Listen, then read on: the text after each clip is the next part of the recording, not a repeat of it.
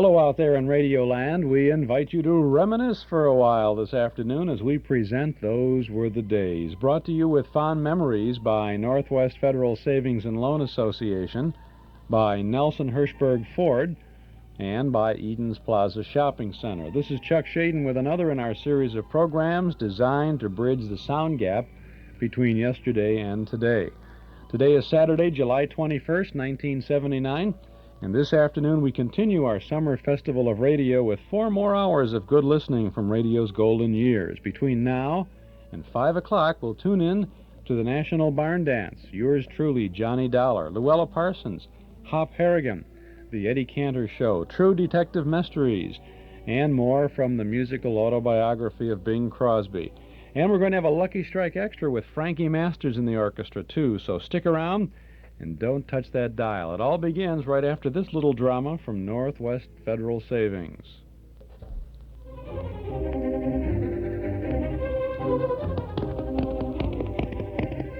Whoa, whoa, big fella. Are you riding the plains looking for a faithful companion to help finance that new home of yours?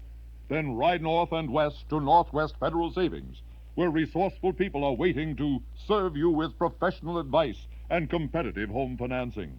When you've found the home you want, just give a call to Northwest Federal. An appraiser will inspect the property, and you'll have a mortgage loan commitment within 48 hours, at no obligation. Northwest Federal is Northwest Chicagoland's leader in conventional home financing. Visit, write, or call Northwest Federal Savings and ask for me. I wonder who that stranger was. Him? He was the Lone Arranger. We've got silver to lend away! Northwest Federal Savings, we've got more time for you in Chicago on Irving Park Road, downtown on Randolph near Michigan, at Elston and Irving, in Albany Park, Edison Park, Des Plaines, Norridge, Arlington Heights, Elmhurst, Elk Grove Village, and Skokie. And if they get any more offices, we're going to have to take an extra hour in the show, right? This is Chuck Shaden with our Those Were the Days program, WNIB in Chicago, at FM 97. Speaking of Northwest Federal Savings, our memory movies are off during the summer. We're not taking Saturday evenings for the good old nostalgic films, but we have productions by the Chicagoland Theatrical Troupe every Friday, Saturday, and Sunday at Northwest Federal's Irving Park Community Center Auditorium. This weekend, it's The Pajama Game, a fine musical and a good, talented, exuberant cast of young people performing on the stage at Northwest Federal. If you haven't had a chance to get over there yet to see these musicals, you want to do that this weekend, or you can still have the rest of the summer because during July and August, these musicals will be alternating. Pajama Game, The King of New London, and Damn Yankees. So you can buy a subscription ticket to see all 3 shows for $10, or each show is $4 per person individually. You can get them in advance at any office of Northwest Federal, or you can get your tickets at the door. And the doors open tonight at 7:30, and the performance is at 8:15. So why don't you pop over there tonight? We were there last night to see the show, and they did a very fine job, a very good job of young people performing their hearts out, and had a lot of fun with it, too. Well, let's see. We've got a lot of different things for you this afternoon. We're going to start off with the National Barn Dance program. this is an Armed Forces radio rebroadcast of the old National Barn Dance, so we don't have any Alka-Seltzer commercials from the old hayloft. But this is a program from February 5th of 1945. They open up with the Barn Dance Polka from a Paramount picture called The National Barn Dance.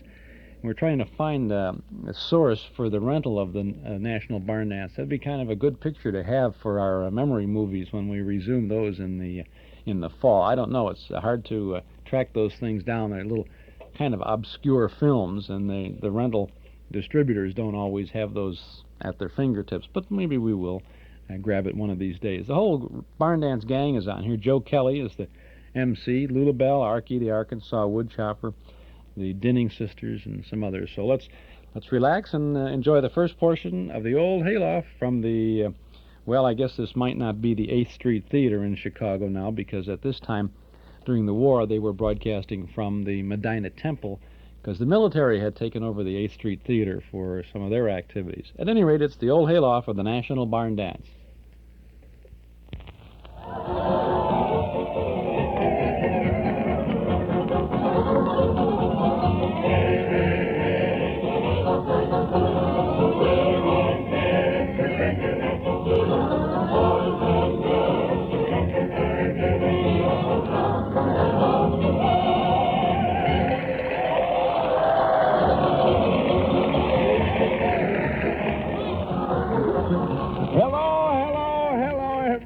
Everywhere. Well, those old cowbells ringing and happy voices singing means it's hayloft time, folks.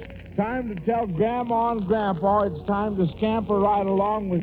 And you young'uns, too, better be on your toes, for with a heel and a toe and a do-si-do, that's the way the barn dance goes. Oh, now, wait a minute, Lou Belle. Wait a minute. The evening is young, and we've received so many letters from friends who heard us sing the barn dance polka in our Paramount picture, the National Barn Dance. We just have to do it again. So here you are, neighbors, the barn dance polka. Come to the barn dance Saturday night and do the barn dance polka. Pick out the one you'd love to hold tight and do the barn dance polka. Let your lips touch your partner's cheek. If she sighs, make a date each week to come to the barn dance Saturday night and do the barn dance polka.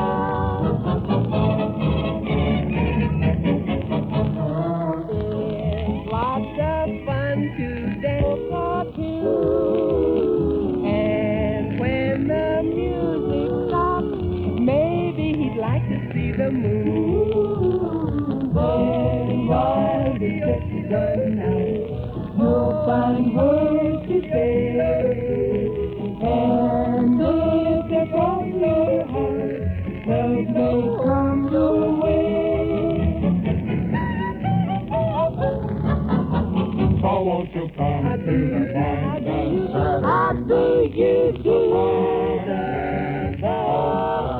Why don't you pick out the one you love to hold tight to the barn dance polka? When we hear the clarinet a-playing, tweet, tweet, tweet, tweet, you can make yourself a bet by laying 10 to 1. There we will be on the floor with two and left a feet. So come along, come on along, come on along, and join us in the barn dance polka.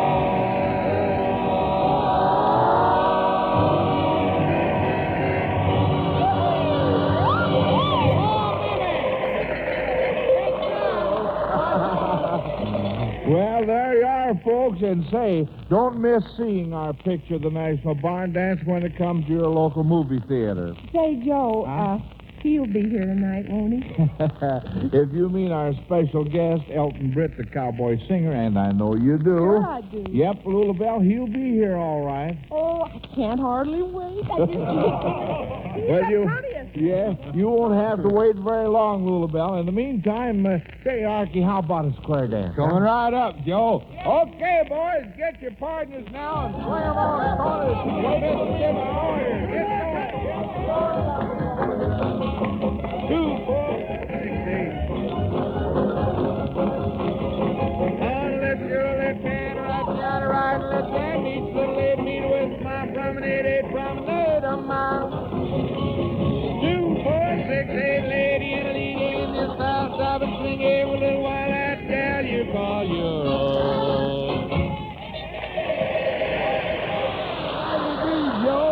How'd you like that? Arkie, my lad, I'd say you had this old barn really rocking, upstairs and downstairs. And that reminds me of the new tune the Jennings sisters and the Hoosier Hot Shots have cooked up for us. How about a sample, folks? Would you like to hear some of it, huh?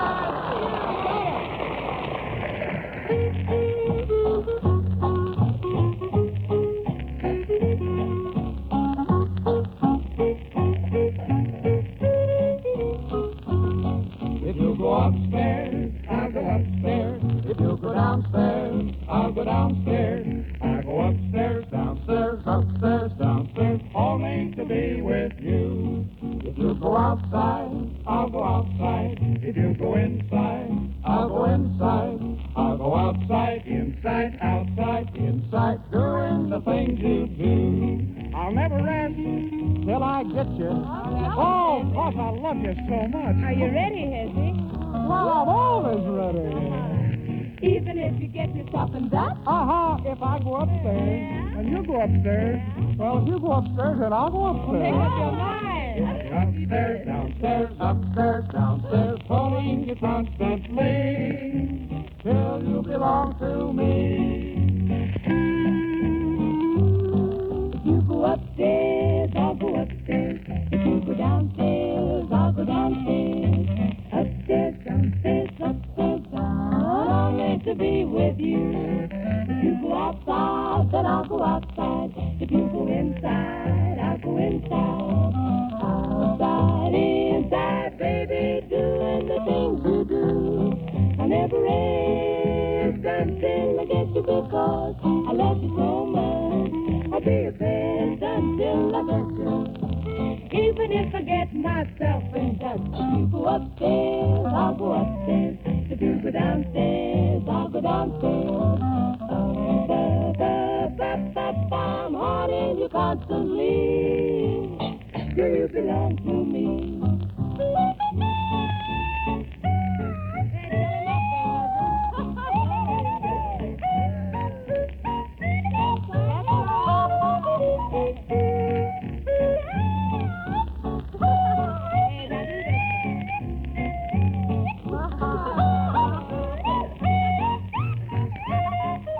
If we go upstairs, We'll go upstairs. if we go downstairs, We'll go downstairs. upstairs, Upstairs, downstairs, downstairs, haunting you constantly. here you belong to me.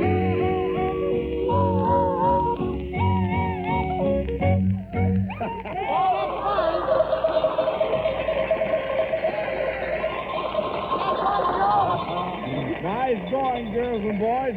Say, that new tune turned out fine. How about that, Lou Belle? Yeah, but they sure did have their ups and downs, didn't they, poor kids? Now, wait a minute, young lady. Now, wait a minute, just for that. You are elected to yodel a ditty right now. Yep. Oh, I don't want to. Yep, there you are now. What's the song? Well, I wish I was a single girl again, and if Scotty's listening in, I'm only kidding. He's listening, I know. Oh, leedy, oh,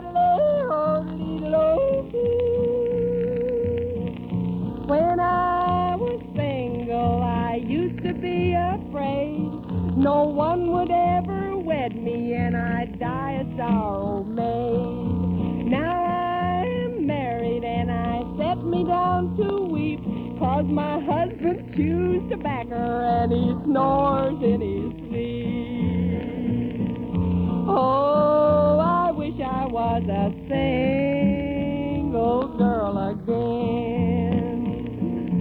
When I was single, I had fellers by the score, but now I am married and they don't come back no more. Now that I am married, my husband is a brute. He made me sew some buttons on his flannel undersuit. Oh, I wish I was a single girl again. When I was single and he used to come to court, he always brought me candy and I thought he was a sport. Now we are married and oh, what do you think? He bought a gingham apron and he sent me to the sink. Oh, I wish I was a single girl again. Oh, I wish I was a single girl again. I don't do it. Oh, when I was single, I was jealous as a shrew of the women with their babies, 'cause I wished I had one too. Now I've got a baby, he aggravating when you have to clean your nose. Oh, I wish I was a single girl again. Oh, I wish I was a single girl again.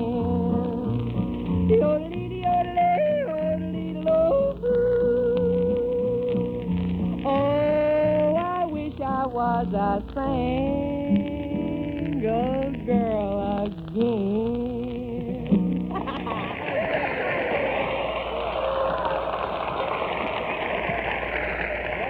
Extra swell, Lulu. That was just swell, Lulu. That's Lulu from Lulu and Scotty. Scotty wasn't around there. She's active in politics in one of the southern states now, South Carolina, North Carolina, something like that. Lulu and Scotty Wiseman was their name. And gone but not forgotten, huh? Gone from the scene here, at any rate. The National Barn Dance broadcast from February 5th of 1945. We have more of the barn dance coming up. Pat Buttram will be in on the next segment of this show. So stick around. I'm Chuck Shaden. Those Were the Days is the name of the show. Every Saturday afternoon from 1 to 5. Always a festival of radio. In the summertime, a summer fest of radio on WNIB in Chicago at FM 97. Frigidaire appliances. TV by Sony, Magnavox, and Quasar. Stereos by Sony and Magnavox. Corning electric ranges. Crown and Hartwick gas ranges. Well, shop no further. Townhouse TV and Appliances has them all. Visit Townhouse and you'll be surprised at the selection and at the price. And that's not all. You'll get the Townhouse Guarantee. Guaranteed delivery on the day promised. Guaranteed normal installation on all products delivered. Removal of your old appliance to the basement, to the garage, or off the premises. And Townhouse also guarantees to remove all cartons and packing material as well. Townhouse means service, and you'll get it at 7243 Touhy Avenue, just west of Harlem. Townhouse TV and Appliances, open Monday, Thursday, and Friday nights till 9, Saturday until 5. How I remember listening to the old National Barn Dance on Saturday nights at home. We'd maybe go to the show on a Saturday night, come home, and we'd have the Sunday newspaper there, and we'd be turning on the radio and listen to all of these folks from the barn dance. And then later on it was, the barn dance lasted all night long, as a matter of fact. They had the Grand Ole Opry on another station, on NBC. That was only a half an hour, but the old hayloft stuff started. That actually started about 7 o'clock in the evening and went on till midnight or so.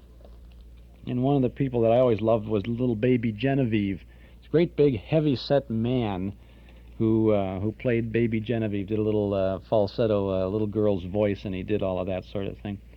And got great roars. And I've never been able to find a little baby Genevieve on one of these shows. Maybe they thought it was Genevieve was too unsophisticated for the network audience, because most of these are from the 30-minute portion that ran on the National Broadcasting Company, even though this is an Armed Forces Radio rebroadcast. Well, let's get back to it. Lulu Belle had just sung the song, and we're going to continue with the old hayloft program. Okay, speaking of single girls, speaking of single girls, Joe, here comes a fella that knows every single girl this side of Georgia. Right, Arkie. For who should be ambling in but the Winston County grammar boy himself, Pat Buttram.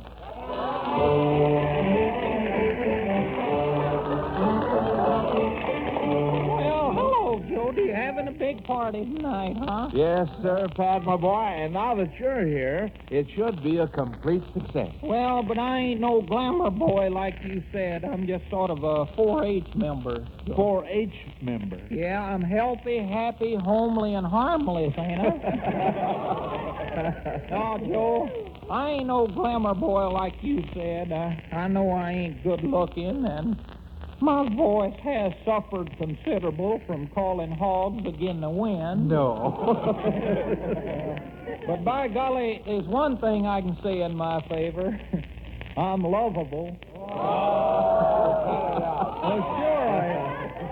Everywhere I go, I smile at people, and they always smile right back at me. Yeah? Yeah. In fact, some of them just laugh right out loud.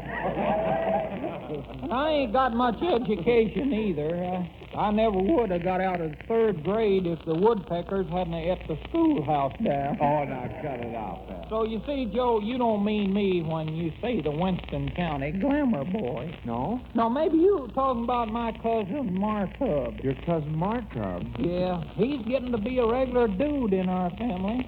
We finally got him to wear a necktie now. Is that a fact? Yeah. Well, say, he is getting to be a dude. Yes, sir. Now, if we can only get him to wear a shirt. Yeah. And Martub, he's smart, too. He sits around of the evening here lately, and he reads the newspapers to us. Paul likes for him to do that. Oh, your Paul can't read, huh? No. Oh, when Paul picks up a newspaper, he don't know whether he reads the black part or the white part.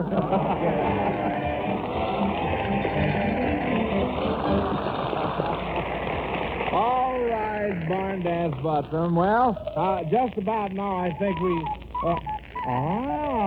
listen. Methinks I hear sweet twitter of songbirds out there on yon rafters. Songbirds nothing, Joe. That's our sweet potato band tuning up for the next song. Oh, yes, I remember now, Arkie. Folks, our hayloft chorus is going to sing that old favorite, Soldier, Won't You Marry Me? And here they are.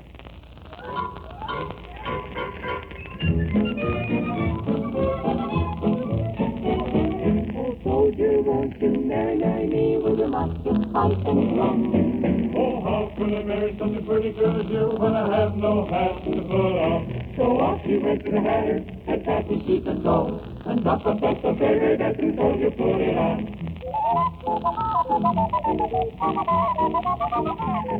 Oh, soldier, won't you marry me with your musket, pipe, and drum?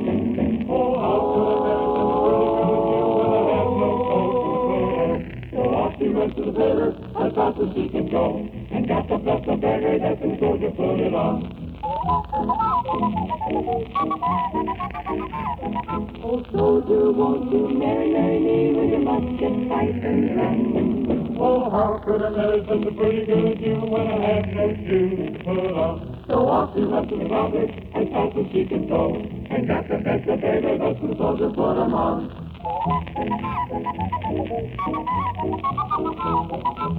Oh, soldier, won't you marry me with your musket, pipe, and drum? Oh, how could I marry such a pretty girl as you when I got a little wife at home? You got a little wife at home? I got a little wife at home.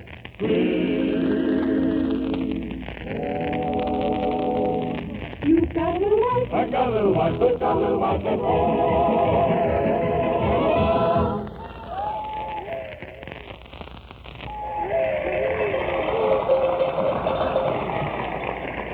Nice going, boys and girls. Hey, Joe, our guest is here now. Oh, I know, Arkie. I'm just going to introduce him. Folks, I want you to meet the old hayloft special guest of the evening, that personable star of radio and records, Elton Britt, the singing cowboy.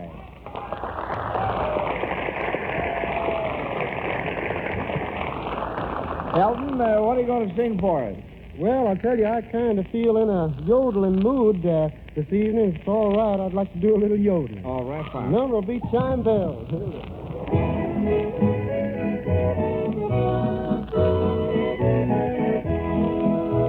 Chime bells are ringing, ho-yo-lo-dee, mockingbird singing, yo-lo-dee, sleep my little lover, yo-lo-dee, up on a summer's eve. Oh-do-dee, oh-do-do-dee, oh-do-do-dee. Out on the mountain so happy and free, there lives a maiden, she's waiting for me. Out on the lake we'll drift with the tide and hear those chime bells ring. Chime bells are ringing, ho-yo-lo-dee, mockingbird singing, yo-lo-dee, sleep my little lover, yo-lo-dee, up on a summer's eve. Oh-do-dee, oh-do-do-dee, oh-do-do-dee. Oh-do-dee, oh-do-do-dee, oh-do-do-dee.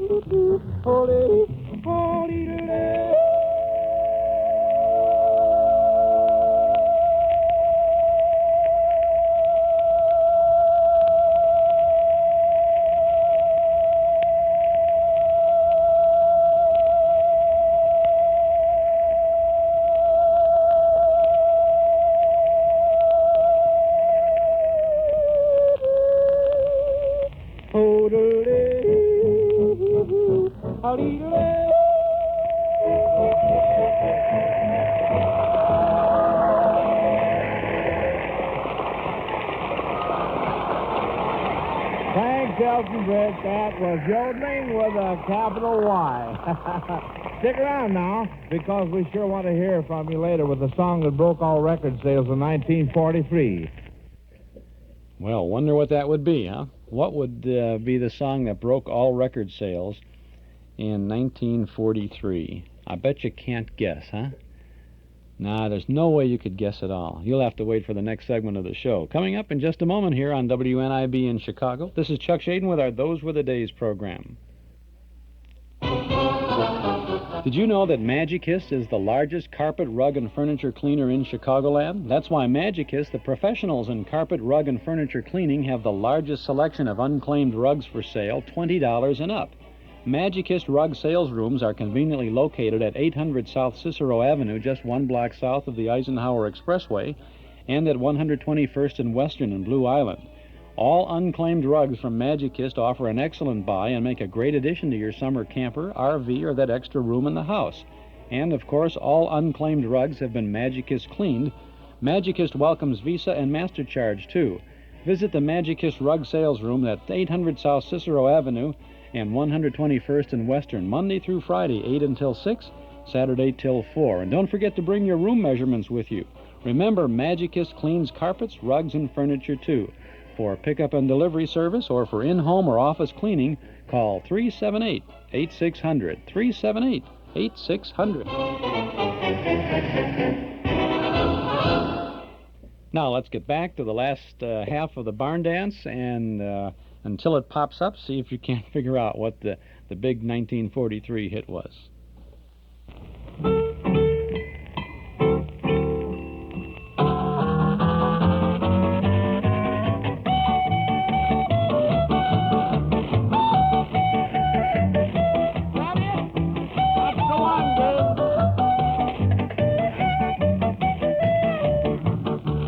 Clang, clang, clang went the trolley.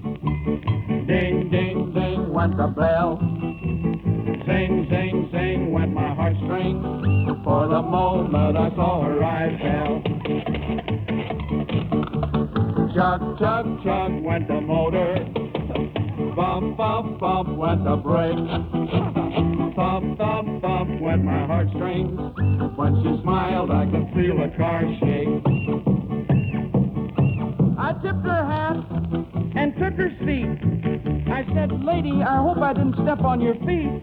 "Did you get her name?" I asked her name. "What happened?" "I lost my breath, Ezzy. She looked so lovely that she scared me half to death." Buzz, buzz, buzz went the buzzer.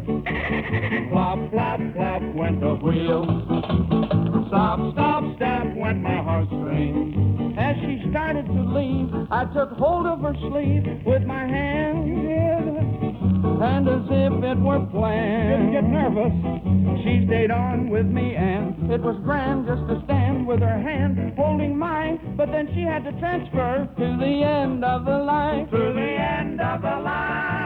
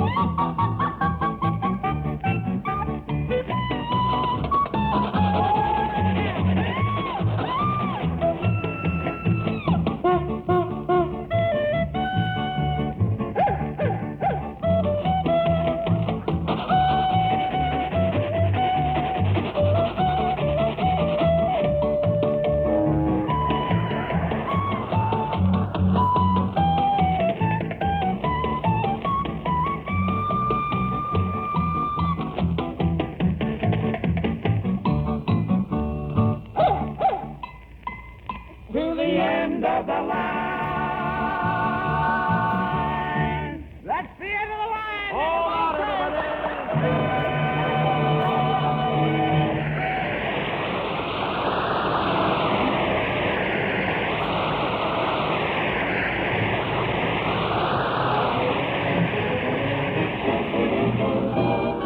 And the old barn dance booms on with a salute to our boys in blue by the Dinning sisters. Hey, sailor, say, sailor, you'll never be blue in a blue uniform. You're welcome as the flowers are made. In every canteen, the moment that they bottom, they can't do enough for Mr. Bell Bottom. It's easy to see that every sign of the sea is welcome wherever he goes. You'll never be blue in a blue uniform, 'cause honey, I'm the one who knows. Oh, what a life will be, sailing the rolling sea, especially when you get labor, and there is fun in store when you go ashore. You can go to a movie, go to a dance, maybe discover some sweet romance by chance. You will never be blue in a blue uniform. You're welcome as the flowers are made. In every canteen, the moment that they can spot 'em, they can't do enough, no, can't do enough from Mr. Bell Bottom.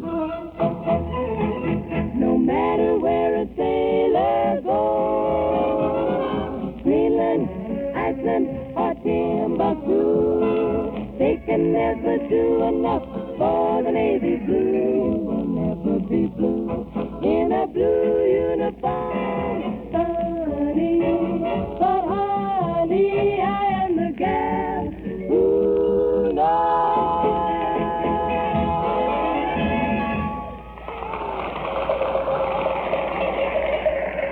Some saluting Dinning sisters. Behold everything, gang. 2 in 1 is our slogan tonight. For besides our own hayloft party, we're all invited to fill the Fluters' Ball. And by those 4 kings of the kitchen cadenzas, Hezzy, Kenny, Gill, and Gaby, the Hoosier Hotshots.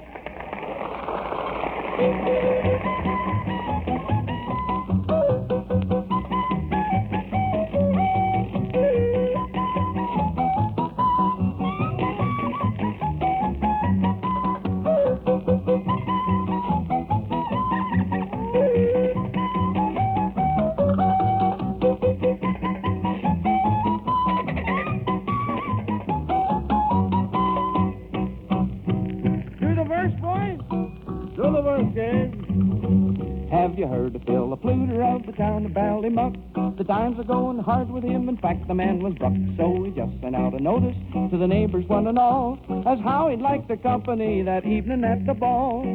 And when writing, he was careful to suggest to them that if they found a hat of his convenient to the door, the more they put in, when was requested them, the better would the music be for bathing in the floor, with the toot on the flute and the twiddle on the fiddle, hey, hopping up and down like a heron on the griddle. Oh, up and down, hands around across and to the wall. Oh, hadn't we the gaiety at Phil the Fluter's Ball, with a toot on the flute and a twiddle on the fiddle. Oh, hopping in the middle like a heron on the griddle. Hey, up and down, hands around, crossing to the wall. Oh, hadn't we the gaiety at Phil the Fluter's Ball.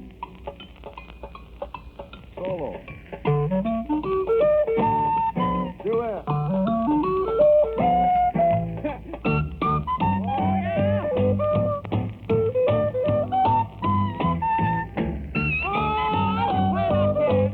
Can you do that, Hezzy? Yeah, let's see you.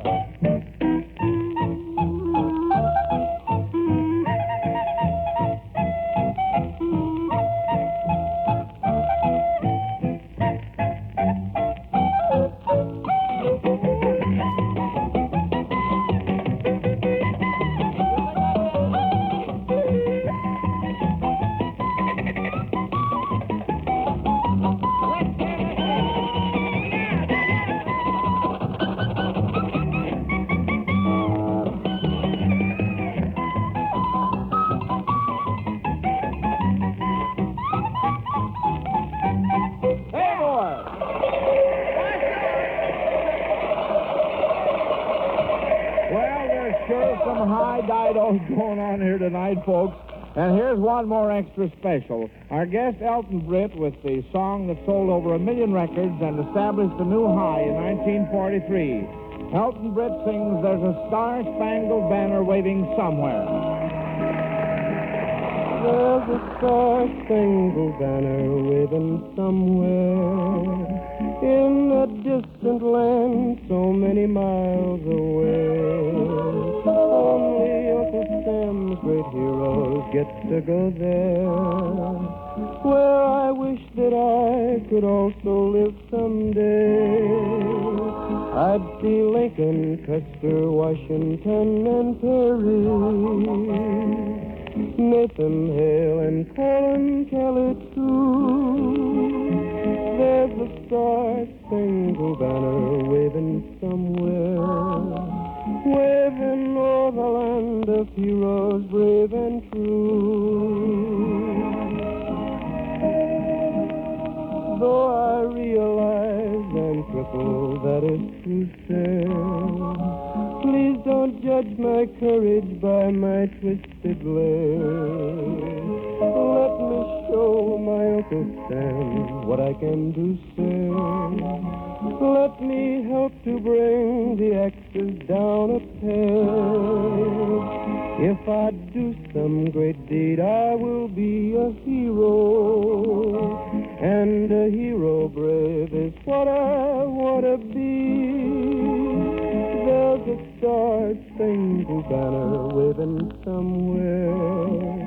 In that heaven there should be a place for me.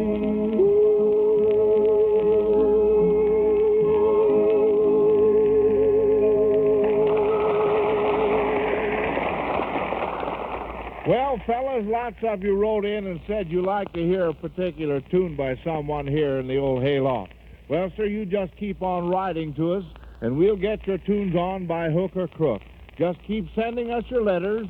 Address them to the National Barn Dance, care of Armed Forces Radio, Los Angeles, USA. That'll do the trick every time.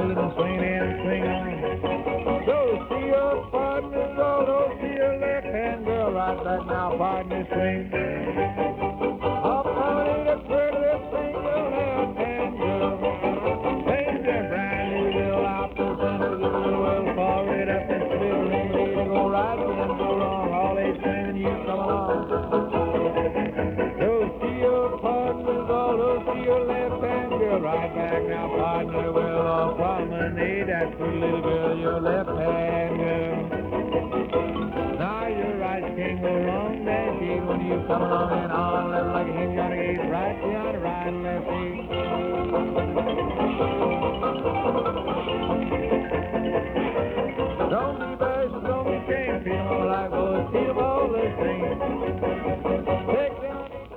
that's all there is, fellas and gals. Sure glad you came over to the National Barn Dance tonight. We'll be back along about this time next week, so remember, it's the National Barn Dance and the Armed Forces Radio Service.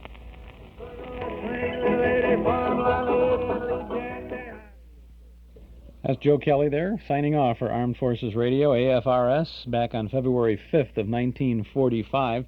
And, of course, the big song, a big hit from 1943, Alton, Britt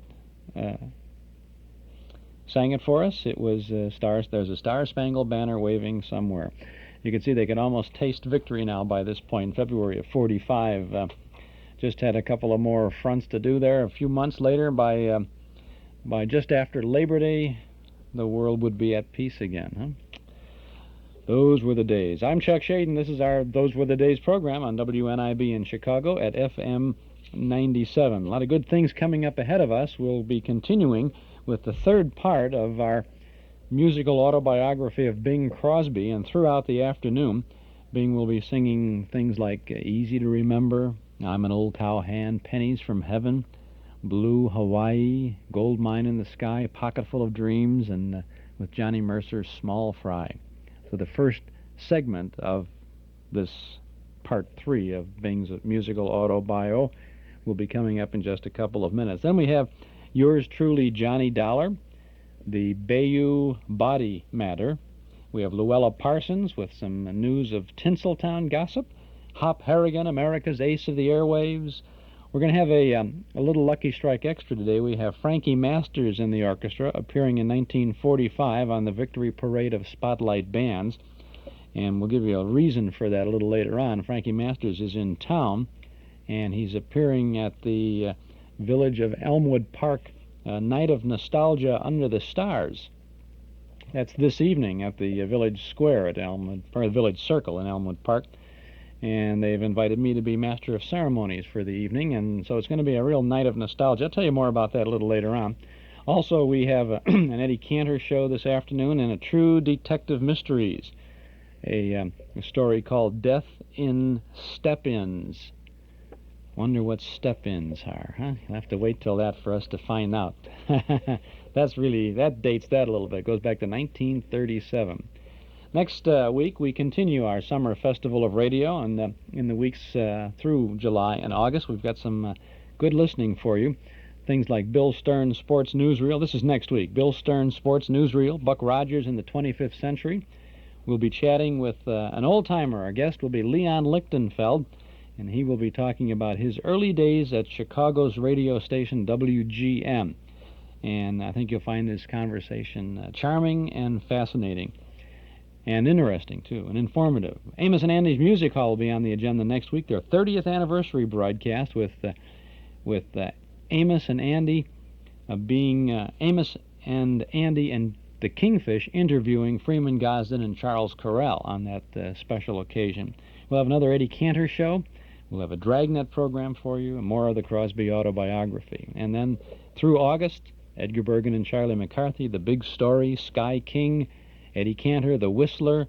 Another National Barn Dance program is scheduled for August the 11th from the State Fair in Indianapolis, Indiana. We'll have a Big Town program, The Adventures of Superman, Jack Benny, Red Skelton Show, Tom Mix, and the Ralston Straight Shooters, Archie Andrews, Suspense, Al Jolson, Burns and Allen, Roger Kilgore, Public Defender, Don Amici and Francis Langford as the Bickersons on The Dreen Show, Sergeant Preston of the Yukon, The Fat Man, lots of other good things. So stay with us. I think you'll find it very interesting and entertaining as you join us on Saturday afternoons from 1 to 5 here on WNIB. Speaking of Bing Crosby, he's on the cover of our Nostalgia newsletter for July and August, the midsummer edition of our little publication. That's just the beginning. A one-year subscription, 10 issues, is only $7, and you can subscribe right now when you call us at 545-2260. The midsummer issue has some great reprint articles from not so long ago.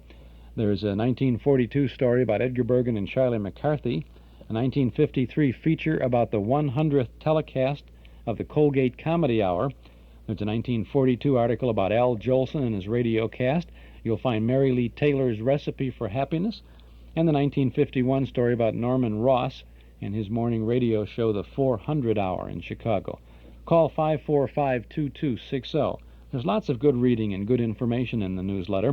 Lots of good pictures in this issue, too. There's some photos of Martin and Lewis, Abbott and Costello, Parky Carcass, Al Jolson, Eddie and Fanny Cavanaugh, the Quiz Kids, Mary Lee Taylor, Bergen and McCarthy, and some others. And if that's not enough, we have our own Chicagoland radio trivia quiz for you to take and see just how much you know about Chicago's glory days of radio. Well, it's all there, and it's waiting for you when you subscribe to our Nostalgia newsletter and radio guide. Call us at 545-2260. A one-year subscription is just $7. Now, the newsletter provides you with news about special movies and other events at Northwest Federal, plus the complete listing of our Saturday afternoon Those Were the Days WNIB broadcast schedule.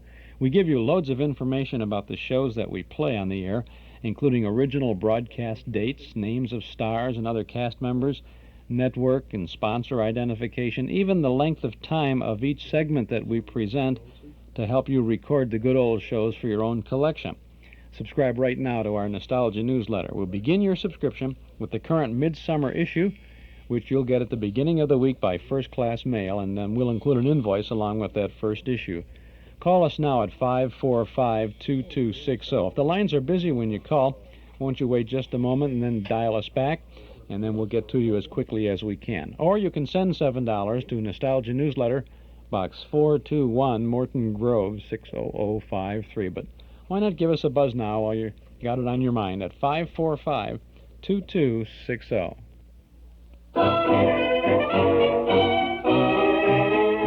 Back in 1931, Norm Nelson and Ralph Hirschberg opened their Ford automobile agency on a small piece of land at 5133 West Irving Park Road. The first year they sold about 100 new Fords. Today, thousands and thousands of new Fords later, Nelson Hirschberg Ford occupies a whole city block at that same location on Irving Park Road at Laramie. And thousands of Chicagoland families have not only bought their first Ford from Nelson Hirschberg, but have returned again and again for all their new Fords.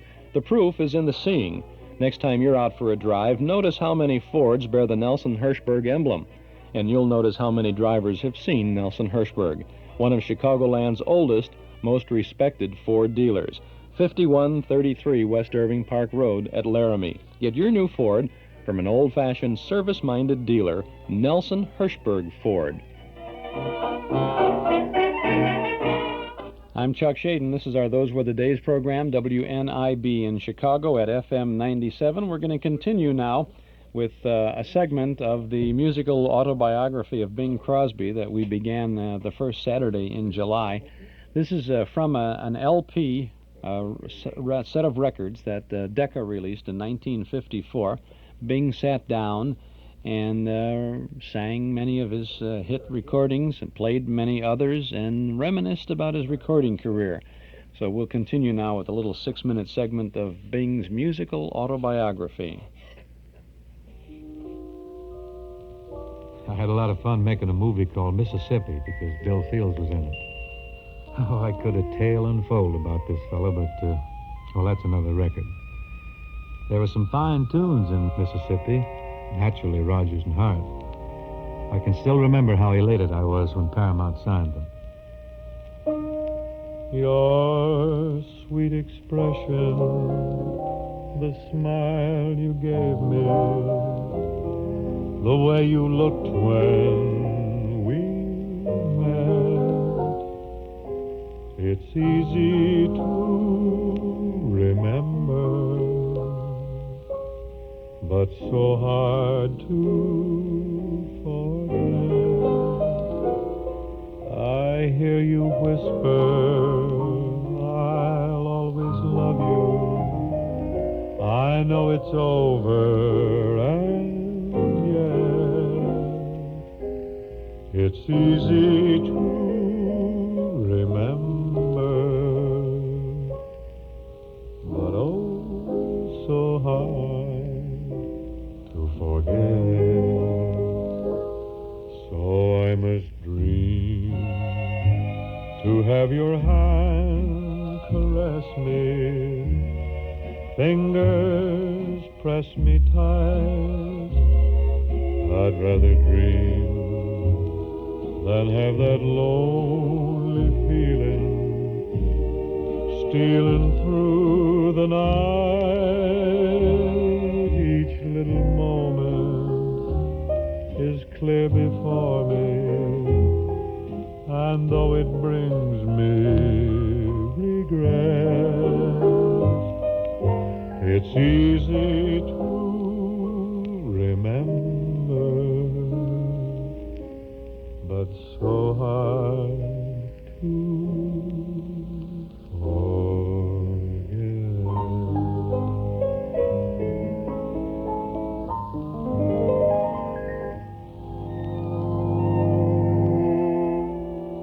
The second song from this period piece was a lovely thing, tender, sincere, and typically Rodgers and Hart.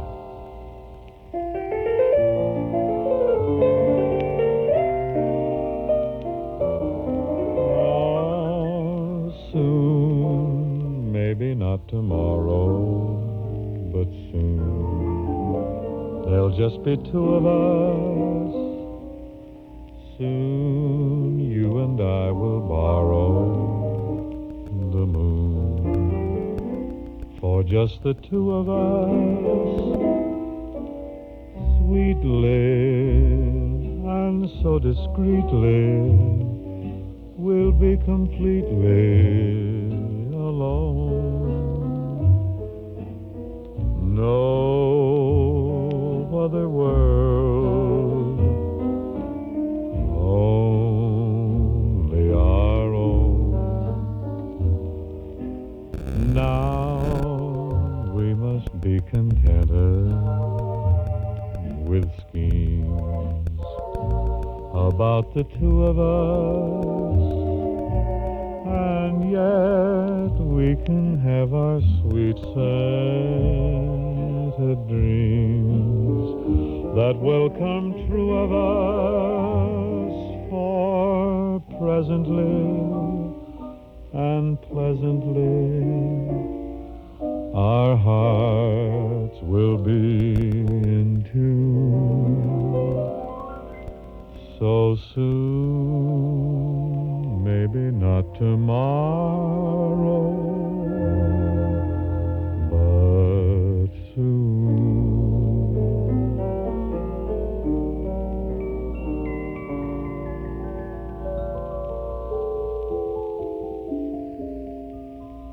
Paramount made a whole series of big broadcasts involving different people, different stars, and this pretty thing was in one of them. It was first recorded with Jimmy Dorsey and his band.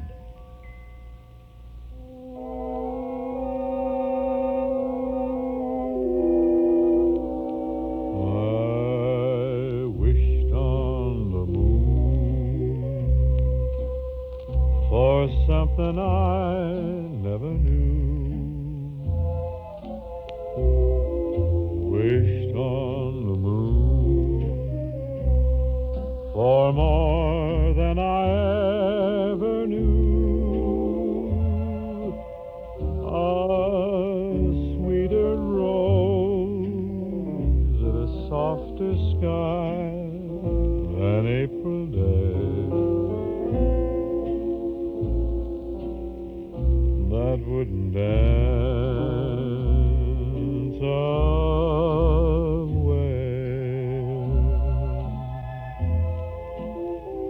I begged of a star to throw me a beam or two.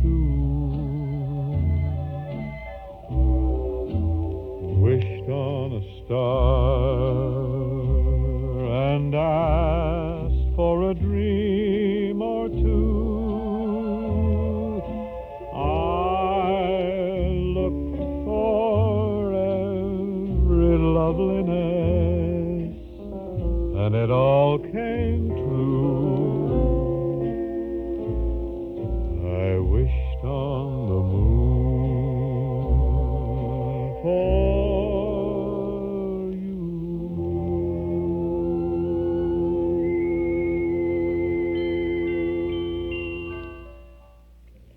That's a segment of Bing Crosby's musical autobiography. We'll be continuing with that throughout the show. What we do is we present a little 4 or 5 or 6 minute segment of the musical autobiography between the other radio shows on the schedule for the day. So if you are taping it for yourself, you'll know how we do it. If you've been with us since the beginning of this month, you know that we've been doing it that way anyway. This is Chuck Shaden with our Those Were the Days program, WNIB Chicago FM 97. If you were listening to us in May and June when we were broadcasting the complete broadcast day, you know, from 1938, I guess it was, 1939, September 21st, 1939. We took a whole day from sign-on, 6 in the morning, till sign-off, midnight, from a radio station in Washington, D.C., and we presented everything that station broadcast over. It took us 7 weeks, I think, to do this. And with us for most of those programs was Fred McDonald, a fellow who is very much interested in radio and who had written a book entitled Don't Touch That Dial, all about the good old days of radio programming in America from 1920 to 1960. And Fred was eagerly awaiting the arrival of his book because it was being published, it was being printed, and it was due out early in July. Well, it didn't quite make early in July, but it is out now, and I have a copy of it right here. I'll hold it up to the microphone so you can see it. It's available. We have a good supply of these at our Metro Golden Memory Shop on Irving Park Road. It's called Don't Touch That Dial, written by J. Fred McDonald. And it's a good history, and it's very well written, entertainingly written, of radio programming from 1920 to 1960. And there's it's a big fat book. It's 300 and almost 400 pages, 406 pages as a matter of fact, with the index. Always nice to have an index, because you say, well, does this say anything about Portland Hoffa? Let's see, Portland Hoffa, page 121 and 122. And a lot of good pictures in this book. Some real nice pictures, too. There's a picture of Benny Goodman, Louis Armstrong, Orson Welles, just open here on this. Erna Phillips is in here, and Bob Burns, I should say. Beautiful, beautiful full-page picture of the Kraft Music Hall picture with photos of Paul Whiteman, Al Jolson, the Rhythm Boys, Roy Bargy in the orchestra, Deems Taylor. A good picture of Bergen and McCarthy, Jerry Colonna, Bob Hope, Fred Allen, and Jack Benny. A lot of good stuff. And, of course, the text is very fine. It's very well written. Fred McDonald did a really good job with this. So I tell you, it's been worth waiting for. It sells for $8.95. It's the paperback cover is out. The hardbound is not out yet. It will be out in another week or so, Fred says.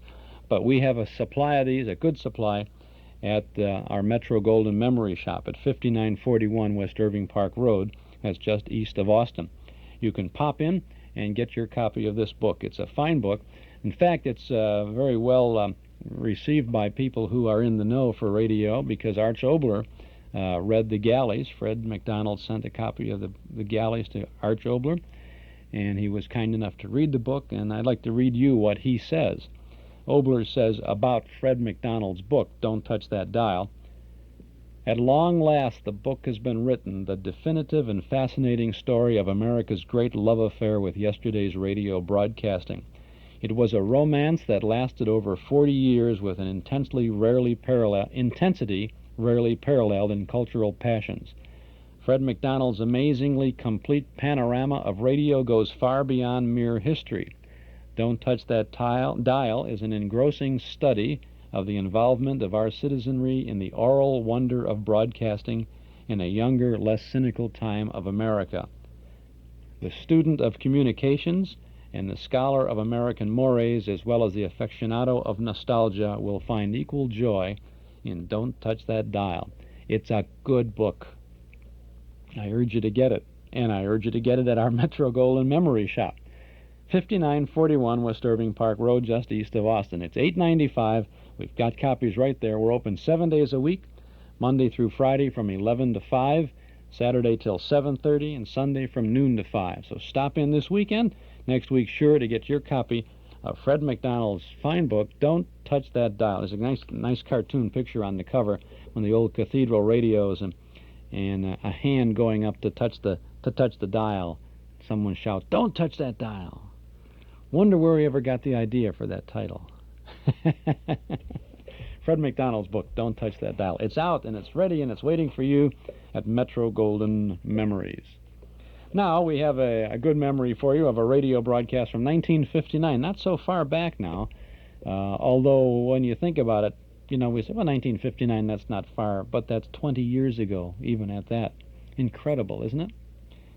20 years ago. This is from November 15th of 59 on the Columbia Broadcasting System, or the CBS radio network. This is not the best quality that we've ever had on the air. It's incredible, too, sometimes you think, here's a program from 1959, you think we'd have the best quality. Yet we can do better sometimes on a broadcast from 1939. But anyway, this is Bob Bailey as Johnny Dollar, the man with the action-packed expense account. And it's the Bayou Body Matter. $20. Earl Foreman, Johnny, down here in Sarasota. Earl, so how's the insurance business down in Florida these days, to say nothing of the fishing? Well, why don't you come down here and find out for yourself? But now listen. I'm listening. You remember how my home is situated out here on St. Armand's Key? Well, sure, I ought to. I've been there often enough. It's near the end of a long bayou that comes in from Sarasota Bay. Yeah, and the bayou is lined with expensive homes, private docks, and it's full of mullets, sea trout, sheepshead, flounder. So what about it? Johnny, what would you think if I told you I'd sold a man $50,000 worth of straight life insurance? Oh, I think you were just doing your normal... Huh? Did you call to talk fishing or business? Listen, will you? Okay. What would I think if you sold a man a $50,000 policy? And? And then, 3 days later, just this morning, as a matter of fact, found his body floating under my dock. Oh. Okay, Earl. I think I'd better grab the first plane I can. That's what I think. And not to go fishing.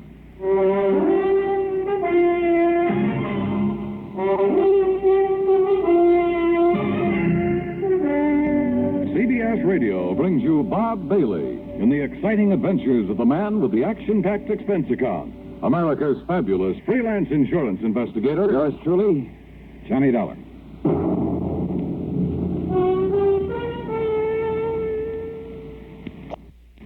And now, Act One of yours truly, Johnny Dollar.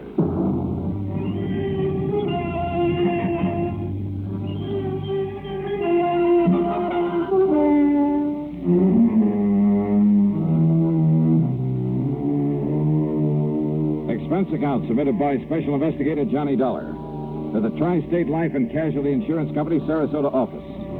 Following is the account of expenses incurred during my investigation of the Bayou Body Matter.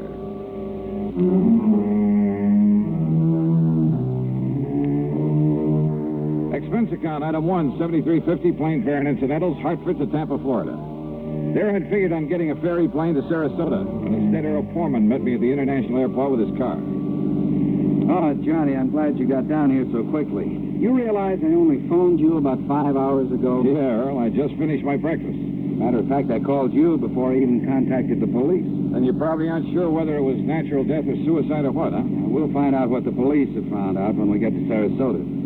Ask me, though, I think the old man simply went out on his dock this morning, had a heart attack, keeled over, and by the time he floated down to my place, he was dead. Who was he? Well, his name, Johnny, is Ralph P. Carter. He lived in the fourth home up the bayou from mine. That new place that was just being built the last time I was down here? That's the one. He was a man of 64. Used to live in New York, where he had a business of some kind. But he had some heart trouble, so he quit and came down here to live and take it easy. Pretty well to do? Considering the house he put up, the way he and his wife lived, I'd say he was loaded. Matter of fact, I happen to know he was. Fancy car, private dock, Has nice a wife, you say? Yes. Uh-huh. How old is she, Earl? About 50. You know what I was thinking, of course. What? Oh, if he'd been married to some much younger gal and having money and some insurance, but you know. Huh? You were thinking his wife had knocked him over to collect on this policy I sold him? Such things have happened, Earl. Well, it didn't this time for several reasons. One. He already owned a couple of other policies issued by some company up north, big ones, totaling over $200,000. Two, both he and his wife have so much in blue chip stock, so much in the bank that, well, that $200,000 won't mean a thing to her. Funny, then, that he should buy $50,000 more from you. Third, Carter's wife never knew about this policy I sold her. Oh? No. Nor is she named as beneficiary of it. Who is? Hold your hat, Johnny. This is right out of the pulp magazines. What do you mean? The beneficiary happens to be a former stripper. Stripper? You mean from burlesque? That's exactly what I mean. Her name is Mitzi Taylor. She lives up in New York. I see. You know the connection, Earl? Well, from what he told me when he bought the policy, well, I guess he'd known her pretty well in the old days, before he and his present wife got married. They were only married about 3 years ago, incidentally. Incidentally, huh? Well, what's that mean? Earl, I got a kind of funny idea cooking in the back of my head. About his wife, I mean. About his wife? Yeah, let's get on down to Sarasota and find out what the police have learned.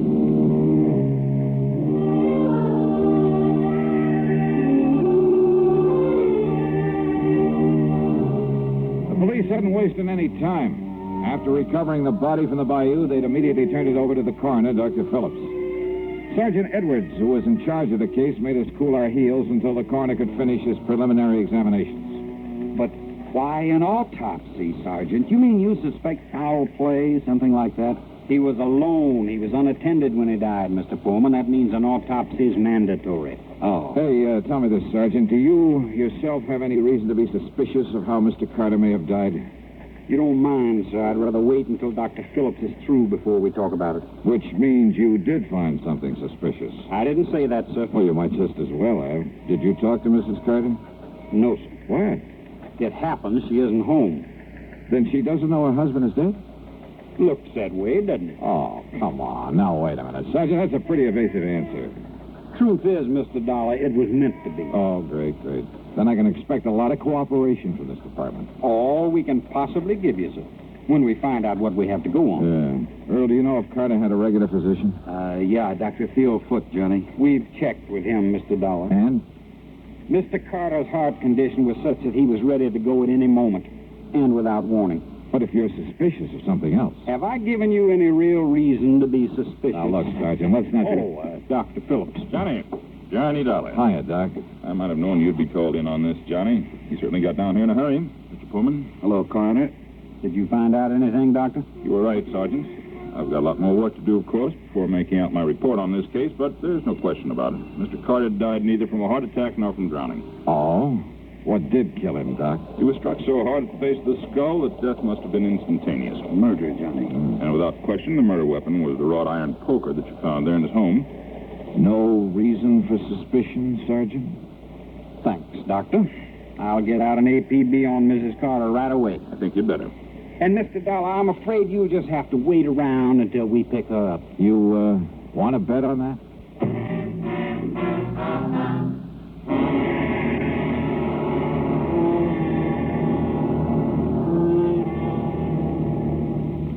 Act 2 of yours truly, Johnny Dollar, in a moment. Bonjour, I am Jacques Leroy, expert on the stereophonic phonograph. I will now clear up this whole subject. S'il vous plaît, listen to ordinary stereo. A girl crossing the street. Eh bien, now on Columbia Stereo 1. Ah, that was a pretty girl crossing the street. Quelle différence! The fantastic Columbia Stereo 1 phonograph gives you all the realism and excitement of a live performance. What in a moment, mademoiselle? Oh la la. Oh, pardon. You see, only Columbia has exclusive stereo projection. Not just a few separated speakers, I know, but multiple speakers that send interlocking circles of sound through every inch of the room. See the Columbia phonograph, man, tout de suite. Columbia Stereo 1 portable start at $39.95. Consoles from $129.95. Attendez, ma chérie! Wait for me! Little commercial there for Columbia Stereos, huh? On in the midst of yours truly, Johnny Dollar, from November 15th of 1959. This is Chuck Shaden with our Those Were the Days program, WNIB Chicago, FM 97. Eden's Plaza Shopping Center, where plenty of free parking makes it a pleasure to shop your favorite store or service. Eden's Plaza Shopping Center, where Eden's Expressway, Skokie Boulevard, and Lake Avenue meet at Wilmette. Eden's Plaza Shopping Center. Easy to reach, easy to park, easy to shop. Summertime shopping values 7 days a week at Eden's Plaza Shopping Center in Wilmette. All right, let's get right back now to Act 2 of yours truly, Johnny Dollar. And now, Act 2 of yours truly, Johnny Dollar and the Bayou Body Matter.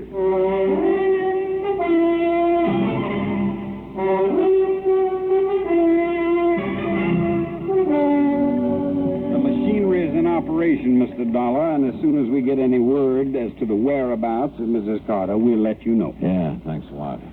Earl, just how much did you know about Carter and his wife? Well, you know how it is, Johnny. There was some talk about their not getting along too well, but I've thoroughly investigated, Mr. Dollar. They fought like cats and dogs. Well, now, I wouldn't go so far as to say that. At times, that is. At times. According to the people next door, they had quite an argument just last night. Oh?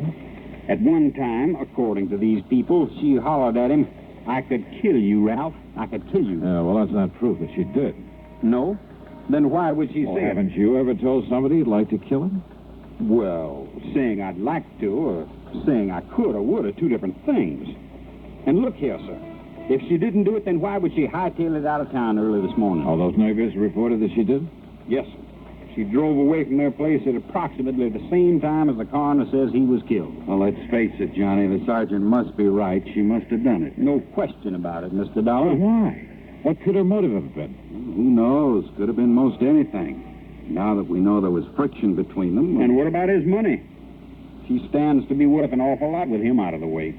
And don't you forget for 1 minute she's much younger than he was. Not only that, but she's a nice, healthy, attractive woman, too. And he, with his heart condition, well, he was probably just a millstone around her neck. Makes sense, Johnny. Sure it does. Did you or the coroner find any fingerprints on that poker that was used on him? No, sir. But there was some lint from a pair of cotton gloves on it. All right, then. Johnny. All right. I've seen Mrs. Carter many times. She prides herself on her dress. She can afford to. And I've never seen her outside that house without a hat and without a pair of gloves. And, of course, a lot of people wear gloves when they drive a car. Okay. Now, don't you worry, Mr. Dollar. The APB is out, and every highway north of Bradenton, south of Venice, and east of Arcadia is being watched for her. When we get her, I'll let you know. Yeah, you do that. Come on, Earl, let's have some lunch. Sure. Nothing more we can do here. Reach you at Mr. Pullman's house, I take it. Don't bank on it, Sergeant. So Earl drove me to his home on St. Armand's Key, and by then I was beginning to wish I'd made the trip to Florida solely for purposes of fishing the blue waters of the Gulf with him. But then, after saying hello to his charming wife and having a drink and a good lunch with them, I walked over to the Carter place, 100 yards or so up the bayou. Much to my surprise, there was no policeman there to keep an eye on things in case Mrs. Carter should return. I was even more surprised to find the side door standing wide open. So, needless to say, I walked in and looked around. One of the first things that caught my eye in a den off the living room was a desk. It was locked, but I managed to pry it open without too much difficulty. And there, among other things, kind of half hidden away in a folder, I found some canceled checks, a whole series of them, written twice a year for a period of over 3 years. They were made out to Mitzi Taylor, the ex-Burley Queen. Pretty sizable checks, too, all for the same amount of money. No wonder he'd kept this desk locked. But during one period of time, well, the 3 checks that should have been there were missing. And it gave me an idea. Out in the living room was another desk, a tambour, obviously Mrs. Carter's. Hidden away in the bottom of one of the drawers of that desk were the 3 missing checks. Huh? I beg your pardon. Mrs. Carter? That's right. Who are you? Johnny Dollar, special investigator for one of your husband's insurance companies. Special investigator? Yeah, here. My credentials. I see. And has my husband sent for you? Your husband? Of course. Where is he? You mind telling me where you've been since early this morning, Mrs. Carter? I don't know why not. I was somewhat upset this morning, and for being a woman, I chose to do something a man probably wouldn't understand. I've been at a beauty parlor. Where? Just this side of Bradenton. Oh, I know, Mrs. And Carter. if this is some kind of inquisition, I had a shampoo, a set, and a manicure. Tell me just one thing. Did you leave this house before or after your husband died? I don't believe Ralph was even up by the time. Ralph, dead. His His body was found in the bayou this morning. Or did you know that? Oh, I am shocked, Mr. Dollar. Terribly shocked. I am not sorry. Go on, Mrs. Carter. I married Ralph 3 years ago.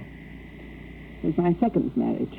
My first husband, though very wealthy, was I don't know why I'm telling you this. Go on, please. I thought that Ralph, because he was older than I would...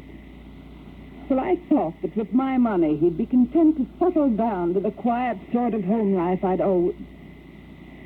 Don't you see, it was only for my money that he married me. The only woman he ever cared about, whom he continued to support with my money, was a horrible... So you've been through my desk. Yes. I've known about her for some time, Mr. Dollar. But yesterday, when I found those checks in his desk... Would you call them motive for murder, Mrs. Carter? I told him I would divorce him. I told him last night. I'm afraid it was quite a scene, but I... Good heavens. All right, now listen carefully. I want you to answer my questions carefully, regardless of how absurd you may think they are. Well, all right. You always wear gloves, don't you? What? Well, of course. This kind of gloves, like you're wearing now? Only this kind. I have been made for me in France and sent to me on special order. Even when you're working in the garden, say? Of course. I save the old ones for that kind of thing. Any other kind of cotton or wool or domestic leather I'm allergic to. But, Mr. Dollar, I don't understand why... Such a little thing, and yet... What? And yet murder cases have been solved and a whole lot less. Murder? Did you say murder? So you found her for us, Dollar. Sergeant Edwards. So maybe you private dicks do have some value after all. All right, Mrs. Carter. Yes, Sergeant. I'm arresting you on suspicion of murdering your husband. You what? Now, just a minute, May as young well man. go along with him, Mrs. Carter. Mr. Dollar, But I'm glad you threw that word suspicion in there, Sergeant. What's that? Yeah, it may save you from being sued for a lot of money. Huh? Yeah, for false arrest. Act 3 of yours truly, Johnny Dollar, in a moment. Welcome recording star Mel Torme. It's terrible trying to sing with a bad cold. So I always take 4-way cold tablets to relieve cold miseries fast. Good idea. Tests of all the leading cold tablets proved 4-way fastest acting. 4-way starts in minutes to relieve muscular pains, headache, reduce fever, calm upset stomach, also overcomes irregularity. When you catch cold, try my way. Take 4-way cold tablets. A fast way to relieve cold distress and feel better quickly. 4-way, only 29 cents. Now, here's a word about another fine product of Grove Laboratories. Had dandruff for years? Now get rid of it in 3 minutes with Fitch Dandruff Remover Shampoo. 3 minutes with Fitch regularly is guaranteed to keep unsightly dandruff away forever. Apply Fitch before wetting hair, rub in 1 minute. Add water, lather 1 minute. Then rinse 1 minute. Every trace of dandruff goes down the drain. 3 minutes with Fitch, embarrassing dandruff's gone. Fitch can also leave hair up to 35% brighter. Get Fitch Dandruff Remover Shampoo today. Well, we'll jump on the bandwagon and get that shampoo, won't we? This is Chuck Shaden. Those were the Days program. We're listening to yours truly, Johnny Dollar, on WNIB in Chicago. Your FM radio dial is set at 97.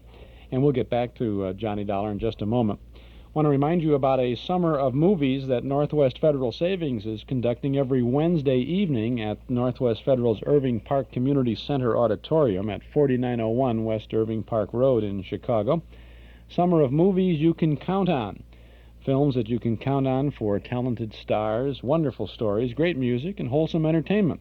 It's part of Northwest Federal's $1 billion year celebration as we say thanks a billion for helping us reach the $1 billion milestone in assets. The films are shown every Wednesday evening at 7 o'clock.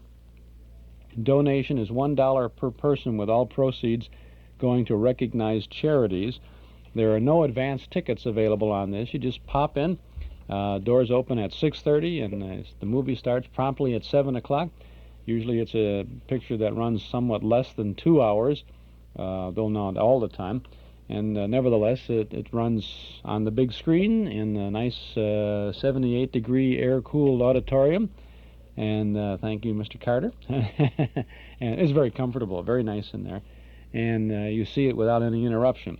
The movie this coming Wednesday, the 25th of July, is Picnic, starring William Holden, Kim Novak, and Rosalind Russell. It's a very good film, good drama, and I think you'll like it. So that's this Wednesday, the 25th of July. And in the Wednesdays after that through August, the 1st of August, How to Succeed in Business Without Really Trying with Robert Morris and Rudy Valley. And the 8th of August, Frank Capra's Pocket Full of Miracles, starring Betty Davis, Glenn Ford, and Peter Falk. That's the story about Betty Davis as Apple Annie. And it's a very good, wonderful, warm-hearted picture. On the 15th of August, The Great Race. That's a 3-hour movie, and that's a fantastic, almost a slapstick comedy with Tony Curtis and Jack Lemmon. Then on the 22nd of August, we're showing Guess Who's Coming to Dinner with Katharine Hepburn, Spencer Tracy, and Sidney Poitier. And on the 29th of August, the Summer of Movies You Can Count On concludes with Oliver with Mark Lester, Ron Moody, and Oliver Reed on Wednesday, the 29th of August. So if you're not busy and you'd like to see a good movie on a Wednesday evening during the summer, pop on over to Northwest Federal's Irving Park Community Center Auditorium, 4901 Irving Park Road. Plenty of free parking back in the lot. You walk right into the community center from the parking lot, go upstairs, see a good movie, and it's only $1. You can't go wrong with that. And, of course, the movie this coming Wednesday, the 25th of July, is Picnic with William Holden, Kim Novak, and Rosalind Russell.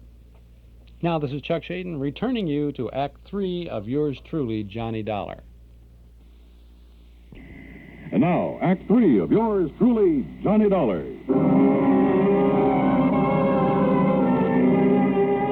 After getting the address of Missy Taylor from him, I persuaded Earl Pullman to drive in a hurry to the airport up in Tampa. Item 2, 6795, plane fare to New York. It was very late by the time I arrived there, but item 3, $6 for a taxi to the neighborhood of Mitzi's apartment. Item 4, 10 cents for a phone call. And then I crossed my fingers. This was hardly the scientific approach to the solution of a murder case. I wouldn't get to first base if I had to identify myself over the phone, but she gave me a break. Hello? Mitzi? Yeah, that's right. This is... Louie? Yeah, Louie. What's the matter with you? Why are you talking like that? Trying to keep my voice down. Listen, didn't I tell you not to call me from down there in Florida? Come right back here. Louie, are you back here in New York already? Took a plane. Did you take care of Ralph Carter? Don't worry, baby. It'll be in all the papers. Okay. Then come on over here and I'll pay you off. Sure. But then you're to clear out. You're to get out of this town as far away from me as you can. Sure. Okay. Come on over. Yeah, a real break. Now it was up to me to take the fullest possible advantage of it. Item 5, another dime for another phone call. This time to Lieutenant Randy Singer at the 18th Precinct. No question about it, Johnny. Old man Carter must have known that sooner or later his wife would catch on to all the money he's been giving his dame. Right. And maybe he was getting tired of sending out those checks. Right. So to get off the hook and still provide for Mitzi, he named her as beneficiary to a $50,000 insurance policy. Sure, his wife would know about it after he died, but she wouldn't be able to do anything about it. Yeah, but little Mitzi just couldn't wait, huh? Now, look, I don't anticipate any trouble with her, Randy, but if you're going to be around for a while, well, after I've wrapped it all up, I'll call you to come over and make the arrest, huh? Seems to me you have got it all wrapped up. Sit tight, Randy, and I'll call you.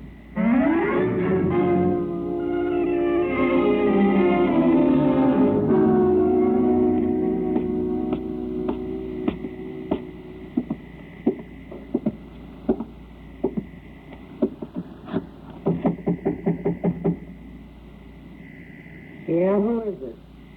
Louie.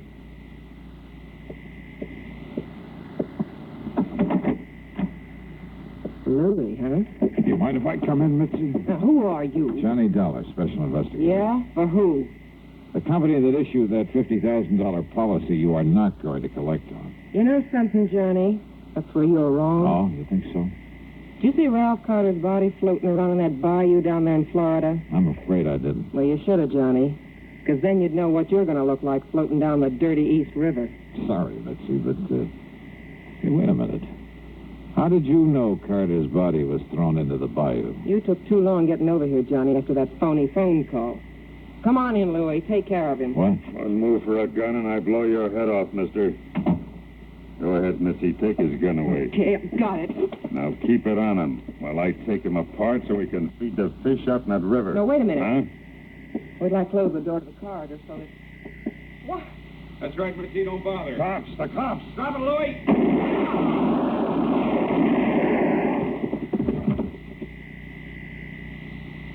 Okay, boys. Take what's left of them out of here. Right, Lieutenant. Maybe you better put some cuffs on the dame. Right. Come on, baby. Hiya, Johnny. Fancy meeting you here. Very funny. And, hey, what happened? I thought you were going to call me back. Oh, stop hamming it up, will you, Randy? But, thanks. Think nothing of it.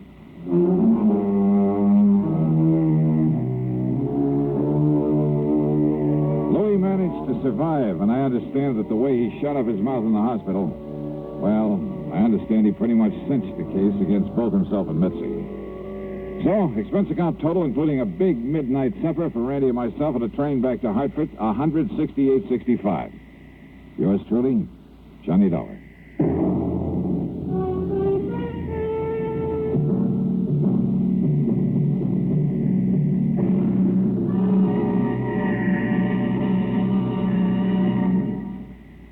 Our star will return in just a moment.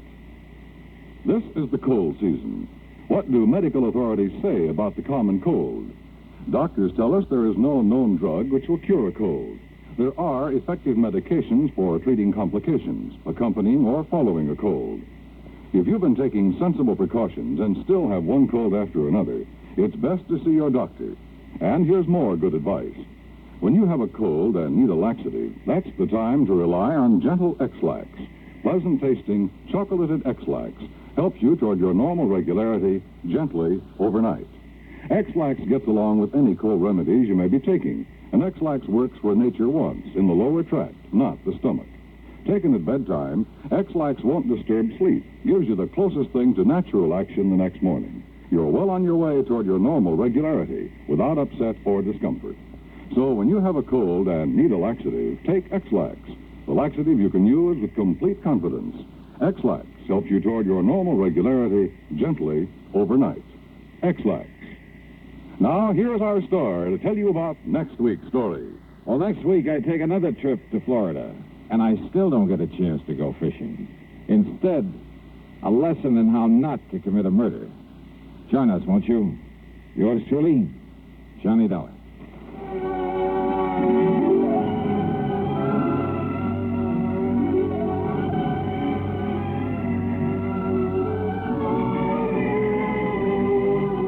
Yours truly, Johnny Dollar, starring Bob Bailey, originates in Hollywood and is written, produced, and directed by Jack Johnstone. Heard in our cast were Virginia Gregg, Lillian Bayette, Dick Perrin, Sam Edwards, Barney Phillips, Herb Vigran, and Frank Driscoll. Be sure to join us next week, same time and station, for another exciting story of yours truly, Johnny Dollar. This is Dan Cubberly speaking.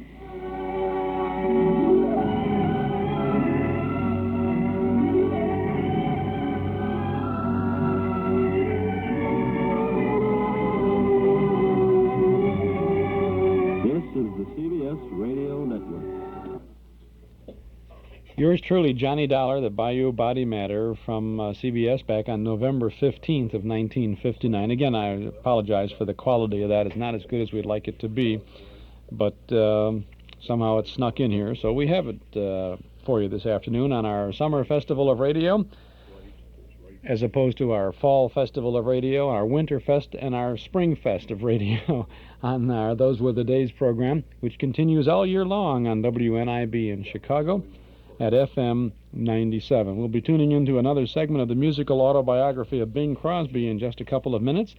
Then we have Luella Parsons and Hop Harrigan, America's Ace of the Airwaves, Frankie Masters in the orchestra, a remote from Armed Forces Radio in 1945, the Eddie Cantor Show, and True Detective Mysteries. So stick around and don't touch that dial, which is also the name of Fred McDonald's book, which is out now and available at our Metro Golden Memory Shop. But now, I have a sound for you from our cassette tape of the month for the month of July. Listen to this scene from from The Prisoner of Zenda.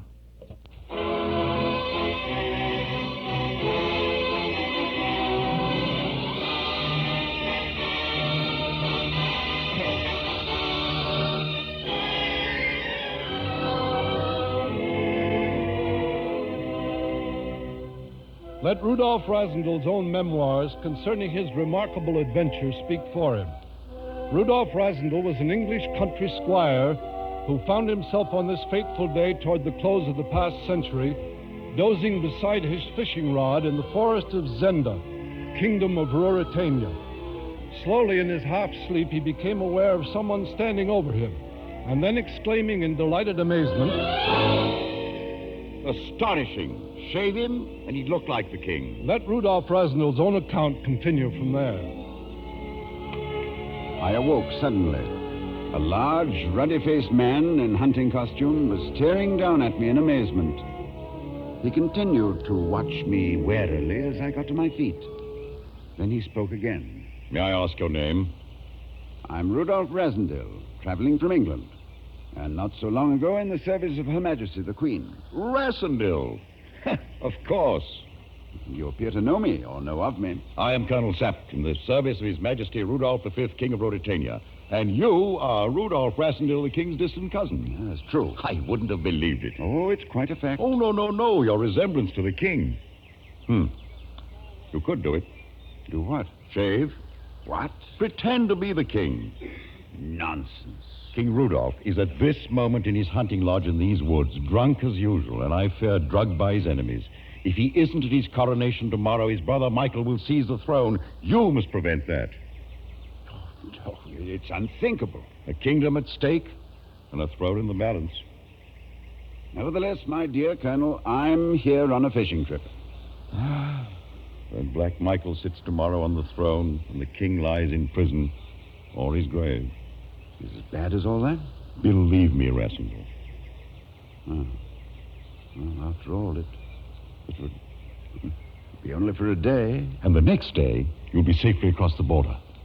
King for a day. It'd be quite an adventure, wouldn't it? Ronald Colman stars in a Screen Directors Guild production of The Prisoner of Zenda on our cassette tape of the month for July. And there's also a Playhouse of Favorites dramatization of The Three Musketeers, 2 exciting adventure programs this month on our July tape. It's yours when you send $5 to the Hall Closet, Box 421, Morton Grove, 60053. Or you can pick up this tape at any of the 11 offices of Northwest Federal Savings in Chicago and suburbs, or when you visit our Metro Golden Memory Shop at 5941 West Irving Park Road, just east of Austin. An adventure doubleheader this month, The Prisoner of Zenda and The Three Musketeers. And if you'd like to get the jump on our cassette tape for August, you can send for that too, because the August tape will be and is a 1939 broadcast of Death Valley Days, sponsored by 20 Mule Team Borax, plus a 1953 six-shooter adventure starring James Stewart. So we have 2 Western adventures for August, $5 from the Hall Closet, Box 421, Morton Grove, 60053. And if you'd like both the July and the August tape, send $10 to the Hall Closet, Box 421, Morton Grove, 60053. Or pick them both up at Northwest Federal or at our Metro Golden Memory Shop. Remember, for July, it's The Prisoner of Zenda plus The Three Musketeers. For August, it's Death Valley Days plus the six-shooter. $5 each from the Hall Closet, Box 421, Morton Grove, 60053. Now let's continue on our Those Were the Days program this afternoon with another segment of the musical autobiography of Mr. Bing Crosby.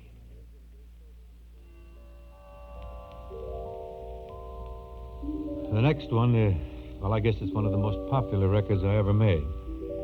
And that's especially gratifying because my income from the sale went to various charitable organizations, because also it's a sacred song, one of the simplest and yet most beautiful ever written.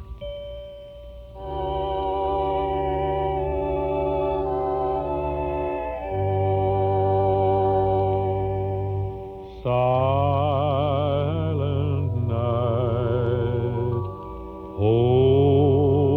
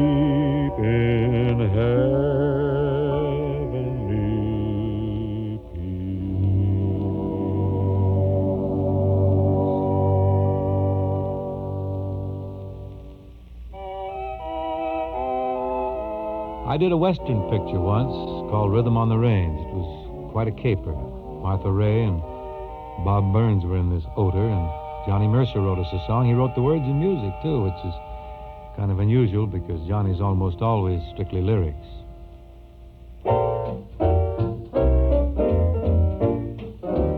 I'm an old cowhand from the Rio Grande, but my legs ain't bowed and my cheeks ain't tanned. I'm a cowboy who never saw a cow, never roped a steer 'cause I don't know how. Sure ain't a fixin' to start in now. Oh, yippee-i-oh-ki-yay, yippee-i-oh-ki-yay. I'm an old cowhand from the Rio Grande, and I learned to ride, for I learned to stand. I'm a riding fool who is up to date. I know every trail in the Lone Star State, 'cause I ride the range in a Ford V8. Oh, yippee-i-oh-ki-yay, yippee-i-oh-ki-yay, yippee-i-oh-ki-yay.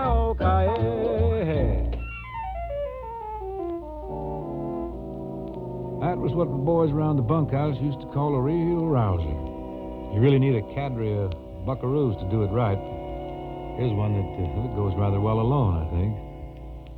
I'm free as a wandering breeze. I'm free to wander any place I please, and yet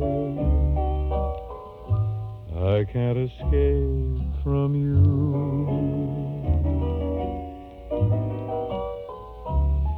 I'm free as the birds in the trees. I'm even free to sail the 7 seas, and yet I can't escape from you. I could ride away and hide away where we were miles apart, but when I got there, I'd find you there, right in my heart, and so you see that I'm really not free. I'm so afraid you might escape from me, and yet I can't escape from you.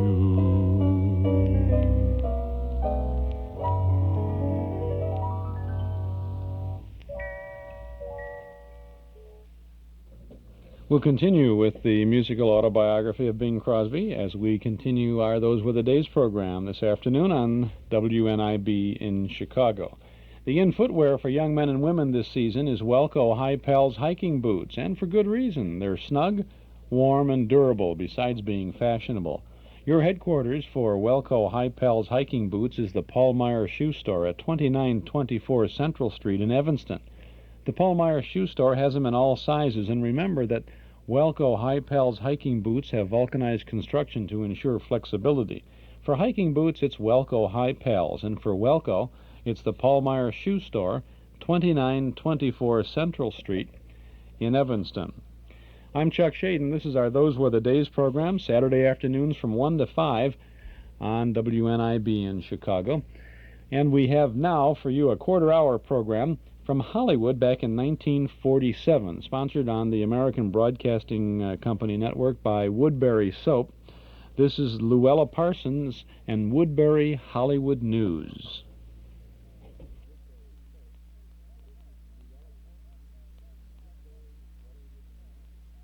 Woodbury Hollywood News, featuring Louella Parsons, Hollywood's best-known, best-loved, most distinguished reporter, whose column appears in the Baltimore News Post and 500 other newspapers. Miss Parsons' special guests this evening are Barbara Stanwyck, brought to you by shortwave from the SS America in mid-Atlantic, and David Niven from Hollywood. Miss Parsons is heard from New York through the courtesy of Woodbury Facial Soap. True beauty soap for the skin you love to touch.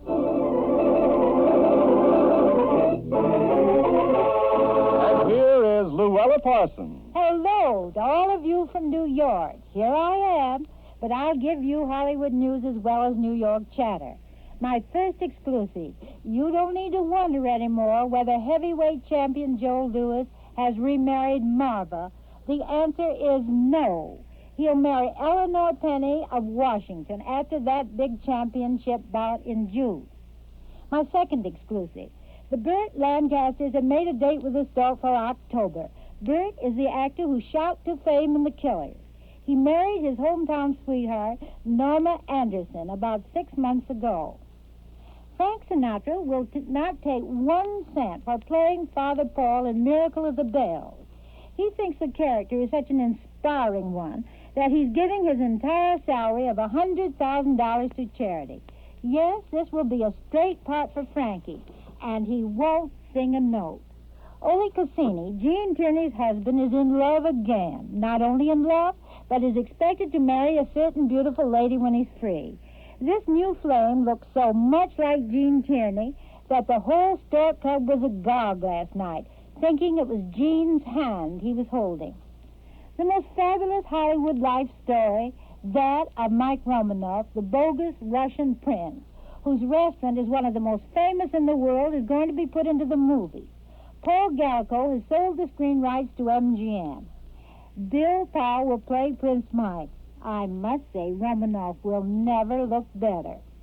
Then Johnson turned all colors, and so did Evie Wynn, when I asked them if it were true they were going to have a baby. Isn't that a little premature? Dan asked. We hope sometime to have a baby, but it's definitely not true now. Matt Crinder, who is one of the owners of the famed 21 Club where the elite meet to eat, and his pretty wife Lotta have separated. I get it very, very straight that William Cagney, Jimmy's brother and producer, will marry Pretty Mary Blanchard, movie actress, just as soon as he's free. Here's the last word on the condition of Gloria Vanderbilt Sr. She's improving. Few people know that Mrs. Vanderbilt almost died following her serious operation. The day that she was reported at death's door, Gloria Vanderbilt Stokowski called the hospital to inquire about her mother's condition. But young Gloria did not speak to any member of the family. Certainly now is the time for Gloria Jr. to make amends for the harm she did when she denounced her own mother. Franz Lehar, composer of the beautiful Merry Widow score, is in great trouble in Europe. Although he strongly insists that he has always been anti-Nazi, Lehar is finding it difficult to explain an album a British officer found with an enthusiastic dedication to Hitler.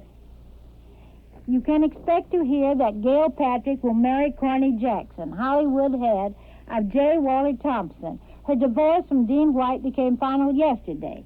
Gail says she will not marry again, but Corny has bought a house at Arrowhead Lake, and I believe he will change her mind.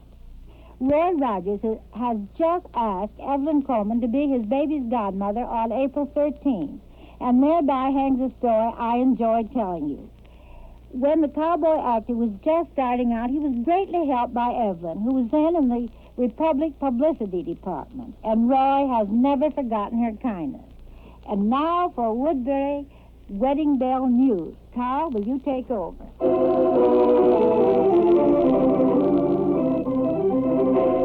From far across the seas came Lieutenant Arnold de Groot, Royal Netherlands Naval Reserve, to meet love. Unexpected, well, perhaps, but hardly surprising, for Arnold met a charmer, a Woodbury deb, Janice Holter of New York. Ash blonde, dreamy, magnolia complexion. That first night, Arnold proposed, and Janice's heart soon told her yes. The climax of this whirlwind courtship, a wedding at St. Bartholomew's Church. Janice, a gold and white picture of bridal beauty, Woodbury beauty. As she said, always Woodbury facial soap for me. Such creamy, smooth lather just pampers my sensitive skin. Here's Janice's Woodbury facial cocktail. Smooth on, creamy, rich Woodbury lather. Rinse warm, then cool. Skin feels lovely, looks satiny. Girls, follow this beauty plan of Woodbury marrying Debs and raise your romance appeal. Take a Woodbury facial cocktail every day before every look lovely date. A beauty cream ingredient makes this beauty soap extra mild, really different. That rich lather, smooth as cream, brings sparkling freshness, leaves skin dreamy smooth. Try Woodbury Facial Soap for the skin you love to touch. That's the first half of Luella Parsons and Woodbury Hollywood News from 1947. I don't have a specific day and date for that show, but 1947. You can get a pretty good idea of some of the Hollywood scene at that point. There's another 8 minutes of that coming up, so stick around and don't touch that dial. You'll find a generous helping of memories from and about the good old days at Chicago's Metro Golden Memory Shop at 5941 West Irving Park Road, just east of Austin. We'd like you to come in and browse for a while. You'll find a complete selection of big band, personality, and soundtrack recordings, as well as hundreds of the great old radio shows on cassette, 8-track tape, and LP records. You'll find books and magazines about the golden age of radio, the early days of television, the fabulous movies, and the stars of yesteryear. You'll find an amazing selection of memorabilia, giant one-sheet movie posters, theater lobby cards, Riverview memories, movie stills, magazines, lots more. You'll find Fred McDonald's new book, hot off the press, Don't Touch That Dial, for only $8.95 in paperback at Metro Golden Memories, 5941 West Irving Park Road, just east of Austin. We're open 7 days a week, Monday through Friday from 11 till 5, Saturday till 7:30, and Sunday from noon to 5. Come in and see all the goodies at good old Metro Golden Memories, 5941 West Irving Park Road in Chicago, the MGM Shop.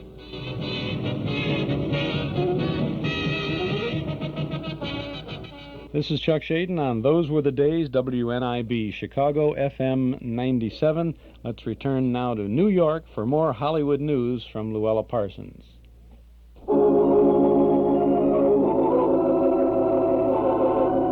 And here is the editorial feature. Luella Parsons speaks her mind. I'm on my Woodbury soapbox tonight to say that the recent Los Angeles curfew law designed to keep teenagers off the street after 10 o'clock will not be fought by the motion picture industry, nor will Hollywood oppose such a movement if efforts are made to make this a national law.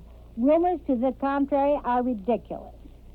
The picture business has always been active in the battle against juvenile delinquency and has always joined with theater groups all over the country to keep teenagers out of the theaters at night unless accompanied by a grown-up. Take my word for it, you'll find the picture people will aid any constructive legislation.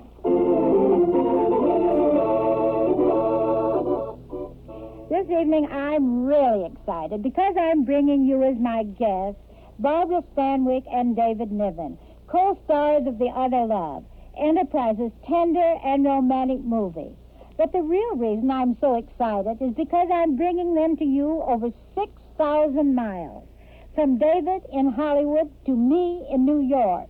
From me to Barbara aboard the SS America, somewhere in mid-Atlantic.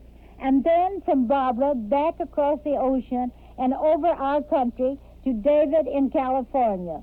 So here we go on a great adventure for the very first ship-to-shore to coast interview. Hello, David Niven in Hollywood. Hello, Luella Parsons in New York, you lucky creature. This is quite a dashing thing we're doing, isn't it? Do you think we're really going to be able to put it across? Oh, David, I hope so. Hang on, cross your fingers, will you? Certainly I will. I just dangle right here in the middle of a most witty silence. Okay, here we go. Into the wild blue something. SS America. Hello. Barbara, is that you? Yes, it is, Luella. Oh, if you only knew how wonderful it is to hear a voice from home. Is David actually there on the Hollywood end? I most certainly am, and I'm in a most characteristic spot. Coming in a bad third after two dashing ladies.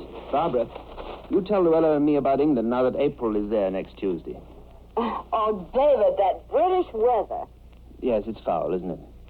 It certainly is. But, Luella, those British people. Well, darling, your voice sounds as though you thought they were simply magnificent. That's mild for what I feel, Luella. The British have gone through the worst winter ever known. They've had no heat or light. They've eaten the drabbest diet, but they're so unjealous. Unjealous?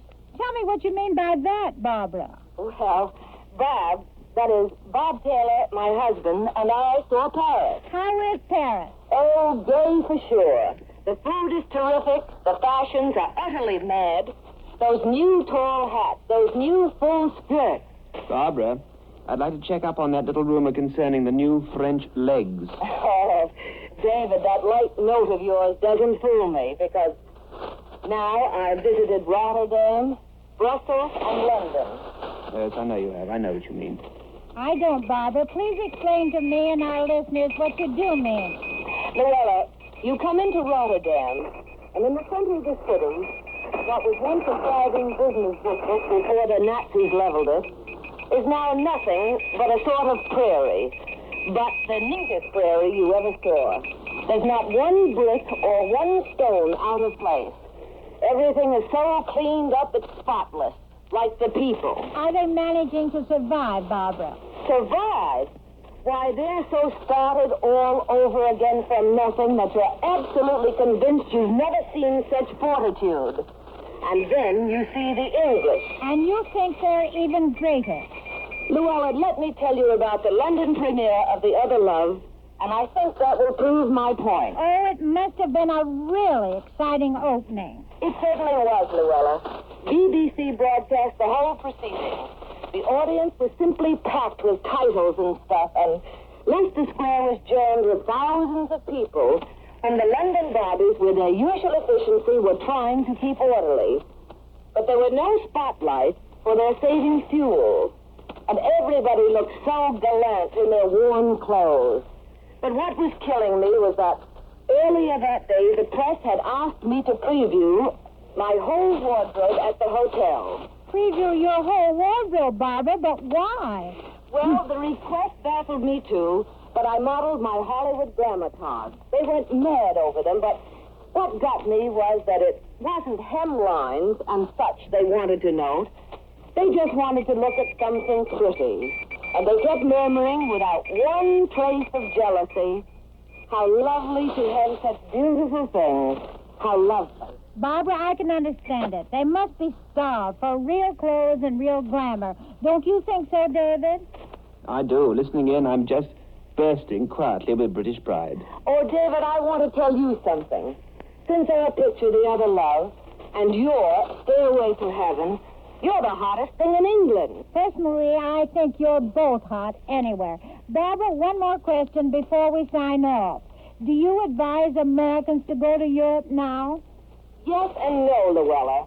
If you expect it to be all gay and laughing, the old pre-war Europe, no.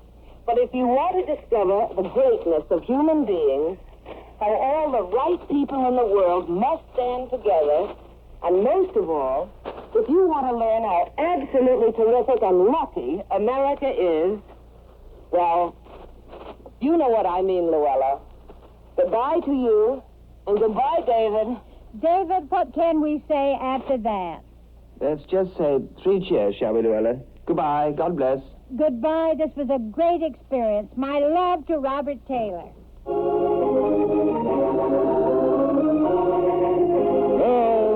Are you dreaming of love saying, I wish, I wish? Well, do better than wish. Learn the magic of Woodbury Sparkling Skin. Yes, Woodbury soap coaxes your skin to fresher romantic beauty, to more velvety softness. It's different, extra mild, made with a rich beauty cream ingredient. Just smooth on luscious, creamy Woodbury lather and feel your skin respond smoothly. It's Woodbury Facial Soap, true beauty soap for the skin you love to touch. And here is Luella Parsons with forecasts of coming events. Listen and see how many come true. Forecast number 1. I forecast that Joan Fontaine will take time off next year to have a baby. She wants one more than anything else in the world.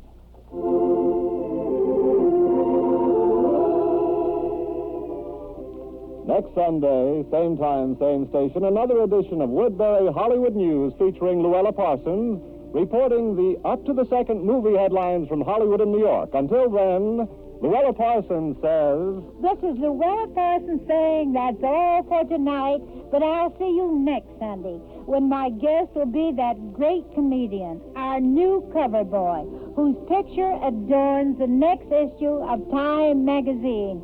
I mean Fred Allen. and this is Carl Frank saying goodnight for Woodbury Facial Soap, the beauty soap for the skin you love to touch. For the skin you love to touch, huh? Luella Parsons, Hollywood Woodbury News from 1947 on ABC. A lot of little hokey stuff there from those good old days. I'm Chuck Shaden, in these good old days, enjoying the sounds from not so long ago. Although, I don't know, sometimes I say not so long ago, but it seems like it gets further and further away, doesn't it? Well, it doesn't have to be so far, does it? You know, you're only a week away from all the best sounds. Saturday afternoon to Saturday afternoon. WNIB Chicago, FM 97. More of the musical autobiography of Bing Crosby, Hop Harrigan, Spotlight Bands with Frankie Masters, Eddie Cantor, and True Detective Mysteries on the agenda. So stick around and don't touch that dial. Bing Crosby is on the cover of our Nostalgia newsletter for July and August. That's just the beginning of the fun in our midsummer issue of our publication. A one-year subscription, now that's 10 issues, is only $7, and you can subscribe right now when you call us at 545-2260. Some good articles in the midsummer issue about Edgar Bergen and Charlie McCarthy, about the Colgate Comedy Hour, Mary Lee Taylor, Al Jolson, Norman Ross. We also have a Chicagoland radio trivia quiz for you. Lots of good stuff there, 545-2260. We also have lots of information about movies and other special events at Northwest Federal Savings, plus the complete listing of our Saturday afternoon Those Were the Days broadcast schedule. So call 545-2260. A one-year subscription is only $7, and you get loads of information about the shows that we play, including original broadcast dates, names of stars and other cast members, network ID, sponsor identification, even the length of time of each segment that we present to help you record the shows for your own collection. Subscribe now to our Nostalgia newsletter. We will begin your subscription with the midsummer issue, which we will send to you at the beginning of the week by first-class mail. We'll include an invoice along with that first issue. So call us now at 545-2260. 545-2260. If you want, of course, you can send $7 to Nostalgia Newsletter, Box 421, Morton Grove, 60053. But why not give us a buzz now while you are thinking about it? 545-2260. And if you don't do it, we're going to get the DA after you.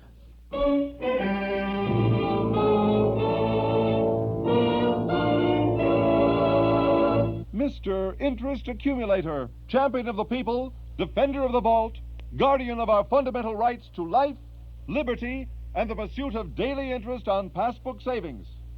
And it shall be my duty as interest accumulator not only to pay the highest interest permitted by the limit of the law, but to pay it to all persons holding passbook savings accounts perpetrated at Northwest Federal Savings, and to defend with equal vigor the rights and privileges of all Chicagoland savers to open and hold an account at Northwest Federal Savings, earning top interest from the date of deposit to the date of withdrawal. Come on, Herringbone. We're going to Northwest Federal Savings to investigate the case of the growing balance.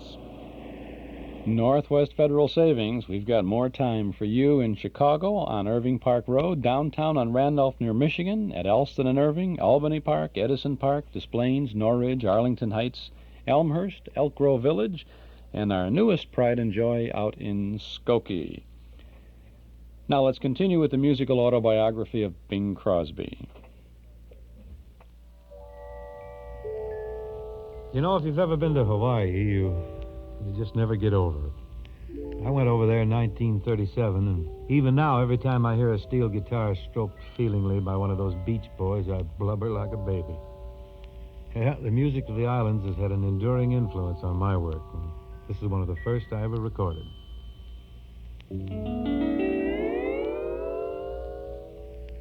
Hawaii.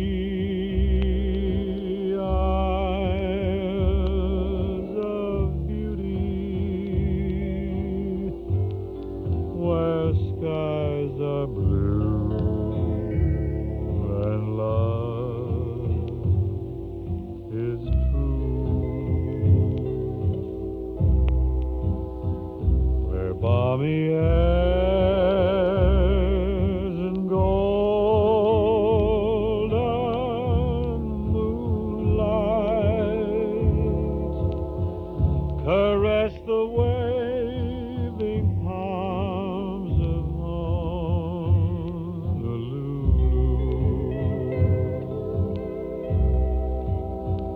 Caress the waving palms of Waikiki.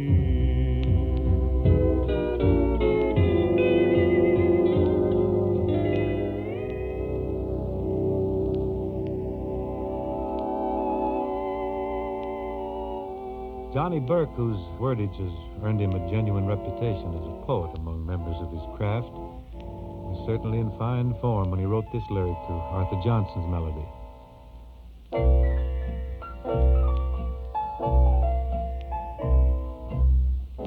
Every time it rains pennies from heaven.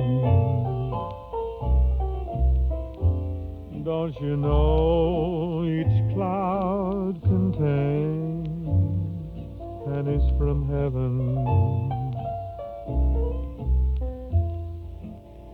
You'll find your fortune falling all over town. Be sure that your umbrella is upside down. Trade them for a package of sunshine and flowers. If you want the things you love, you must have showers. So when you hear it thunder, don't run under a tree. There'll be pennies from heaven for you and me.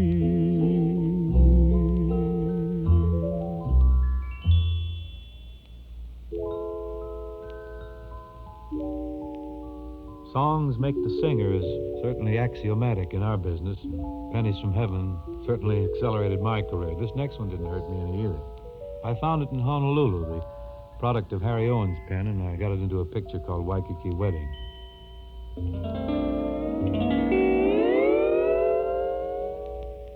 Sweet Leilani,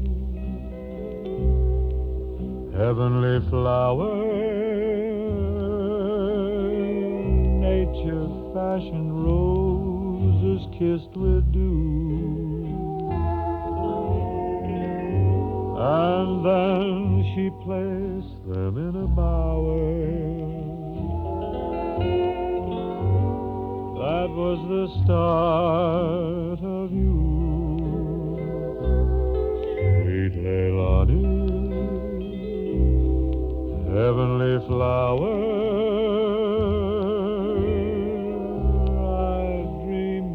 Paradise for two.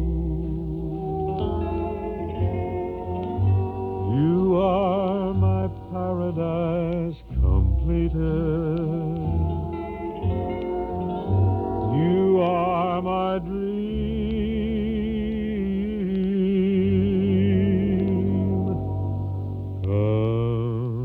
come true.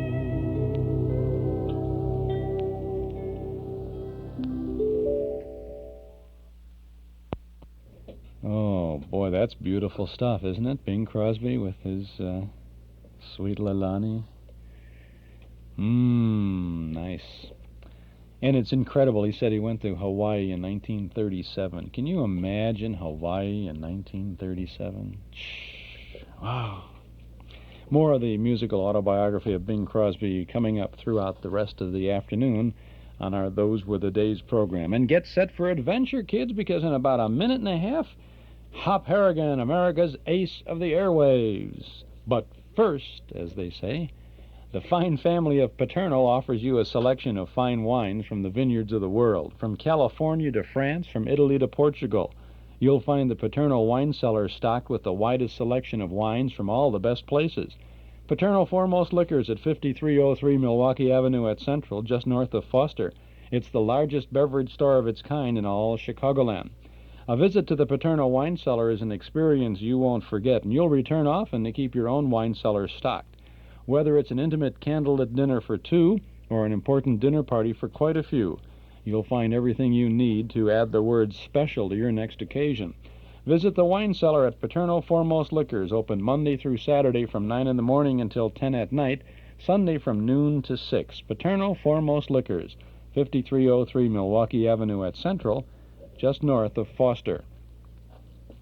Well, we have been giving you and enjoying with you a kids' adventure show every Saturday afternoon through this summer festival of radio, and we started out with Terry and the Pirates, and then we had the Green Hornet, or Dick Tracy, last week, and now we have Hop Harrigan, America's ace of the airwaves. This is a broadcast from the Blue Network, the NBC-BLUE Network, from Friday, February 19th of 1942, and I always enjoyed the exciting opening of the show. It gave us a good bit of excitement just to get things rolling. So let's roll with Hop Harrigan. Presenting Hop Harrigan, America's ace of the airways.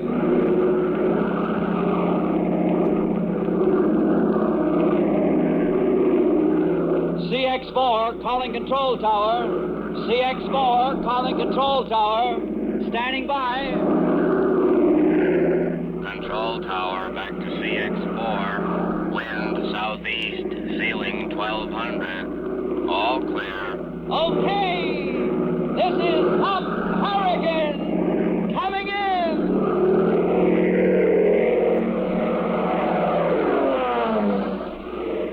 For the last few days, we've been discussing the possibility of inviting an aviation expert to come up here and tell you all about German, Jap, and Italian fighting planes in order that you can learn to know the enemy and what to expect from them.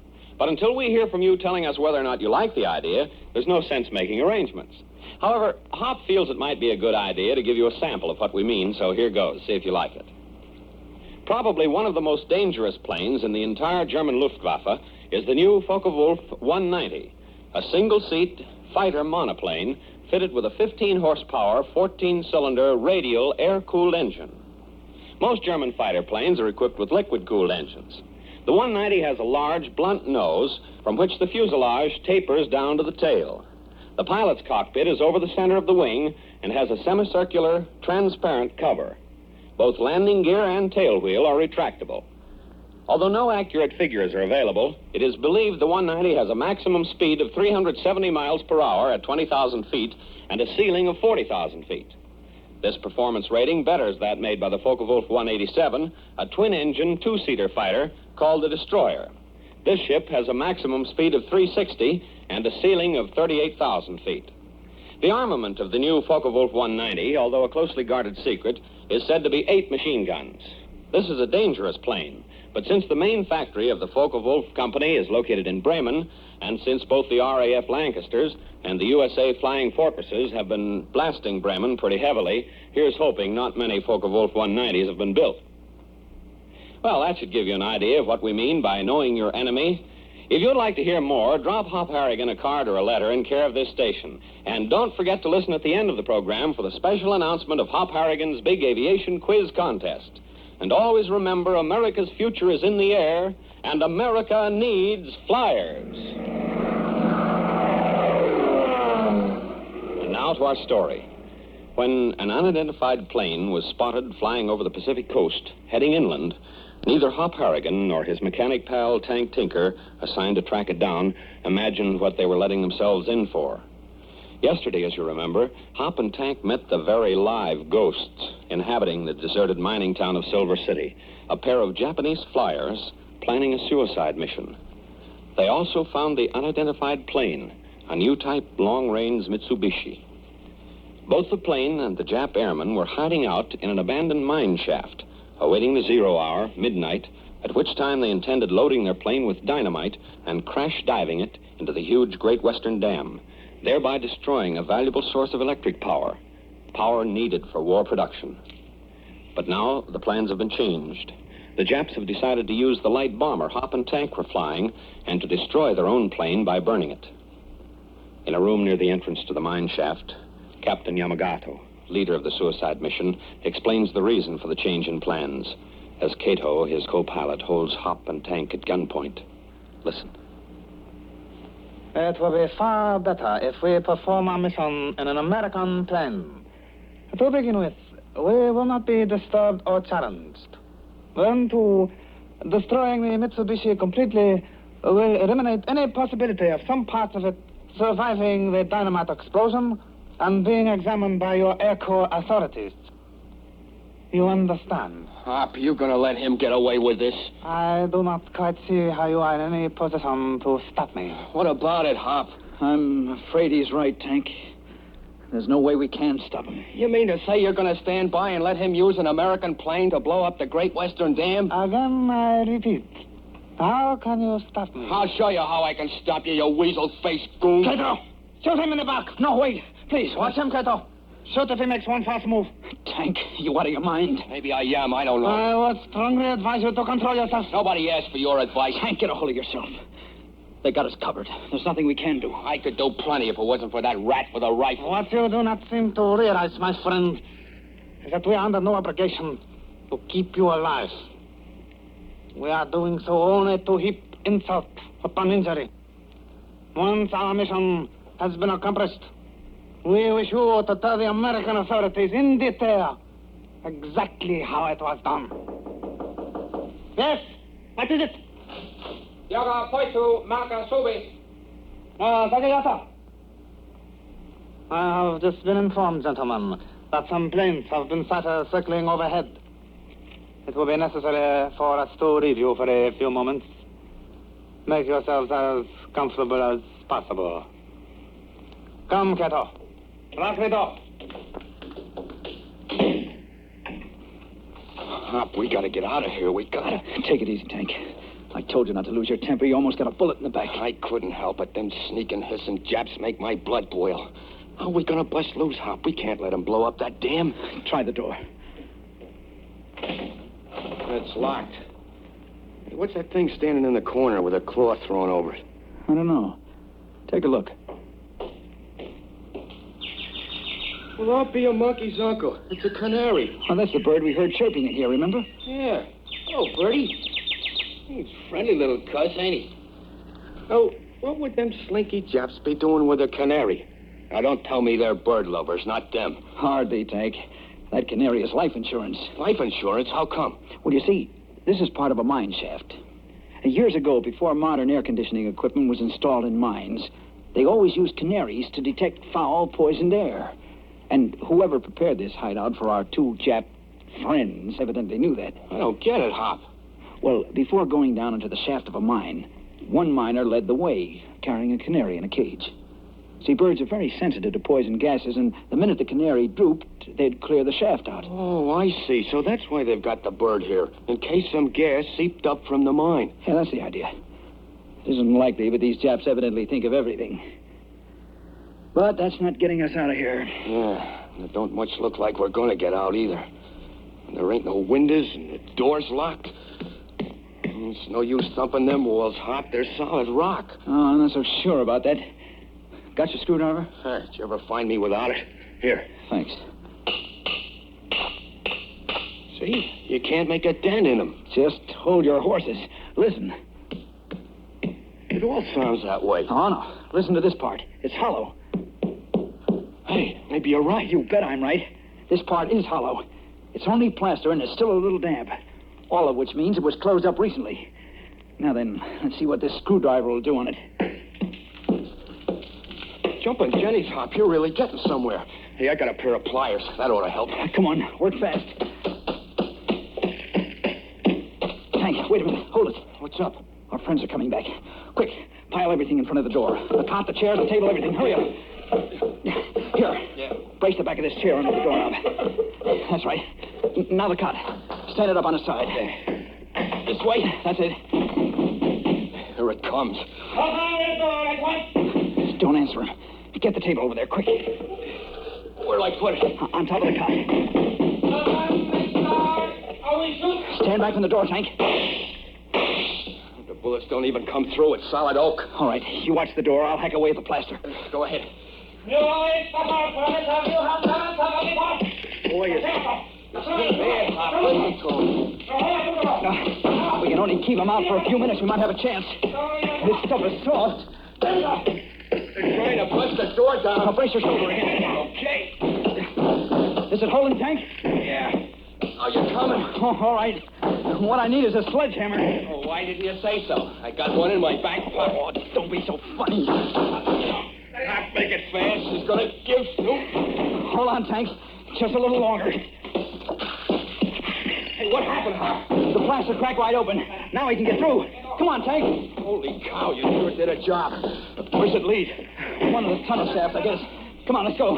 How are we gonna see? It's pitch dark in there. Well, we can feel our way. Follow me.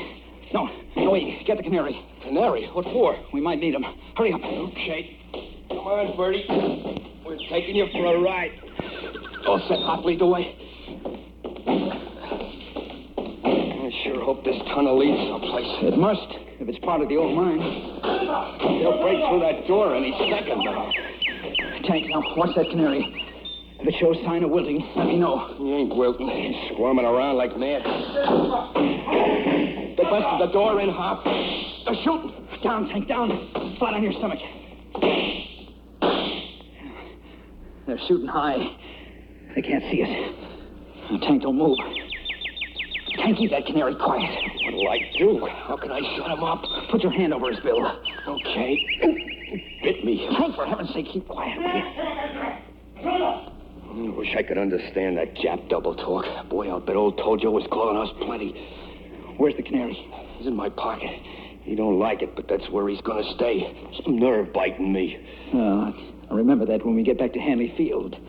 Tank Tinker suffers battle wound, bitten by canary. That ain't funny. I remember once when... I hear something. Are they following us? No, I don't think so. There he goes again. I bet you he's up to something, Hop. Listen, what's that sputtering? Yeah, sounds like a snake.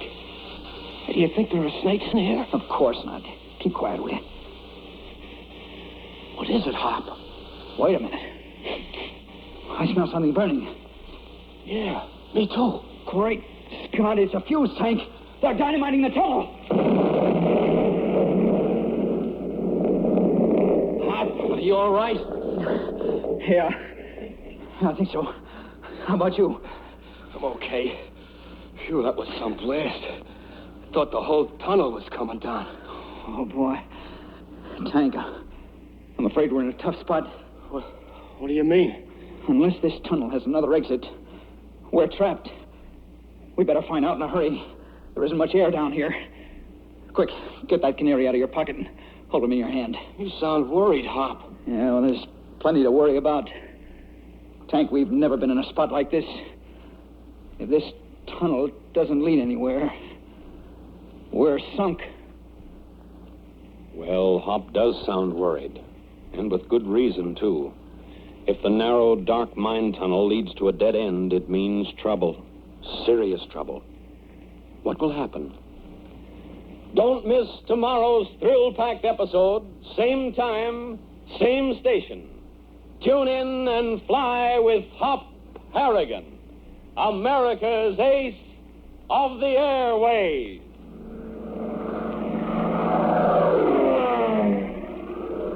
Have you heard about Hop Harrigan's big aviation quiz contest beginning on this program next Monday, February 22nd?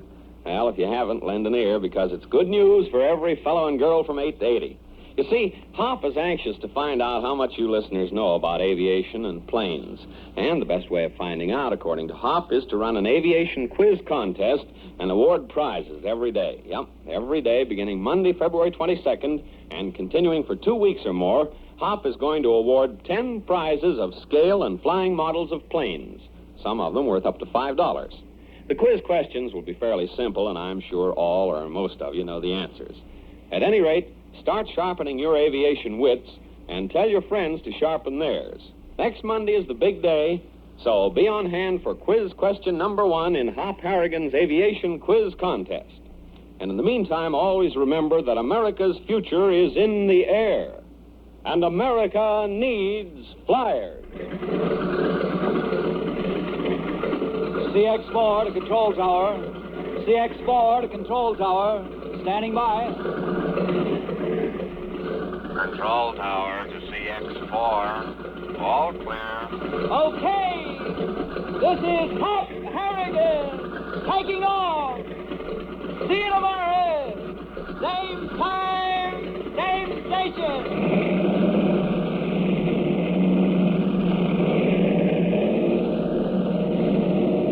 Tune in tomorrow and every day, Monday through Friday. Hop Harrigan is a copyrighted feature appearing in All American Comics magazine. Hop Harrigan has come to you from New York. This is the Blue Network. And this is Chuck Shaden with our Those Were the Days program on the Happy Network, WNIV in Chicago at FM 97. Hop Harrigan, America's ace of the airwaves. Okay, a little mystery was solved, as a matter of fact, behind the scenes. Got a call from a listener who said, you know, Shaden, you mentioned that the program was dated February 19th of 1942. In John Dunning's book, The Encyclopedia of Radio, he says Hop Harrigan started on the air on August 31st of 1942.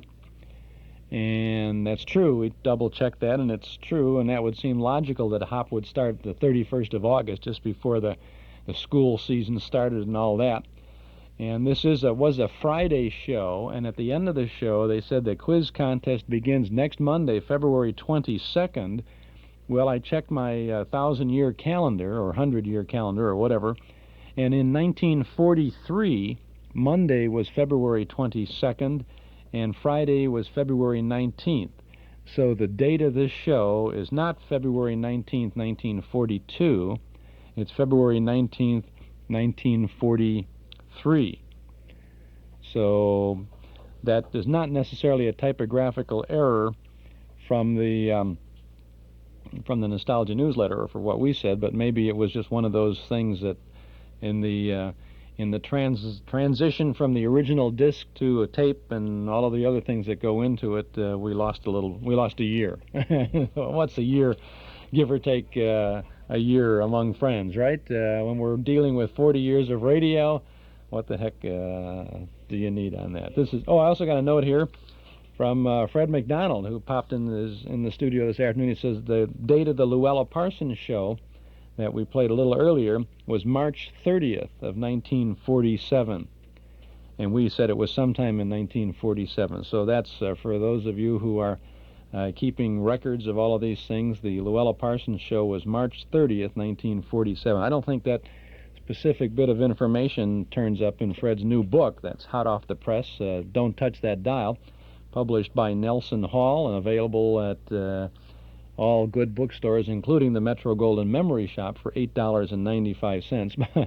Plug-a-roo right there. Anyway, it's those are the dates for those things, and that's a pretty good book, too. Right now, we have a pretty good sound for you from our cassette tape of the month for July. This is a scene from The Three Musketeers.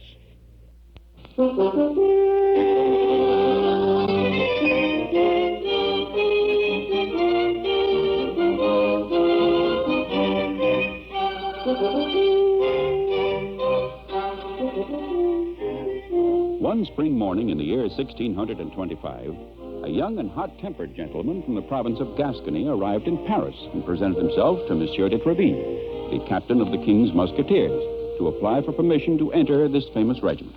The name of this young man was D'Artagnan, and he had only 10 crowns in his purse and a long sword at his side. With these and an inborn courage and determination, he was resolved to conquer Paris. We find D'Artagnan including his interview with Monsieur de Treville, captain of the King's Musketeers. It's a pity that you lost the letter your father gave you recommending you to me. Then it wouldn't be necessary for you to prove yourself. As I told you, it was stolen, sir. If ever Providence allows me to catch up with the cowardly villain who took it, I shall... Why, it's he. There he goes now, under your windows. Excuse me, sir. Where the devil are you going? To have a reckoning with the man who stole my letter. Yes. Not so fast, monsieur. Excuse me, I'm in a devil of a hurry. There's no need to be rude about it. My name is Athos. You may talk politely, even if you do come from Monsieur d'Etreville. I don't care what your name is. I said excuse me, and that should be quite enough. I also said to you that I'm in a haste, so lose your hold on me. If I only weren't in such a hurry, Mr. Gentleman in a hurry, you can find me without running after me. Do you understand? Perfectly.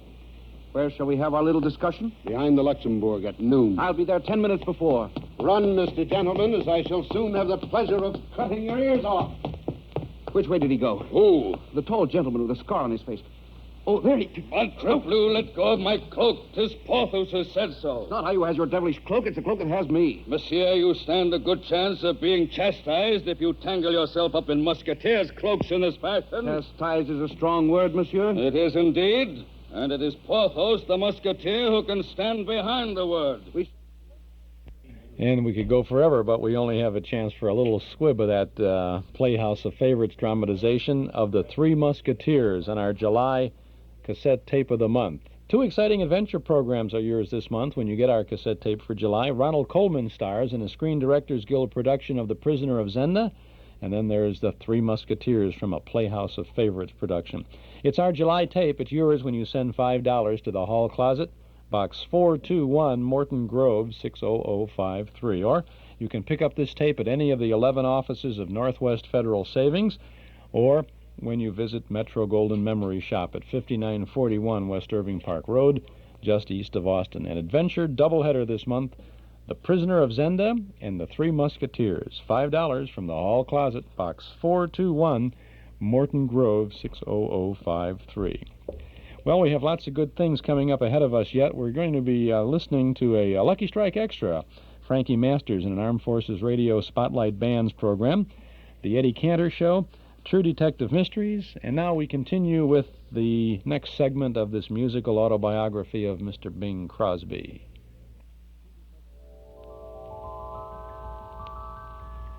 Waikiki Wedding featured in its cast Martha Ray, Shirley Ross, and Bob Burns. I sang this pretty love song to Miss Ross, and she was quite agreeable about it. It's by Ranger and Robin.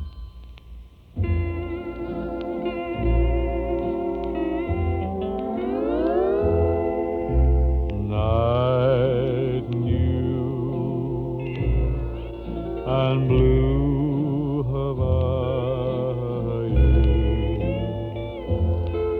The night is heavenly, and you are heaven to me. Lovely you and blue Hawaii, with all this loveliness,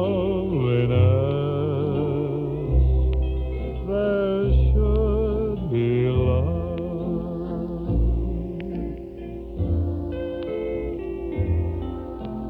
Come with me while the moon is on the sea. The night is young, and so are we.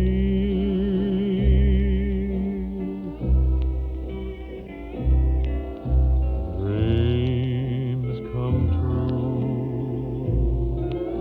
in blue Hawaii,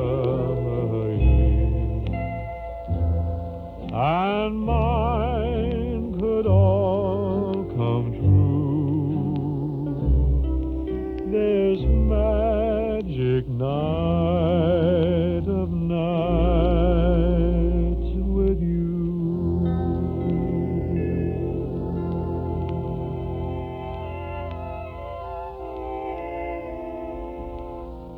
Now, here's a song which, though hardly Hawaiian in character, was written by a good Hawaiian and a good musician, too, Lonnie McIntyre. You're as sweet as the red rose in June, dear. I love you, I adore you, I do.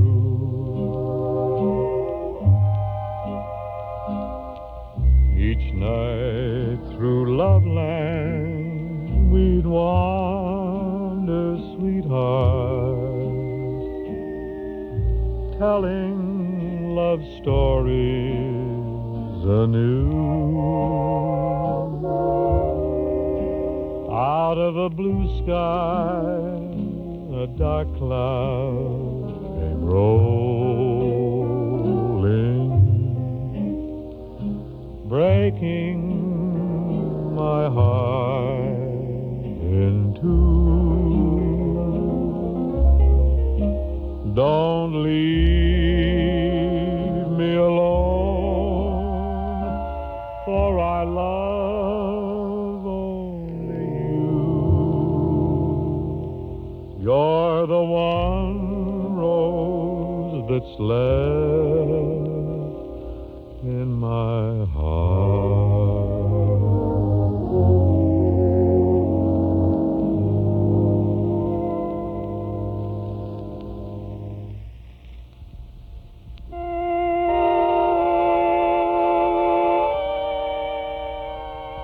One of the biggest cowboy songs I ever had anything to do with was a Western written by two Easterners, Charles and Nick Kenny. There's a gold mine in the sky far away. We will find it, you and I, some sweet day. There'll be clover just for you down the line, where the skies are always blue, pal of mine.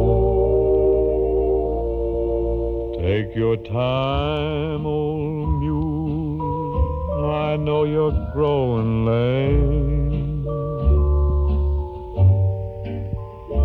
but you'll pasture in the stars when we strike that claim, and we'll set up there and we'll watch the world roll by. When we find that long lost gold mine in the sky, far away, far away, we will find that long lost gold mine some sweet day,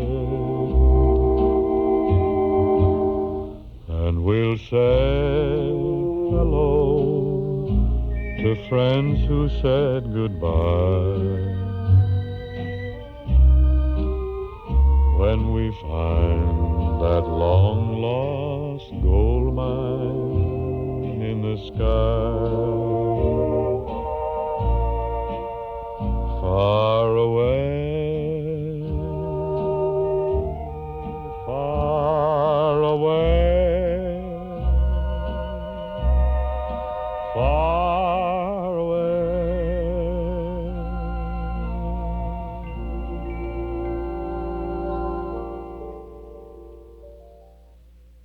I say this every week, I think, but we could listen to this type of Crosby musical autobiography all day long, couldn't we? More of that coming up in a little while here on our Those Were the Days program, WNIB Chicago, FM 97. Eden's Plaza Shopping Center, where Eden's Expressway, Skokie Boulevard, and Lake Avenue meet at Wilmette. Eden's Plaza Shopping Center, where you'll find quality merchandise for the entire family. Eden's Plaza Shopping Center, easy to reach, easy to park, easy to shop. Shop and save 7 days a week at Eden's Plaza Shopping Center in Wilmette.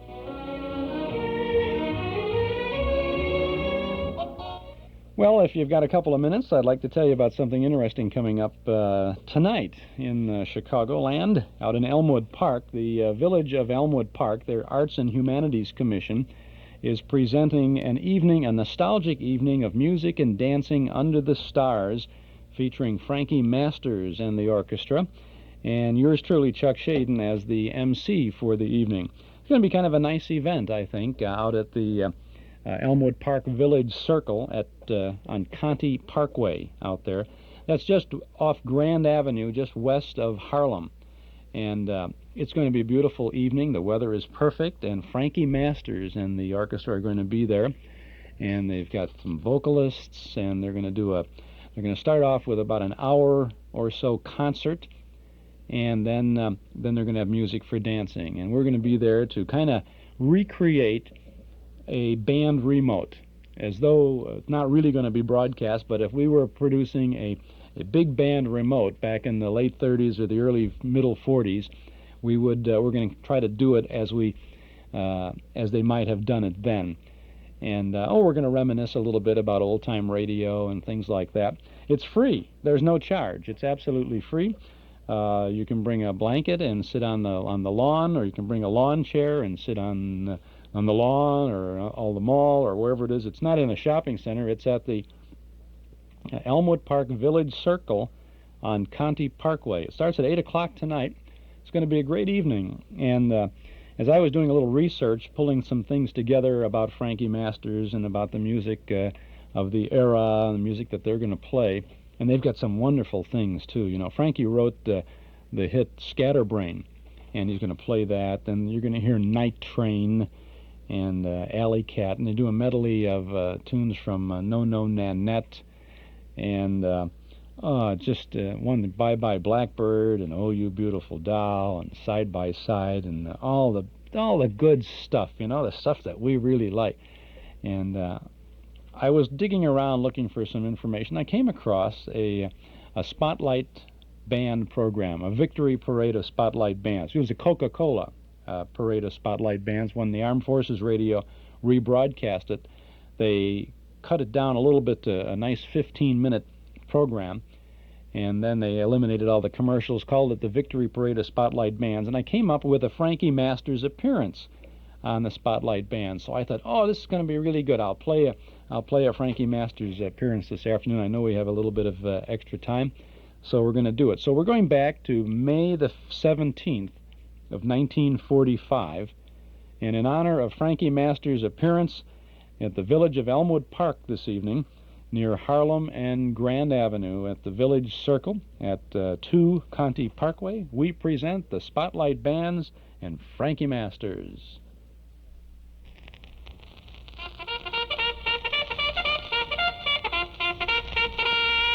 There's assembly. For all you members of the American Armed Forces and your allies, a rebroadcast of the Victory Parade of Spotlight Band. Presenting in person and in the spotlight,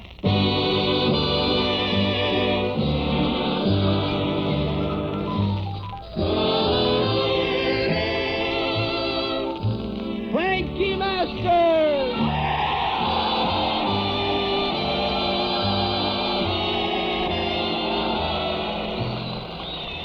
Thank you, Army, and hello, everybody. This is Frankie Masters at Foster General Hospital. Our visiting hours are set up from 20 to 2300, and since we're playing for veterans of combat, we want to make the most of every minute. Right, Frankie, and to make the most of the first 3 minutes of Frankie Masters' song, My Baby Said Yes.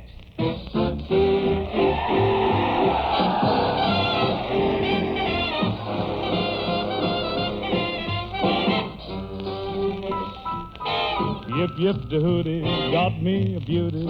She sure is a dream, 'cause my baby said yes, said yes, said yes, yes, she didn't say no. Oh, cock-a-doodle, I'm off my noodle. I'm way off the beam, 'cause my baby said yes, said yes, said yes, yes, she didn't say go.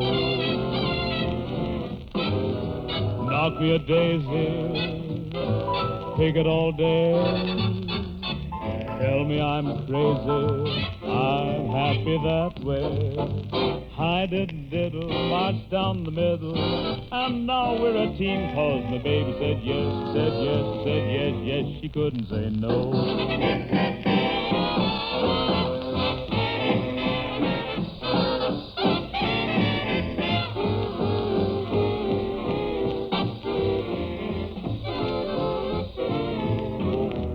Knock me a daisy, I'll pick it all day.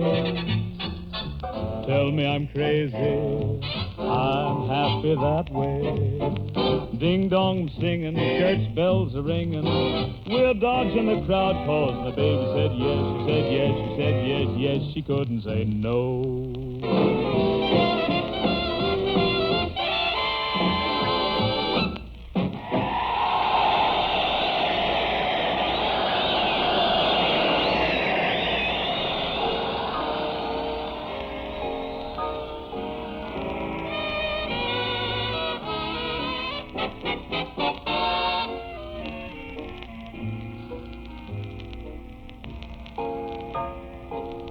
Now for our first-rate audience, a top-rate tune, featuring lovely Phyllis Miles singing... More and more this heart of mine confesses. More and more I'm caught in your caresses.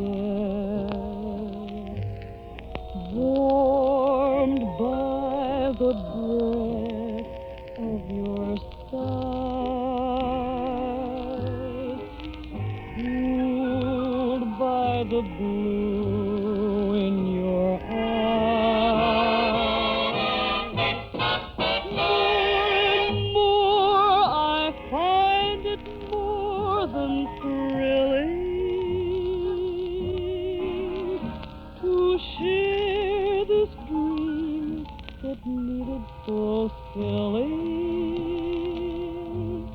More and more I'm less and less unwilling to give up wanting more and more of you.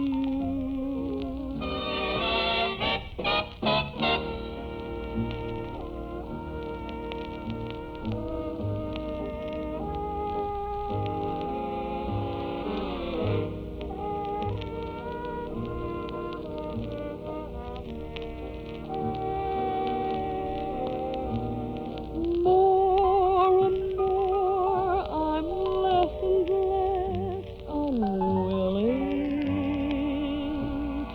to give up seeing you or dinners just for two, or give up wanting more and more of you.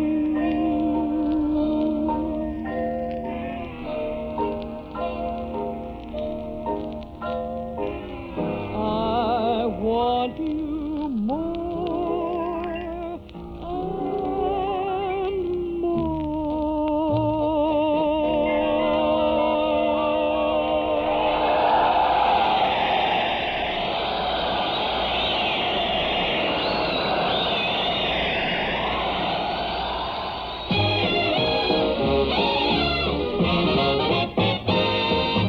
The Frankie Masters Band and the Eddie Baxter piano, Twilight Time.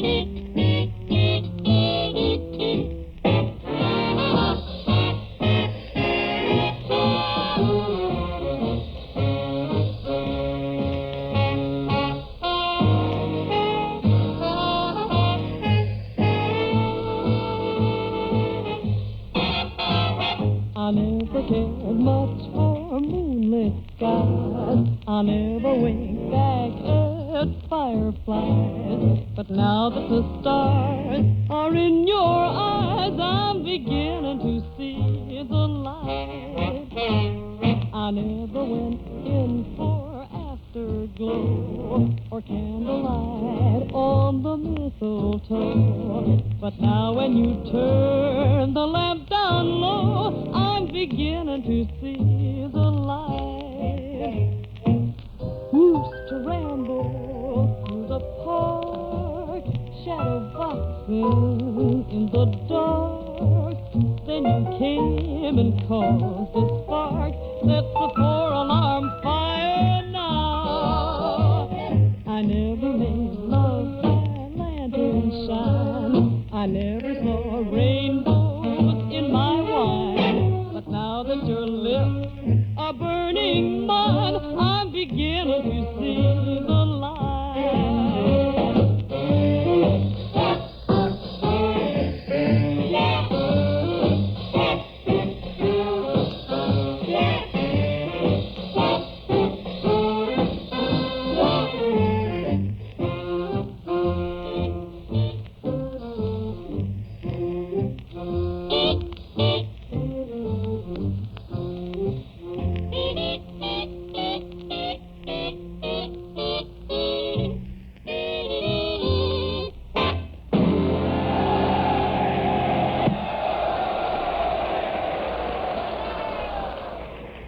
Spotlighting the Frankie Masters Band playing a Dave Rose tune, the instrumental novelty, My Dog Has Fleas.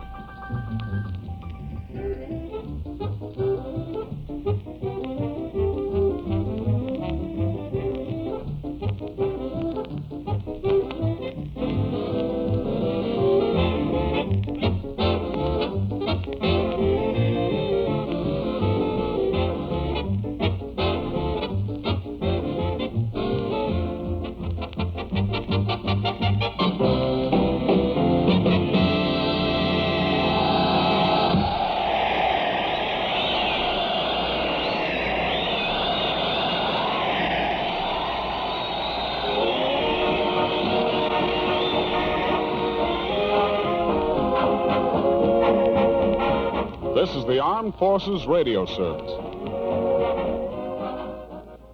That's Frankie Masters in the orchestra with the Victory Parade of Spotlight Bands from May the 17th of 1945, Armed Forces Radio rebroadcast of the Coca-Cola Spotlight Bands. Frankie Masters and the orchestra. Phyllis Miles on the vocals. That's his wife, Phyllis Miles. Frankie and his wife live in Cary, Illinois.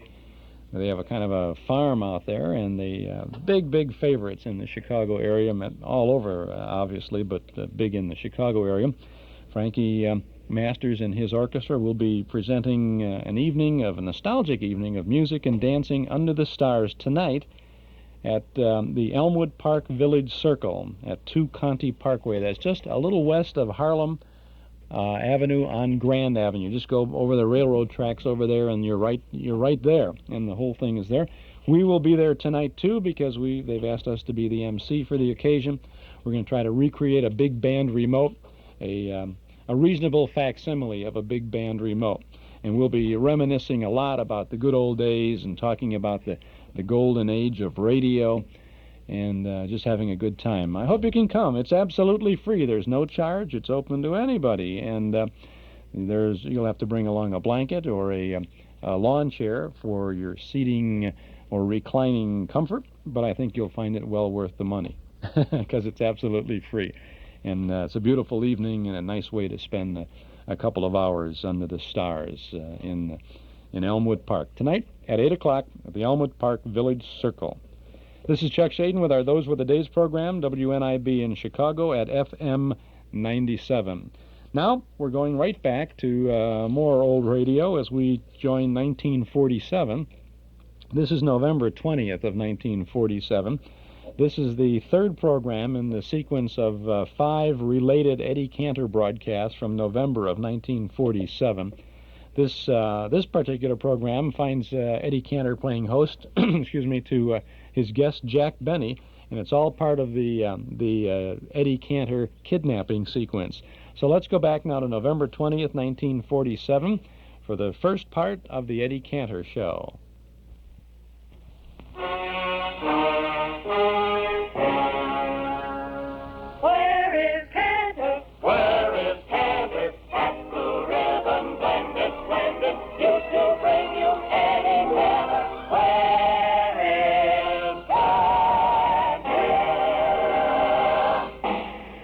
Blue Ribbon Beer proudly presents the Harry Bondell Pabst Blue Ribbon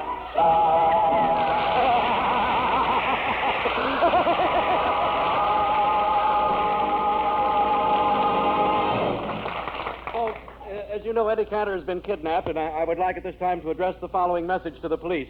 Calling all cars, calling all cars.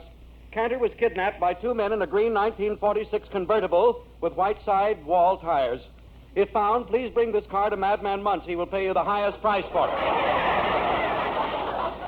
Yes, friends, at this very moment, Eddie Cantor may be undergoing all sorts of horrible tortures at the hands of the kidnappers, but I know Eddie. No matter how much he is suffering, he's probably telling one of his typical jokes. So the kidnappers are suffering, too. Gee, I wonder where he is. Where is Cantor? Where is Cantor? Where?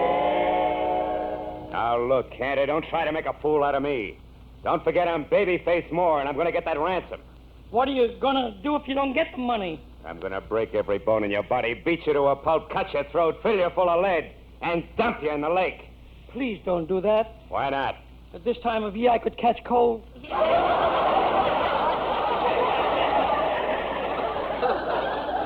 Cantor, we got to get that ransom, though.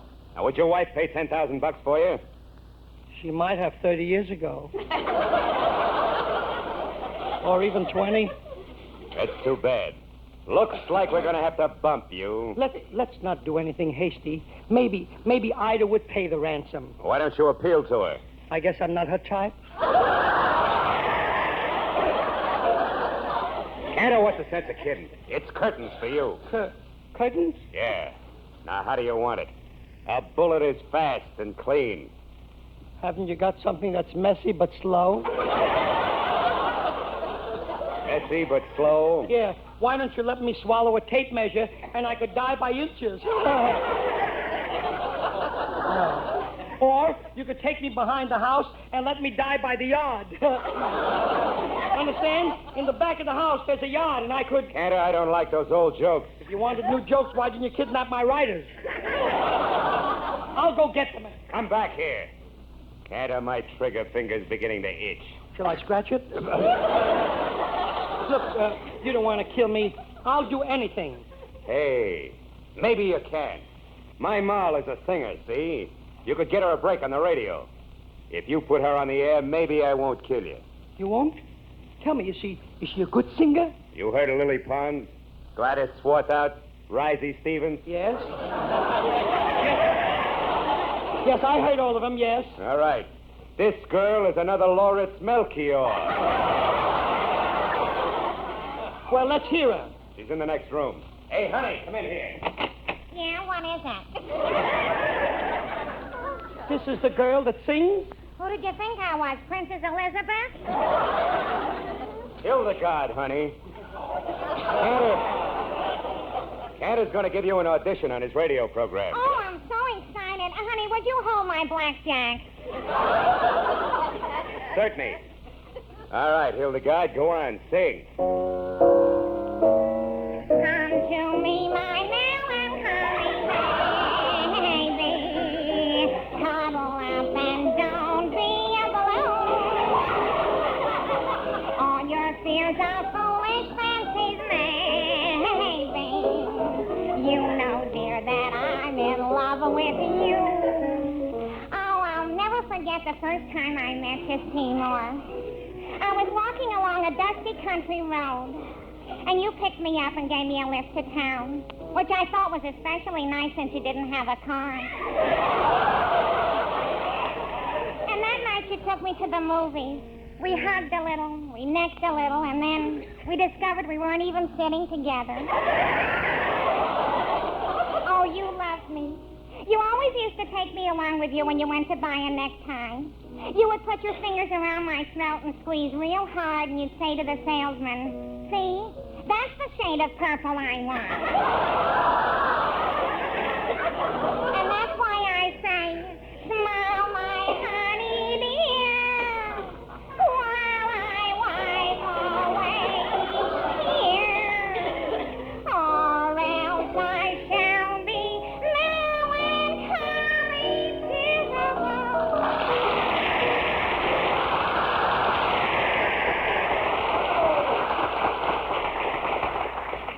Well, Cantor, what do you say? Go ahead, shoot me. Cantor, I don't think I will. Hey, maybe your wife will come through with that dough. I'll pay her a visit. Oh, you fool. And don't try to escape, because I'm locking you in. Gee, I'm in a bad fix. But poor Harry Von Zell, he's in a worse fix. I wonder how he's going to get along. I wonder how he's doing without me. And now, here is the star of our Pabst Blue Ribbon show, Harry Von Zell.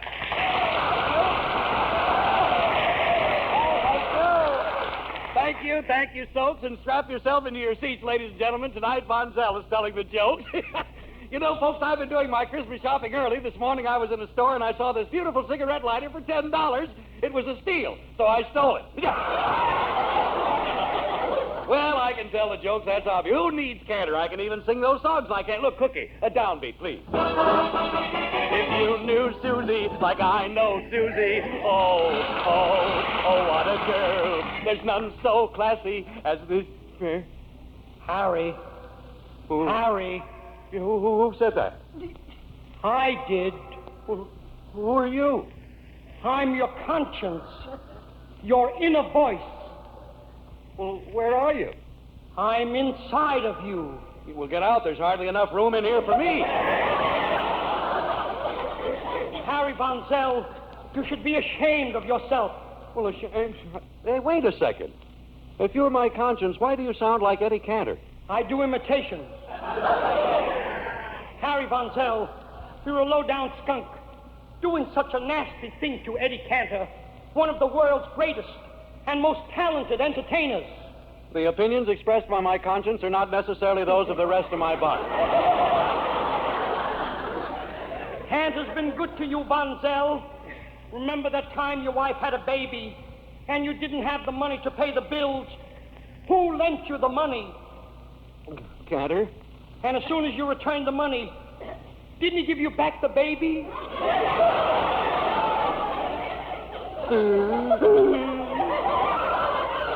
I'm such a heel.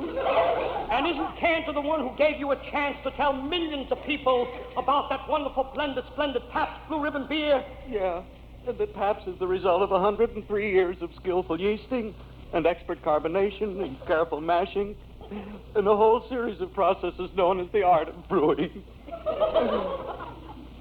And he gave you a chance to tell them that Pabst Blue Ribbon has developed the science of blending? Yeah. The Pabst people have found that it takes the blending of 33 fine brews to produce that evenness of quality for which Pabst Blue Ribbon is so famous. Yeah. It's the science of blending, added to the art of brewing, that has made millions settle down to the real beer enjoyment with blended, splendid Pabst Blue Ribbon beer.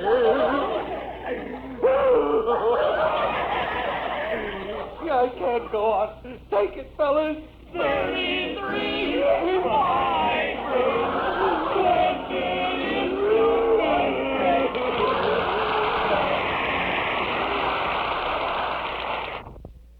That's the Eddie Cantor Show, first portion thereof from November 20th of 1947. This is Chuck Shaden with our Those Were the Days program today and every Saturday afternoon from 1 till 5 on WNIB Chicago, FM 97.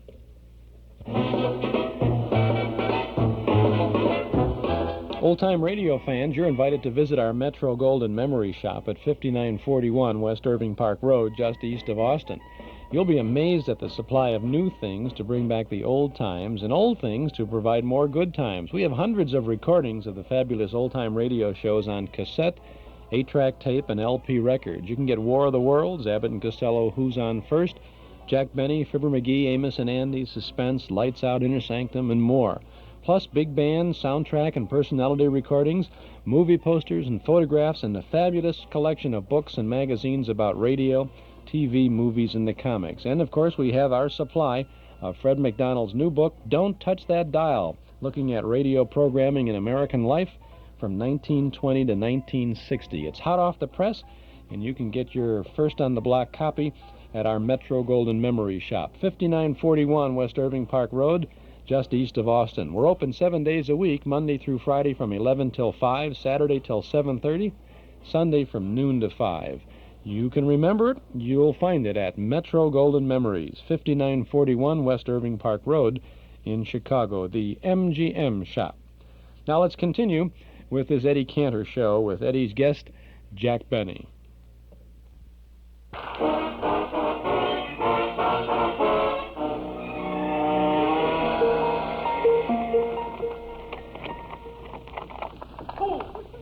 Who's there? It's me. Maybe face more. Cantor, I'm back and I ain't got the dough. Ida didn't give it to you? No, I couldn't even see her. She was locked in her room crying her eyes out. Poor Ida. She was crying over me. No, they just delivered a black dress and the hemline was too short. How do you like that? She's worried about the new look and doesn't care what happens to the old schnook. Cantor, I warned you. Raise that ransom or you're a dead duck. I brought in one of the boys from Chicago for the job. Come in here, Mac. Shall I let him have it?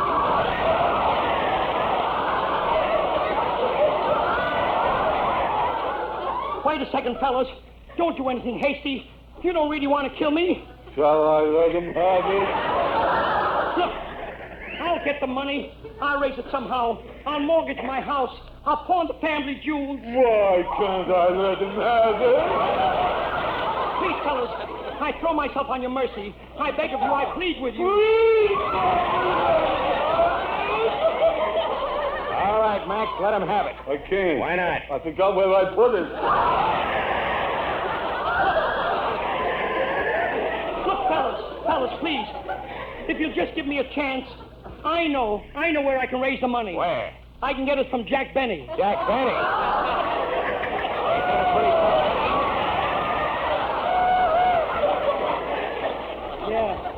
Yeah, getting money from Jack Benny.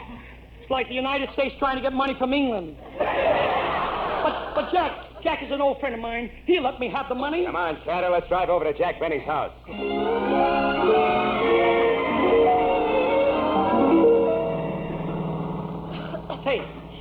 Say, this is a new car you got here. What happened to your convertible with the white sidewall tires? I sold it to Madman Munson. Was he sore? Why? I stole it from Honest John. Look, it's a long ride to Jack Benny's house. Do you mind if I turn on the radio? Go ahead. Petrillo. And here is the latest weather report for Southern California. Fog, rain, snow, sleet, and freezing temperature. This weather report was brought to you through the courtesy of the Florida Chamber of Commerce. And now for the latest news. But first, here is a word from our sponsor. Ladies, you've heard of the soap powder Does. Here is a new soap powder, Don't. What Does doesn't do, Don't won't even try. Don't is the only soap powder that is a coward. Look for the big yellow streak down the back of the box. Don't not only dissolves the dirt and grime, but buttons, buttonholes, fingernail polish, fingernails, washing machines, and anything else that's around the house. Ask your friendly grocer for this powder. Remember, Woodbury gets you engaged. Don't get you divorced. And ladies, be sure to enter our $25,000 prize contest. Just complete the following sentence. I like Don't soap powder because. All entries postmarked after midnight November 30th will be postmarked December 1st. Remember, $25,000 for completing the following slogan. I like Don't soap powder because. And now back to our Turn that thing off, Cantor.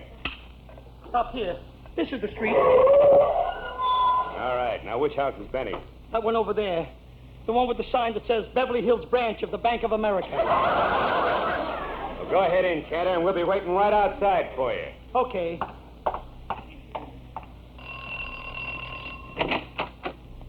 Yeah, so what is it already?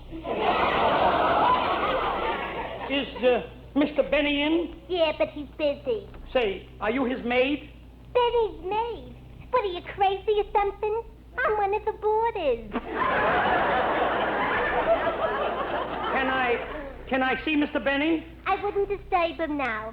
He's like in conference with his writers there. His writers? Gee, Jack sure works hard to get out his radio program. I wonder what they're doing. Fellas, if I've told you once, I told you 100 times, it isn't right.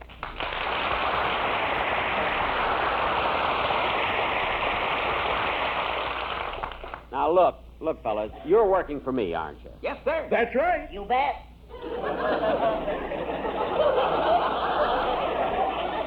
And you've been with me a long time. Yes, sir. That's right. You bet.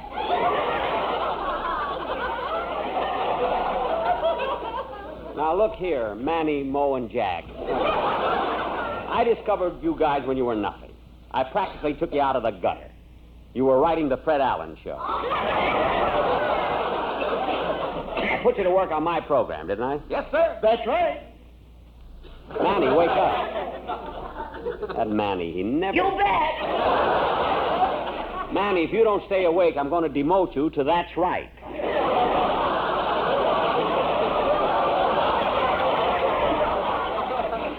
Now, let's get back to work, fellas. We're going to get this last line right if it takes us a week. Okay, Mr. Benny. Would you read the beginning again? Certainly.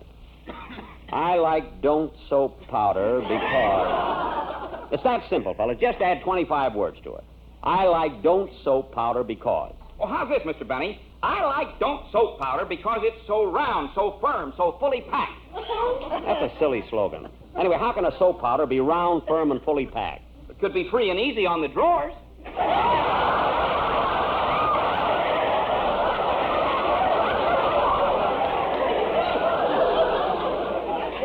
Look, take my word for it, fella. It isn't right.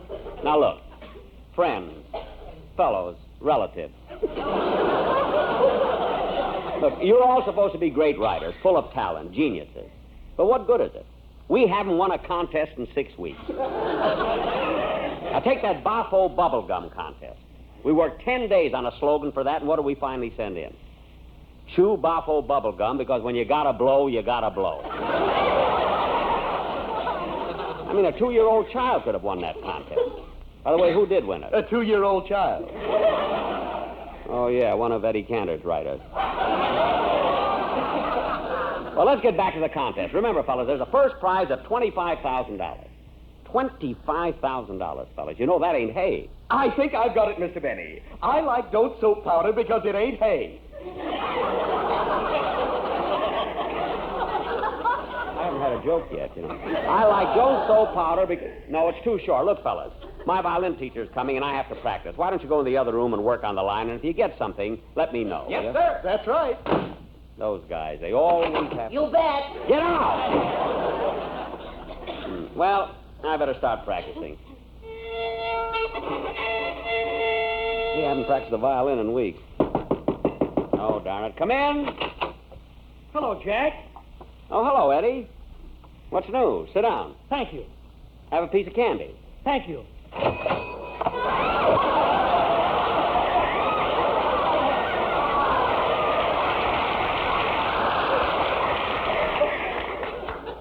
Don't I get any change? Eddie, look, I don't want to be rude, but I have to practice my violin. Now, what did you want to see me about? I want to borrow $10,000.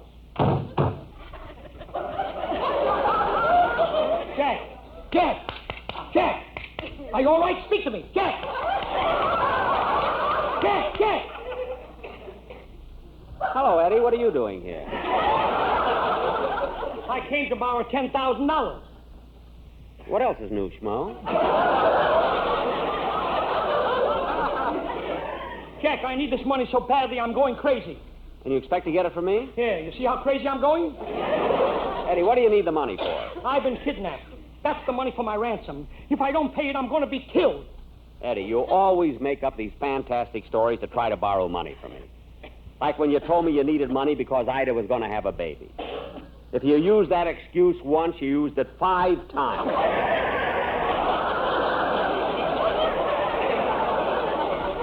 All right, Jack, I confess. That I made up.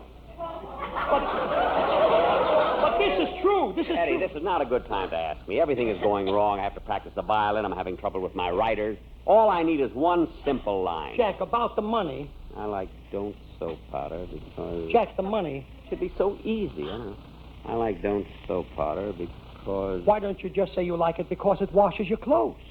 Because it washes... No, that's ridiculous. What kind of a reason is that for liking a soap powder? Look, Jack, you haven't given me a chance to explain. I was kidnapped because somebody doesn't want me to run for president. Now can I have the money? Eddie, look, I'm awfully sorry, but I have to practice. Well, that's what you tell me, Jack. You have to practice. And... Jack, you know, if I run, I stand a pretty good chance of being elected, you know. Jack, if I were president, I would need a secretary of the Treasury.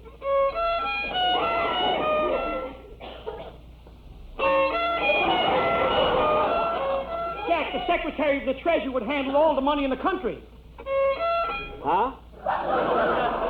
Jack, you could be the secretary of the Treasury. Jack, would you put down the fiddle?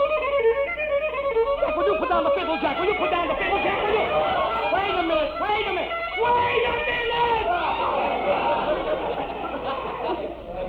Eddie, look, if you were elected president, would you really make me the secretary of the Treasury? Sure, you could even put your picture on the dollar bill. A picture on the dollar bill, wearing my toupee? Sure. At last, the American eagle will have a nest. Well, I don't know. Well, Jack, you've got to. Mr. Benny, here's your quartet, the Sportsmen. They got a new commercial worked out for next week's program. Well, they came just in time. Let's hear it.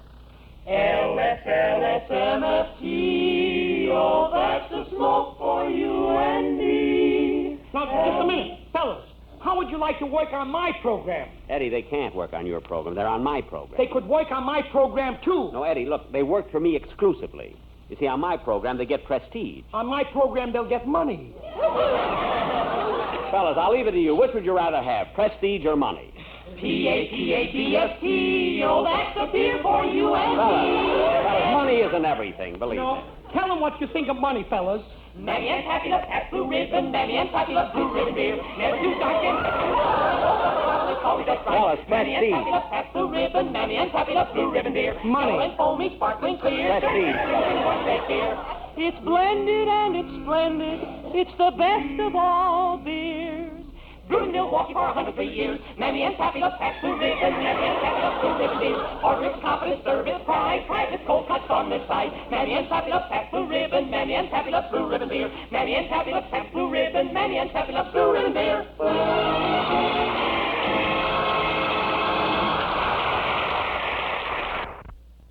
You really have to take your hat off to the commercials on these shows, don't you, for Pabst Blue Ribbon? They bring in the Benny's Sportsman and do a Pabst shot at it there. And, of course, get a plug-in for Lucky Strike at the same time. We'll get back to this Cantor show from November 20th of 1947 in just a little bit. Sony offers just about the best color TV you can buy these days. Sony Trinitron television is about as close as you can come to trouble-free TV viewing. That sharp, crisp Sony picture is the best television around, and though your Sony will probably cost more than most conventional TV sets, when you figure it out, Sony is really your best television buy. See Sony Television at Townhouse TV and Appliances, 7243 Touhy Avenue, just west of Harlem. Townhouse TV and Appliances, 7243 Touhy Avenue, just west of Harlem. Open Monday, Thursday, and Friday nights till 9, Saturday until 5. This is Chuck Shaden with our Those Were the Days program, WNIB Chicago, FM 97. Let's get back to Eddie Cantor. Well, boys, this is a fine way to treat me after all I've done for you. I put you on my program. I was good to you. I treated you like my own flesh and like my own flesh. And now you do this to me. So what if Cantor pays you money? At least on my show, you don't have to go out with my daughters. Now get out, all of you. Get out.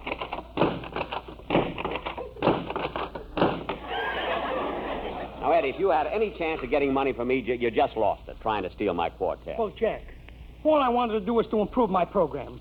I wanted it to be just like yours. Yours is such a wonderful show. You're so pretty, Jack. You're a scream. And your voice... Your voice is so soothing. It's like listening to music. And you'll even be greater when television comes. You're so handsome. You've got such beautiful blue eyes. Jack, you're the greatest comedian in the whole country. Eddie. Yes?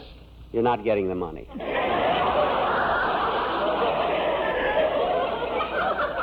I wasn't flattering you. Those things I said about you were true, Jack. They're Eddie, true. Eddie. Yeah. You're not getting the money. Jack, this is your old friend Eddie Cantor, the fellow who gave you your start in show business. Don't you remember during the First World War, you were a sailor at the Great Lakes Naval Training Station? Oh, yeah. Remember how I looked in my sailor suit? Yes, you were a cute little slob. That's God.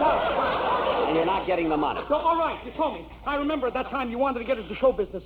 I was playing at the Colonial Theater in Chicago, and you begged me to come entertain the sailors at the base. And I brought over my singing group. The barbershop floor and me, who were stars, let you, a nobody, do the act with us. Remember, we sang... I don't want to get well, I don't want to get well. I'm in love with a beautiful Look, that's very nice, Eddie, but what did I have to do with the act? Well, there was no piano, Jack. And before we could sing, we had to get the pitch. So you took your violin and went... Without that, Jack, we couldn't have sung. Then they asked for another song. And again, Jack, you gave us the pitch. Oh, yes, I remember. I went... Sure. It was higher. You had just started in show business, but already you were climbing up the scale.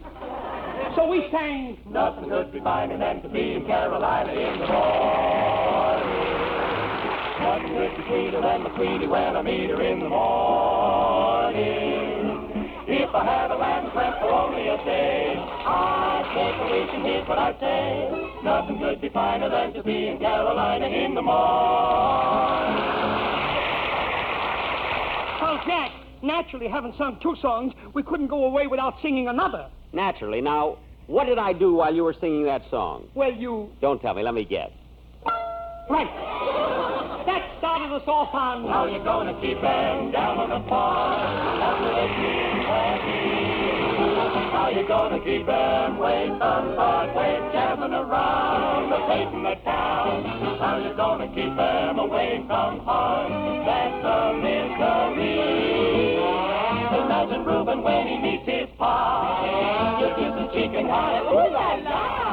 How you gonna keep them down on the farm after they've seen Paris? Altogether, Jack, we sang 12 songs. And all I did was plink. Yeah, you certainly did. Well... Now, look, let me get this straight. You sang a song and I went. Then you sang another song and I went. And that's how you gave me my start in show business? Sure. Jack, put all those plinks together and see what you get. Jack! What? Jack, doesn't all that mean anything to you? Yes, it touches me right here, Eddie, where my heart is. Then you'll lend me the money? No, I said it touches me where my heart is. That's not where I keep my money. But, Jack, those gangsters will kill me. Eddie, it hurts me to turn you down, but I'm afraid my answer will have to be no. And I guess this is the end for me, Jack. You were my last hope. I'm sorry, Eddie. Goodbye, Jack. Poor Eddie. He was so pitiful. Just tore the heart out of me. I don't know how I kept from crying. Hey, fellas, come on in here. I think I've got the line. I like Don't Soap Powder because...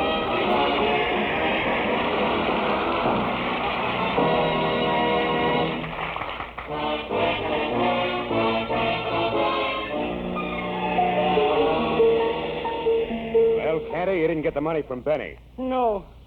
He turned me down. And this is it. Come here, owl face. I'm going to put a gag in your mouth. If my writers can't do it, how can you? You got any last words to say? Only this.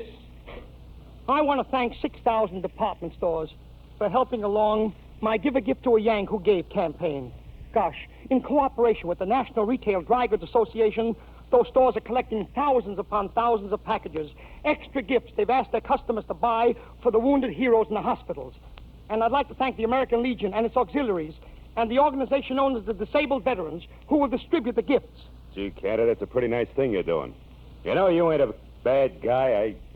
I kind of hate to bump you off. Then why are you going to? Because I'm such a stinker.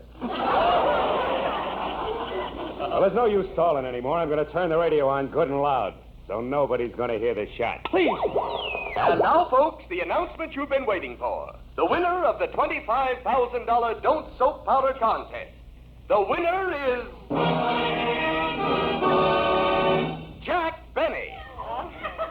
Jack Benny? And here is the winning slogan. I like Don't Soap Powder because it washes my clothes. Because it what? That's my slogan. Benny stole it from me. Half that $25,000 is mine. What's that, Cantor? I'll get the money now. You don't have to shoot me. Just let me call Jack Benny. Go ahead. Okay. Hello, Jack. Jack, this is Eddie Cantor. Oh, hello, Eddie. I just heard about you winning $25,000. You won it with the slogan you stole from me. Half that money is mine. Sorry, Mr. Benny ain't in. This is Rochester. Jack! Jack! Hello, Jack! Benny, that Jack is mine. I mean, that Benny is mine. Jack, if I don't get it, they'll kill me. And that was a pretty lousy imitation of Rochester, too. Jack, listen to me. You got to give me that money. They'll kill me, I tell you. Jack,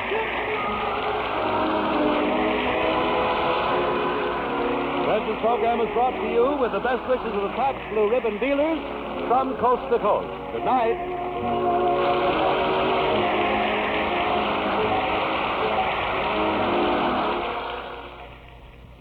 This is NBC, the national broadcasting company.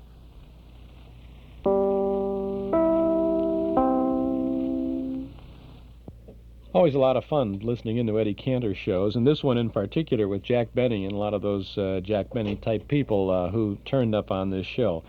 Of course, Cantor is still in the midst of this kidnapping sequence here, and the next consecutive show from November 27th of 1947 will be presented on our Those Were the Days program next Saturday afternoon, July 28th.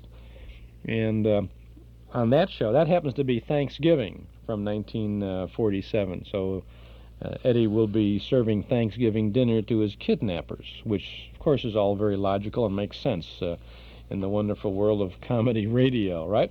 I'm Chuck Shaden. This is our Those Were the Days program, WNIB Chicago, FM 97. We have a little bit of Bing Crosby coming up, and then good true detective mysteries, and lots more things in the weeks ahead. Hope you can join us, and I hope you would like to subscribe to our Nostalgia newsletter and radio guide. I invite you to subscribe right now when you call us at 545-2260. A one-year subscription, 10 issues, is $7. Bing Crosby is on the cover of the midsummer issue of the newsletter, covering all our programming for July and August. plus articles about Bergen and McCarthy, the Colgate Comedy Hour, Al Jolson, Mary Lee Taylor, Norman Ross, and, of course, we also have a radio trivia quiz for Chicagoland Radio, too. It's all there, and it's waiting for you when you subscribe to our Nostalgia newsletter and radio guide. Call us now at 545-2260. A one-year subscription, $7. We give you complete information about the programs that we present every Saturday afternoon. Original broadcast dates, names of stars and other cast members, network and sponsor identification, the length of each program segment that we present, so that if you're recording some of these shows for your own collection, you'll be right on the button and you'll know how to space your shows and time them on the tape. Subscribe now to our Nostalgia newsletter. We'll begin your subscription with the current issue, which we'll mail to you at the beginning of the week by first-class mail. We'll include an invoice along with that first issue. Call us now at 545-2260. If you like, you can send $7 to Nostalgia Newsletter, Box 421, Morton Grove, 60053. But if you call us now, we'll have your name and address, and we'll get that in the mail at the beginning of the week. 545-2260. Now it's the last segment for this show of the musical autobiography of Bing Crosby.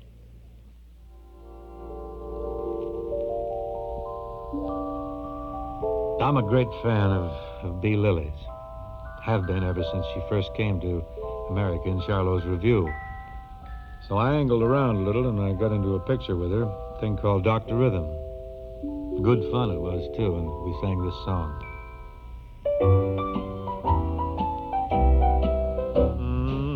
My heart has taken lessons. Yes, it's learning how to sing. Every morning, la la la la la la la la la la, poor thing. My heart has taken lessons so conscientiously. Every morning, la la la la la la la, it amazes me. And oh, how hard it labors to try and make the grade. It may annoy the neighbors, practicing up on a serenade. My heart has taken lessons, and I've noticed too, it began to la la la la la la la when I looked at you.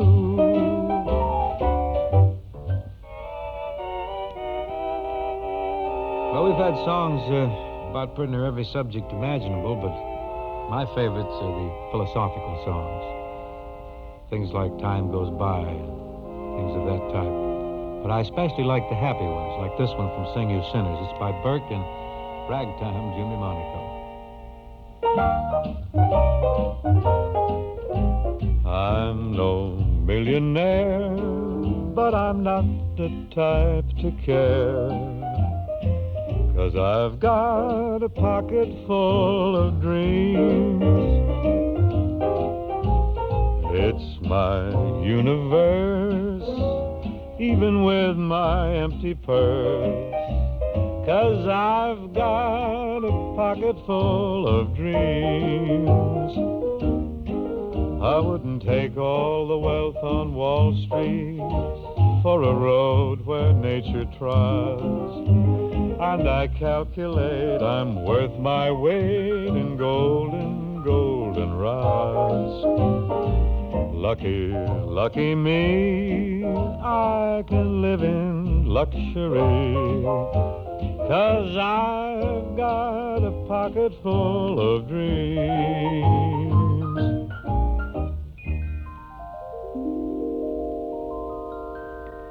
Fred McMurray, that fine actor, was in Sing You Sinners. And we had a young sprout in the movie. He was then about 10 years old, by the name of Donald O'Connor. And the three of us did a Johnny Mercer, Hoagie Carmichael song, which I want you to hear now in the original recording. This is the one I did with Mercer. You'll find lots of fly ad-libbing in here. Yeah, break up that riffing now. Small fry, strutting by the pool room. Small fry, should be in the schoolroom. My, put down that cigarette. You ain't a grown-up high and mighty yet. Small fry, dancing for a penny. Small fry, counting up how many. My, now you just listen here to me. You ain't the biggest catfish in the sea. You practice pecking all day long to some old radio song. Oh, yes, I peck. Oh, yes. Now you better listen to your paw and someday practice up on the law. Then you'll be a real success. Yes? Yeah. Well, yes. Small fry, now you kiss the neighbor's daughter. Small fry, get on back in the shallow water. Seems I should take you across my knee, 'cause you ain't the biggest catfish in the sea. You got your feet all soaking wet. Lord, you'll be the death of me yet. Oh, me, oh, my small fry. You call me small fry. Oh, you is most infinitesimal, too small for your britches. You call me small fry. No, you look at here, shorter than me. I wonder where my switch is. My. I never heard such carrying on. Be still, boy. You better look in the closet, Ma. I'll bet the gin is all gone. Oh, small fry. I saw you out there betting on those ponies. Mm-hmm. Tall fry. You know that you pick all the phonies. My, now you just listen here to me. I know. I ain't the biggest catfish in the sea. You said that before. You got a pinnacle deck in your pocket. What happened to Ma's wedding ring? Did you huck it? Oh, yes. Oh, not so loud. Oh, yes. You signed your own report card last night, now didn't you? Well, why don't you learn how to write? And then you'll be a real success. Yes. Yes. A small fry. Now you kiss the neighbor's daughter. Well, I gave her a small smack. But quiet, Pappy. You the one who taught her. Oh. Seems I should take you across my knee. Now you ain't the biggest catfish in the sea. I know how to fix this, boy. Is that castor oil around here? I just slipped it in your beer. Oh, me. Oh, my small fry.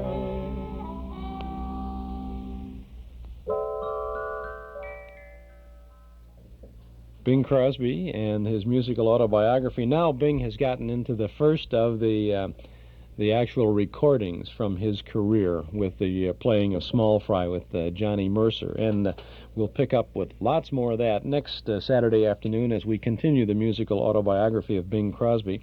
Richard Wagner, our premier record collector, called before to say that primarily the reason that Bing did not use the earlier recordings on this show was that he really didn't want to invite comparison, because in the early 30s, Bing had a very bad case of laryngitis that kind of affected his voice, and I guess he felt that maybe some of the earlier recordings were better than some of the later recordings, and I guess the Crosby fans or the super Crosby buffs might agree with that.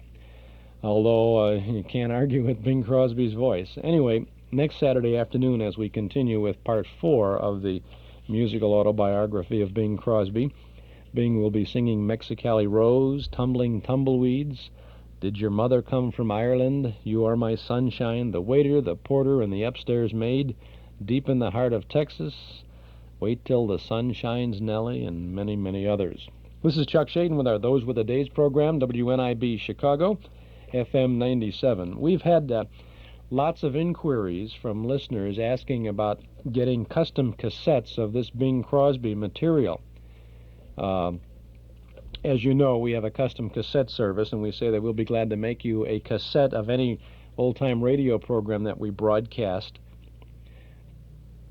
if you missed getting it yourself off the air. Well, and that's $6.50 per half-hour program. Well, we do that for the old-time radio programs, but I cannot do that. We cannot do that for recorded material, material that was recorded and released commercially, such as this Bing Crosby material. It was available on LP records. It may be out of print now, but we do not have the right to make a tape of something like that. Now, if you catch it off the air and you use it for your own personal use, that's one thing, but we don't have the right to do that, so we cannot get into that. There is a company in San Francisco, the Record House, that I know of, that we've referred people to before, that does have the right to reproduce, or apparently they have the right to reproduce all of these recorded things, the previously recorded LPs and records, because they may have a regular business of it. And if anybody is interested, I can give you that. I'll give you that address right now, as a matter of fact. It's the Record House at 389 Gary Street, San Francisco, California, 94102. And we've sent lots of people over there from time to time who said they want a copy of an LP that they know is long out of print, or where can I get this, or whatever. The Record House, 389 Gary Street, San Francisco, California, 94102.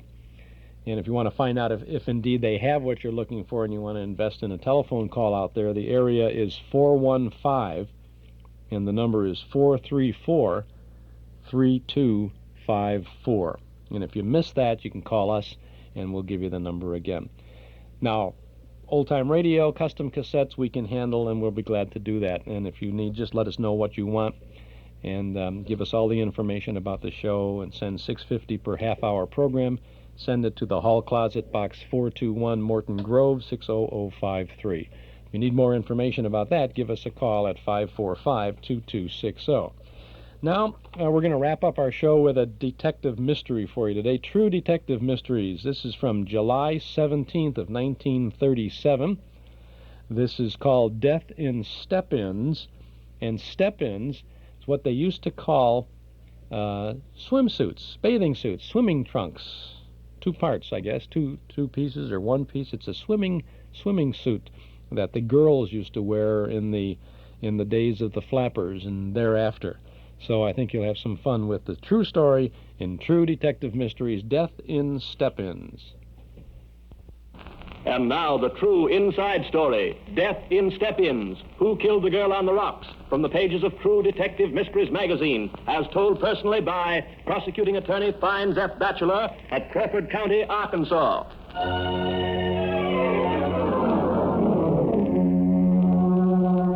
Our story begins on a perfect 4th of July morning in Fort Smith, Arkansas, as a happy family prepares for a picnic to the accompaniment of sputtering firecrackers.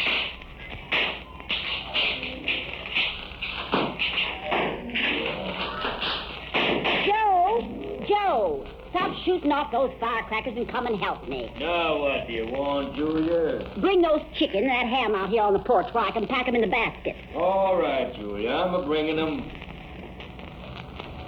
Oh, gosh, I hate these 4th of July picnics. Like a bear hates honey, you hate them. Now put those fried chickens here on the bench. Those chickens look good enough to eat. Land sakes, what do you think I fried them for? Now, Mary and the others will be here any minute. We got to hurry if we want to get to Big Clear Creek in time for dinner.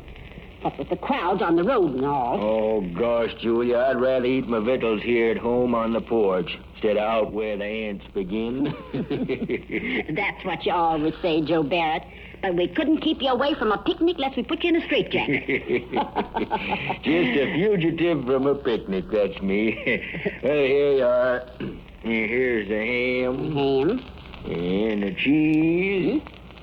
And the jelly. And the coffee. And the... Say, where's the tomatoes? In your hand, Joe, as usual.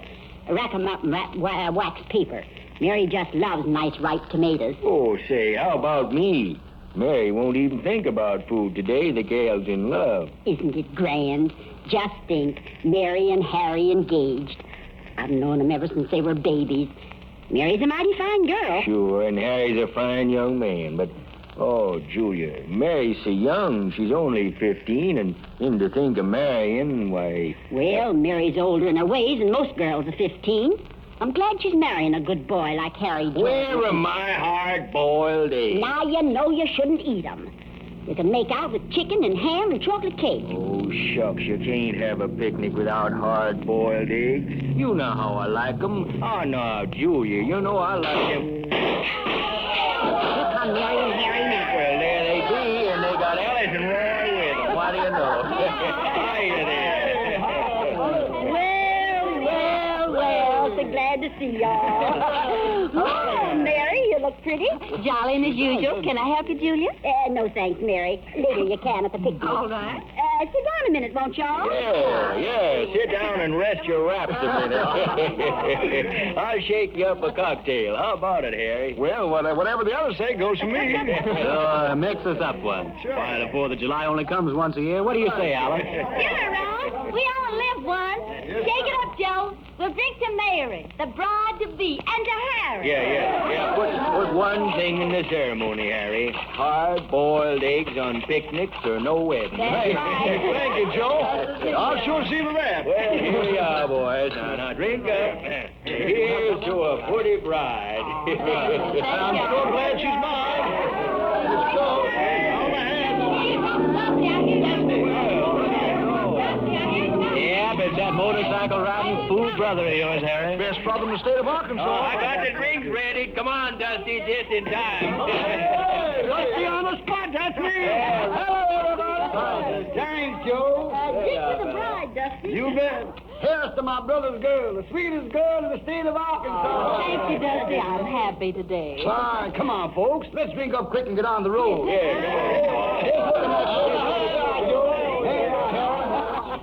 All right, folks, we all ready? Yeah. Let's get in the car. Joe, you take the basket. Mary, you bring the glasses. Yeah. And Alice, you look after the basket. Hey, wait a minute. Anybody want to ride in the back of my motorcycle? Not today, Dusty. You got the wrong girl. All right. Well, just for that, you'll have to eat my dust right up to Big Clear Creek. Oh, hey, Julia, what about my hard-boiled eggs? Julia, them hard-boiled eggs of mine.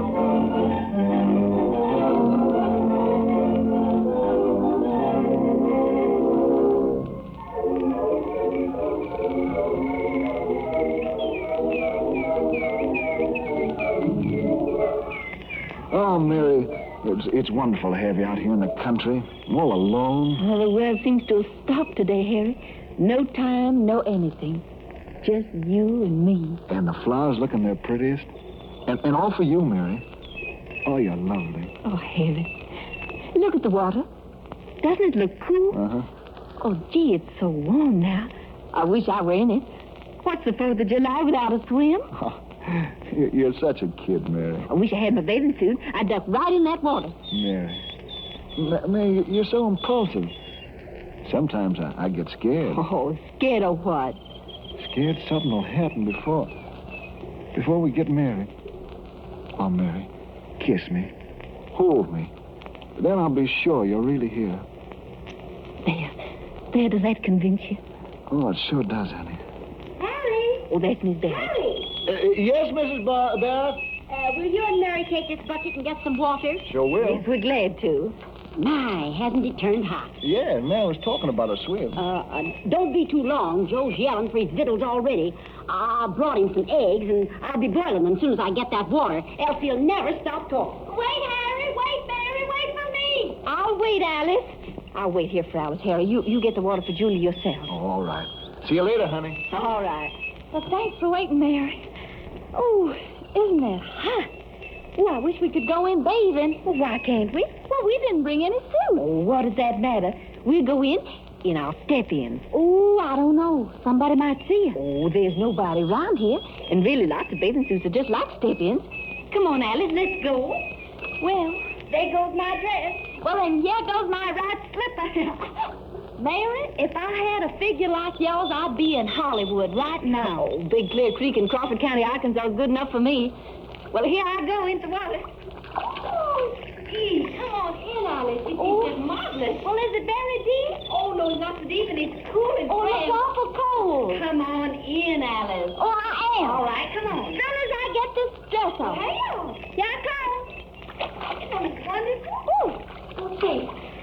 I'm going to swim up the creek. You coming along? Not me. I'm not that good a fish. Well, you mind if I swim up around the bend? No. I'll take you. All right, Alice. See you later.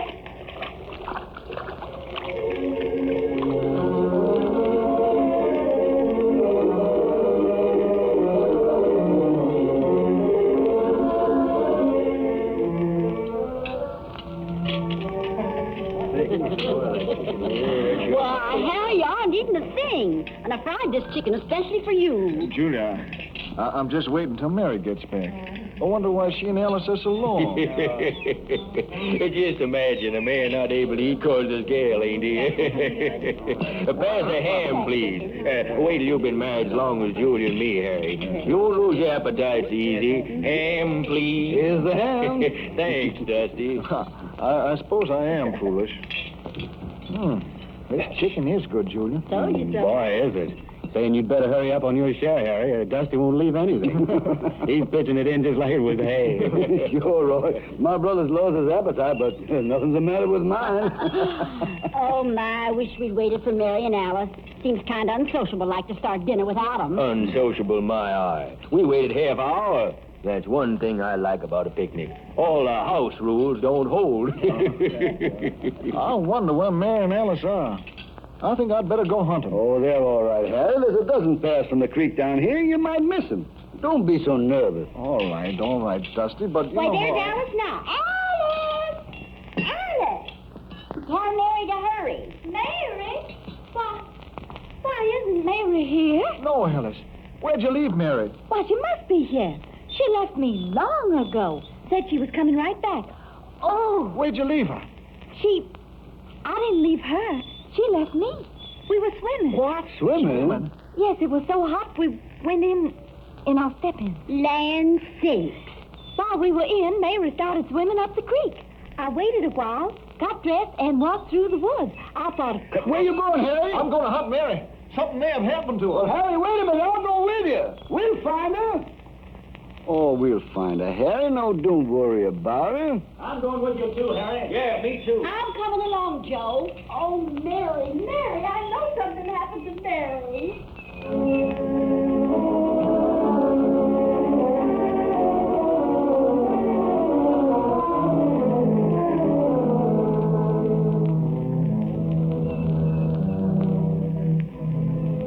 Dusty, I'm sure Mary's drowned. I'm sure of it. No, Harry. Now, don't take on so. We'll find her. She's all right. No, I'm sure she's drowned. You and I searched both sides of the creek. Joe and Roy are beating the woods. Now, look, suppose she fell asleep. Oh, she's playing a joke on us. While Mary is full of jokes. Harry. Yes, Roy? What is it? I'm coming. What is it, Roy? Look by that rock. Mary's clothes. It's a dress. Poor kid, she's drowned. And here's her slippers and a slip. Oh, she's been drowned. I know she has. Call the police. Call the police. Oh, Mary. I'll go call the sheriff's office, Dusty. You stay here and do what you can for her. Sure, I will, Roy. No, Harry, we'll find her. She'll be all right. No, I knew it. Something told me. You know Mary, always up to something. We'll find her. We'll find her, sure. Let's look along the creek here. Oh, Mary.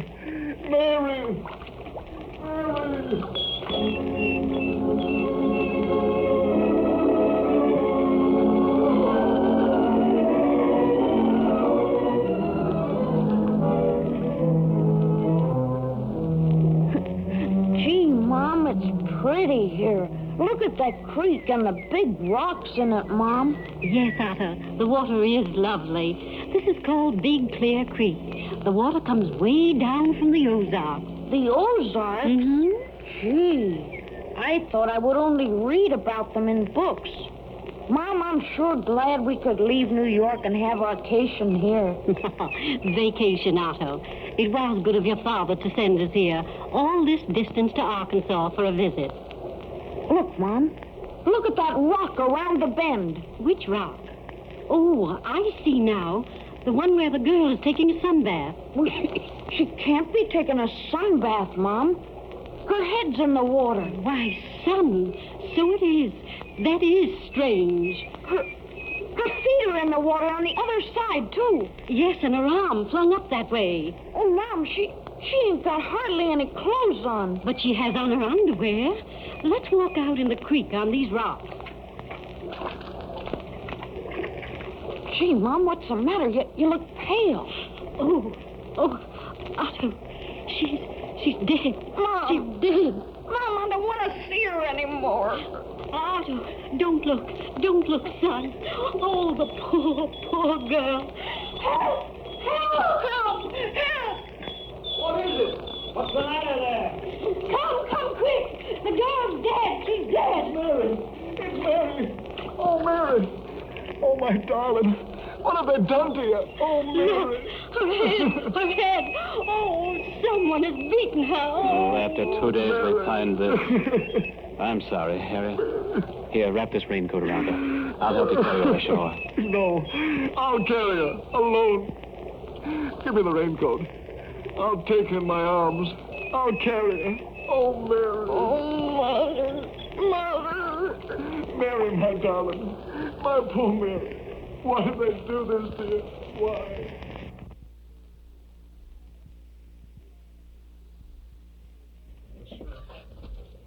That's the first half of True Detective Mysteries, Death in Step-Ins. And we know what step-ins are now. I may be the only one who didn't have a perfect identification of what step-ins were, but about 92 million people called me to say that step-ins were ladies' undergarments, some kind of an underwear, underpants or something like that, without some elastic around the legs, I guess. I've heard all kinds of different stories about it. So these girls, these naughty little girls back in 1937 were going to go swimming in their step-ins. Eden's Plaza Shopping Center, where you can shop with confidence for all the family. Eden's Plaza Shopping Center, where Eden's Expressway, Skokie Boulevard, and Lake Avenue meet at Wilmette. Eden's Plaza Shopping Center, easy to reach, easy to park, easy to shop. Step into Eden's Plaza for quality plus value 7 days a week in Wilmette.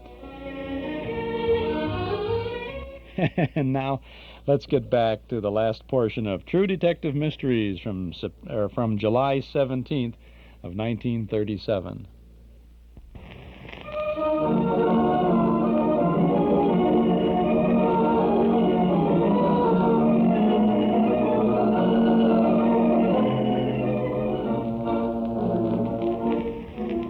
Sheriff, the coroner's jury isn't satisfied that Mary Mayhaw was drowned. Oh, neither am I, O'Neill. Accidental death when the girl's body was found on a rock 6 inches out of water. There isn't enough current in Big Clear Creek at that spot to fling a body up on a rock that high, Sheriff. That's my idea, O'Neill. How far down the creek did they find her? 400 yards downstream from where she was last seen bathing. The current isn't that strong. Oh, you bet it's not. She was carried there. What does the coroner say? Well, he says the poor girl's neck was broken at the 3rd vertebrae. She could have been diving. Nah, it was from a terrific blow with a club or a rock. It crushed her spine. That girl was dead when she was put on the rocks. Was there any water in her lungs? None. O'Neill, you're going to earn your money as deputy now. This is murder. Sheriff, I'm ready. I saw the body. Yes, you saw the body. Girl was only 15, beautiful, happy. A bride-to-be. I know. That's what makes it more horrible. Just a child and yet a woman. O'Neill, I want you to get together all the people who were on that picnic. All right, Sheriff. You don't suspect any one of them, do you? They were all Mary Mayhaw's friends. Well, friend or no friend, one of them could have murdered Mary Mayhaw.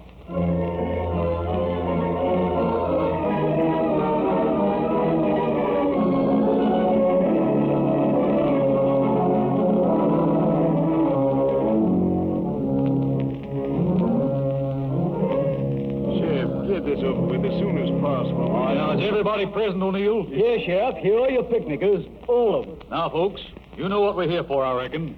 A girl was murdered, one of your party. Now I'm going to find out how it happened and who did it. I'm sure all anxious to help you, Sheriff, but I think you're barking up the wrong tree. We were all together when this thing happened. You all were the last to see Mary Mayhaw alive.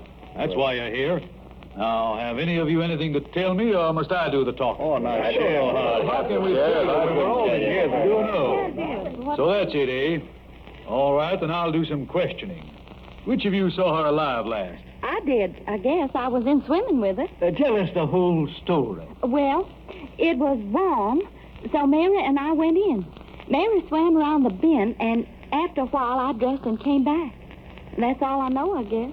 The last time you saw Mary, then, was when she swam around the bend. Yes, that's the last time. What did you do then? I went back to the crowd. They were eating. And? And then they asked me where Mary was. I told them what I told you. Yes, I know. Miss Gray, Mr. Guilford here is your friend, isn't he? Roy? Sure, he's my friend. I've known him for years. Then why didn't you go in swimming with him? With Roy? Why, I just never thought of it. That's why, I guess. Oh, that ain't the reason. You had a date with someone, didn't you? You met someone at that creek now, didn't you? I did not. I most certainly Stop lying, Miss Gray. Who'd you meet when you went in swimming? Nobody, I tell you. I was there with Mary, nobody else. And you didn't see anybody else there either? No, nobody. Where were you, Guilford? Well, what do you mean? You know what I mean. Where were you when the girls went swimming? Well, I was with the others. Oh, no, not all the time you weren't. Where did you go? Talk, Guilford. Come on, tell the truth. Well, I didn't go any place. Yes, you did. You were away for a half hour before Miss Gray returned. Now, where'd you go? Oh, yes, I remember. Yeah, I went for some wood. That's right. We were going to build a fire, and we needed some twigs. And it took you half an hour to find a few twigs. You expect us to believe that? Well, I don't care if you believe it or not. It's the truth. You liked Miss Mayhaw, didn't you, Guilford? Oh, no more than I did many other girls. Well, you liked her more than you did Miss Gray, didn't you? Well, that makes no... No, I didn't. Mary was Harry's girl. That didn't make any difference to you now, did it? What do you mean, Sheriff? Ask your friend here what I mean. He'll tell you. Oh, don't believe him, Harry. He's only trying to make trouble. We're only trying to find out who killed Mary Mayhaw. Now tell us what you know, Guilford, or we'll tell you a few things, and you may not like that so much. All I have to say is that I didn't kill Mary, and I don't know who did. About that other thing, I did go out with Mary once or twice. I don't see what that has to do with solving this case. You went out with Mary? Why didn't you tell me, Roy? Oh, it was nothing, Alice. I'll fix you for that, Roy. You'll be sorry you messed around with my girl. How about you, Mr. Barrett? What were you doing while the girls were in swimming? I can answer that, Sheriff. My husband here was interfering with everyone on account of those hard-boiled eggs. Who were they? Oh, you don't understand. Real eggs, I mean. Oh. Joe's crazy about them, and he wants us to make some for him, right in the middle of setting the table. I see. Did you leave the party at all, Barrett? No, but I should have. Those girls down 4th of July picnics give me a pain. You gave Mary Mayhaw a drink intoxicating liquor before you went on this picnic, didn't you? What in the world are you driving at? You don't think I had anything to do with this, do you? It so happens that I'm the sheriff here, Barrett, and I'm asking the questions, not you. All right, Sheriff. Yes, Mary Mayhaw had a drink before she left, but so did we all. What about it? I say, we ain't getting anywhere, folks. Come here, Jordan. Which one, Sheriff? Me and my brother. You. You're the one who was engaged to Mary, aren't you? Yes. When was the last time you saw her? When she went in swimming. Did you see her go into the water? No. She said she'd like to go in alone. Then Mrs. Baird called me to do something. Later I found out she went in with Alice. You found out? Yes, from Alice. She came back, and when we asked where Mary was, she said she thought Mary had come back. Then you were the last one to see Mary Mayhaw alive, Miss Gray. I guess so. Outside of the one who killed her. Mrs. Barrett, who was missing besides these two girls? Well, I can't say for sure, but near as I can remember, Harry Jordan here was the only other one. He went for some water. I sent him. All the others were there with you? I think so, but I can't be sure, Sheriff. Joe here was making such a fuss about... What about Guilford? He was there. Yes. Later he left for a little while to get some twigs, he said. Yeah, he said. Jordan. And me, Sheriff? No, not this time. Your brother now, Dusty. Yes, sir, Sheriff. What is it? Were you away from the party at any time while these girls were swimming? Not that I remember. Well, Dusty. Yes, you were. Well, come to think of it, I was for a little while. I went for some water. Oh, so you went for some water, too? Yes. Mr. Barrett here wanted some hard-boiled eggs, so I figured I'd surprise him and get some water and... But Mrs. Baird sent me for the water. Yes, I know. That was after I'd gone. Now, just a minute. And you went before your brother did? I don't know. That is, I might have.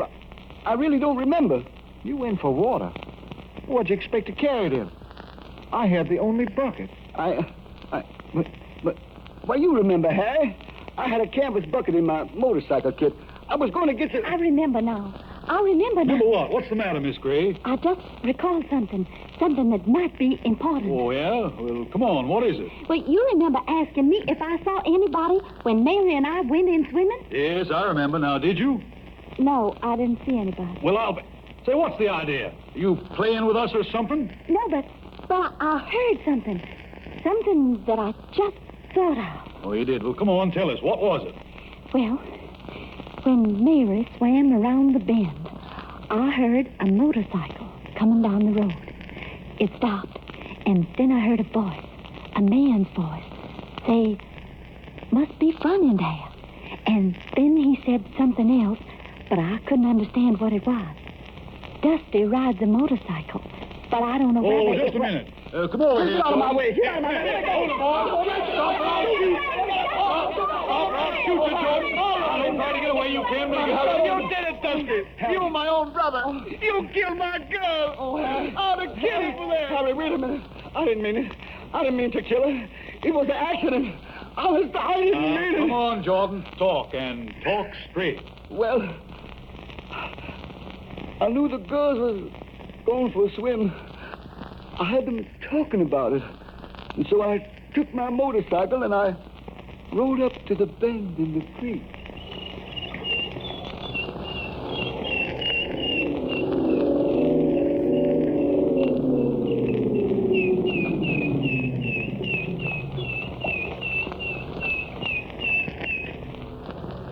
Oh, my, this is fun.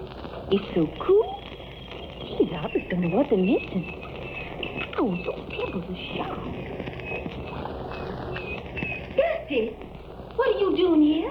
Go away. I haven't any bathing suit on. Must be funny there, Miss Mary. Want a cigarette? Sure. Throw me one. Oh, all right. Here.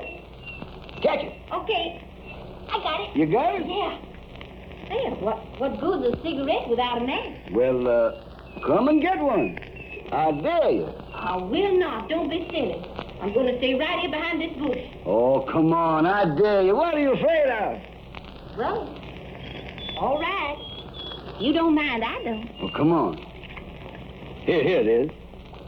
Mary, give us a little kiss, huh? Oh, no, we'll not. Don't. Please don't, Dusty. Oh, I wish I hadn't come out here. Oh, come on, give me a little kiss, Mary. Oh, no, please. Come on, now don't be stingy, Mary. Please let me alone. alone. Oh, Please come on. don't. Come on, give me. Please, Dusty, Now, wait, stop give it. me. Let me loose. Aren't you hurting my hand? I'll come, Harry. Let go of me. Oh, stop it. Stop it. You're joking. You're joking. Oh, you...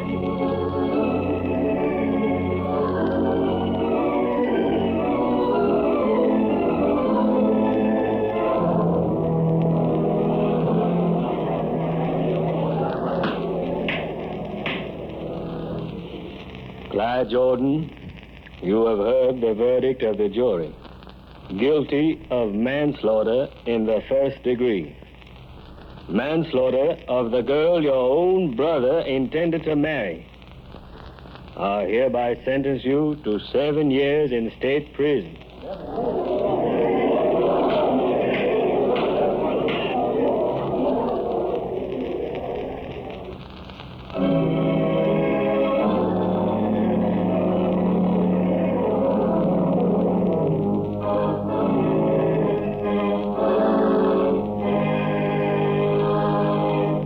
The story you've just heard is Death in Step-Ins, Who Killed the Girl on the Rocks, from the pages of True Detective Mysteries magazine, electrically transcribed by the Trans-American Broadcasting System.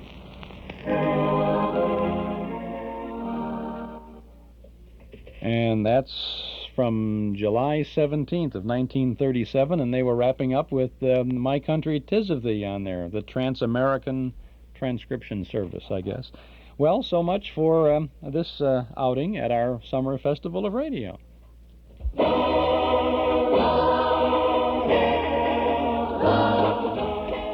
The old clock up on the studio wall says it's time to go for now, but we'll be back again next Saturday from 1 to 5 with more nostalgic sounds. Next Saturday, we'll continue with the musical autobiography of Bing Crosby. We'll have Bill Stern's sports newsreel with Bill's guest Babe Ruth, Buck Rogers in the 25th Century, the first episode in the series, after being off the air for quite a while.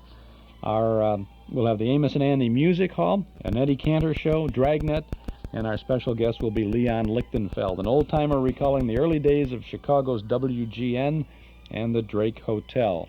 This is Chuck Shaden speaking. Our thanks to Mort Paradise, Dennis Bubaz, Joel Bogart, and Gary Schroeder for their help behind the scenes. To our sponsors, Northwest Federal Savings, Nelson Hirschberg Ford, and Eden's Plaza Shopping Center for making this weekly get-together possible. And to you out there in Radioland for making it worthwhile.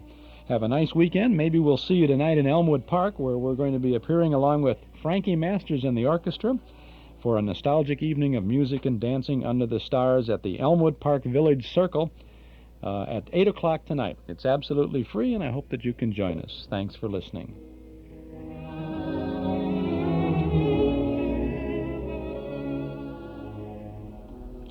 The time is 5 o'clock, and you're listening to WNIB in Chicago at 97 FM.